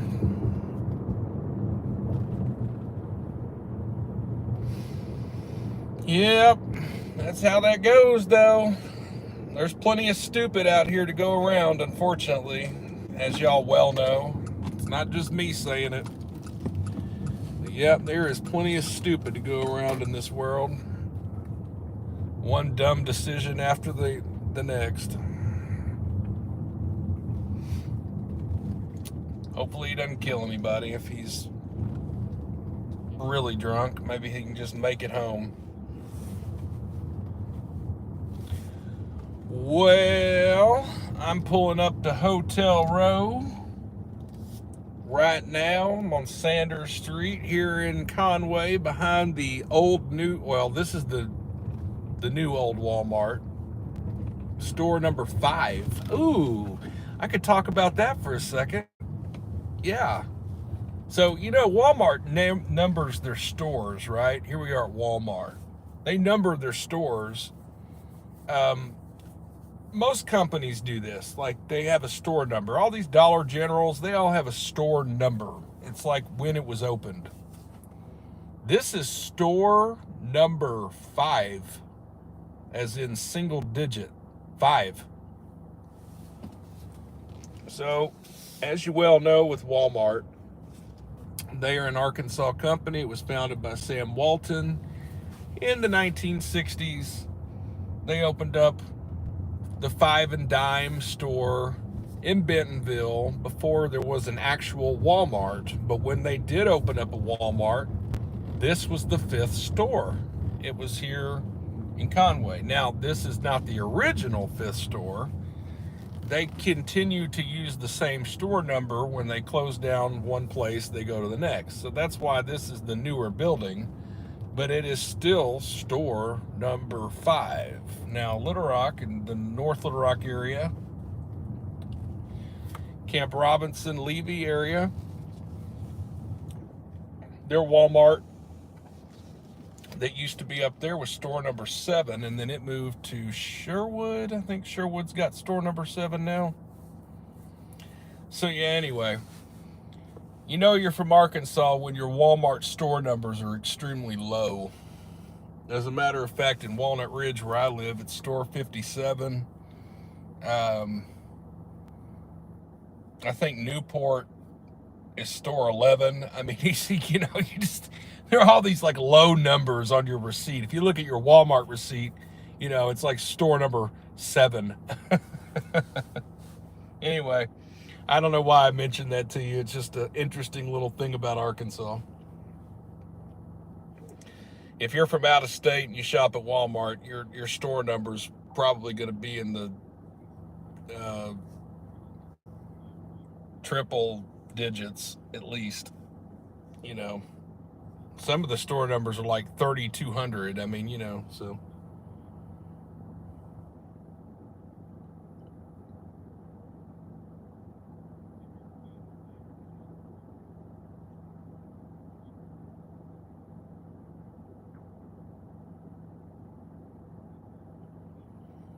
Well, hey, Angie from Alma, Arkansas. That's, over there. Now, we were just talking about Van Buren and Fort Smith a few minutes ago. So that's right over there, too.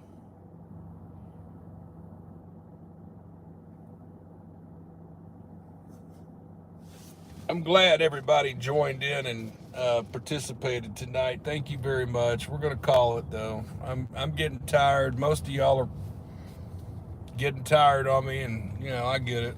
It's getting late. And we've been doing this for a while. And there's nothing happening, so I can continue to aimlessly drive around Conway with you live, which is cool. I can do that, but yeah, why don't we save our live for the next time when there might be some action.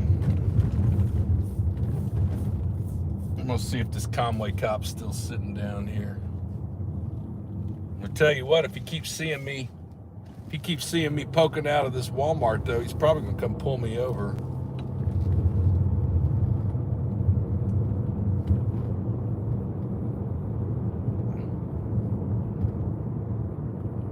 I think that'd be hilarious, actually.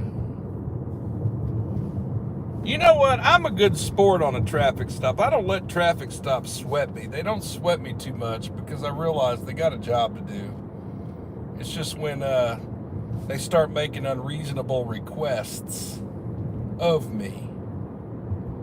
Now, you see... Can I get an OTA for property damage incident? I'll tell you this. I think everybody should have a dash camera. I got one because I had a really bad wreck. And they're just your proof that, you know, I'm sorry that our society has gone to that level of you have to prove everything these days. But you know what? You need to have proof. It's good for you. It's good to have some sort of proof. Maybe you weren't speeding, or maybe you didn't run the red light, or improperly pass a vehicle or something. You know, you just never know. You know, as you well know, cops don't always get it right. And, you know, sometimes you might capture something on there that turns out to really save you. You know, if somebody pulls out in front of you and you have an accident, you know, you can prove that it was their fault. It's important.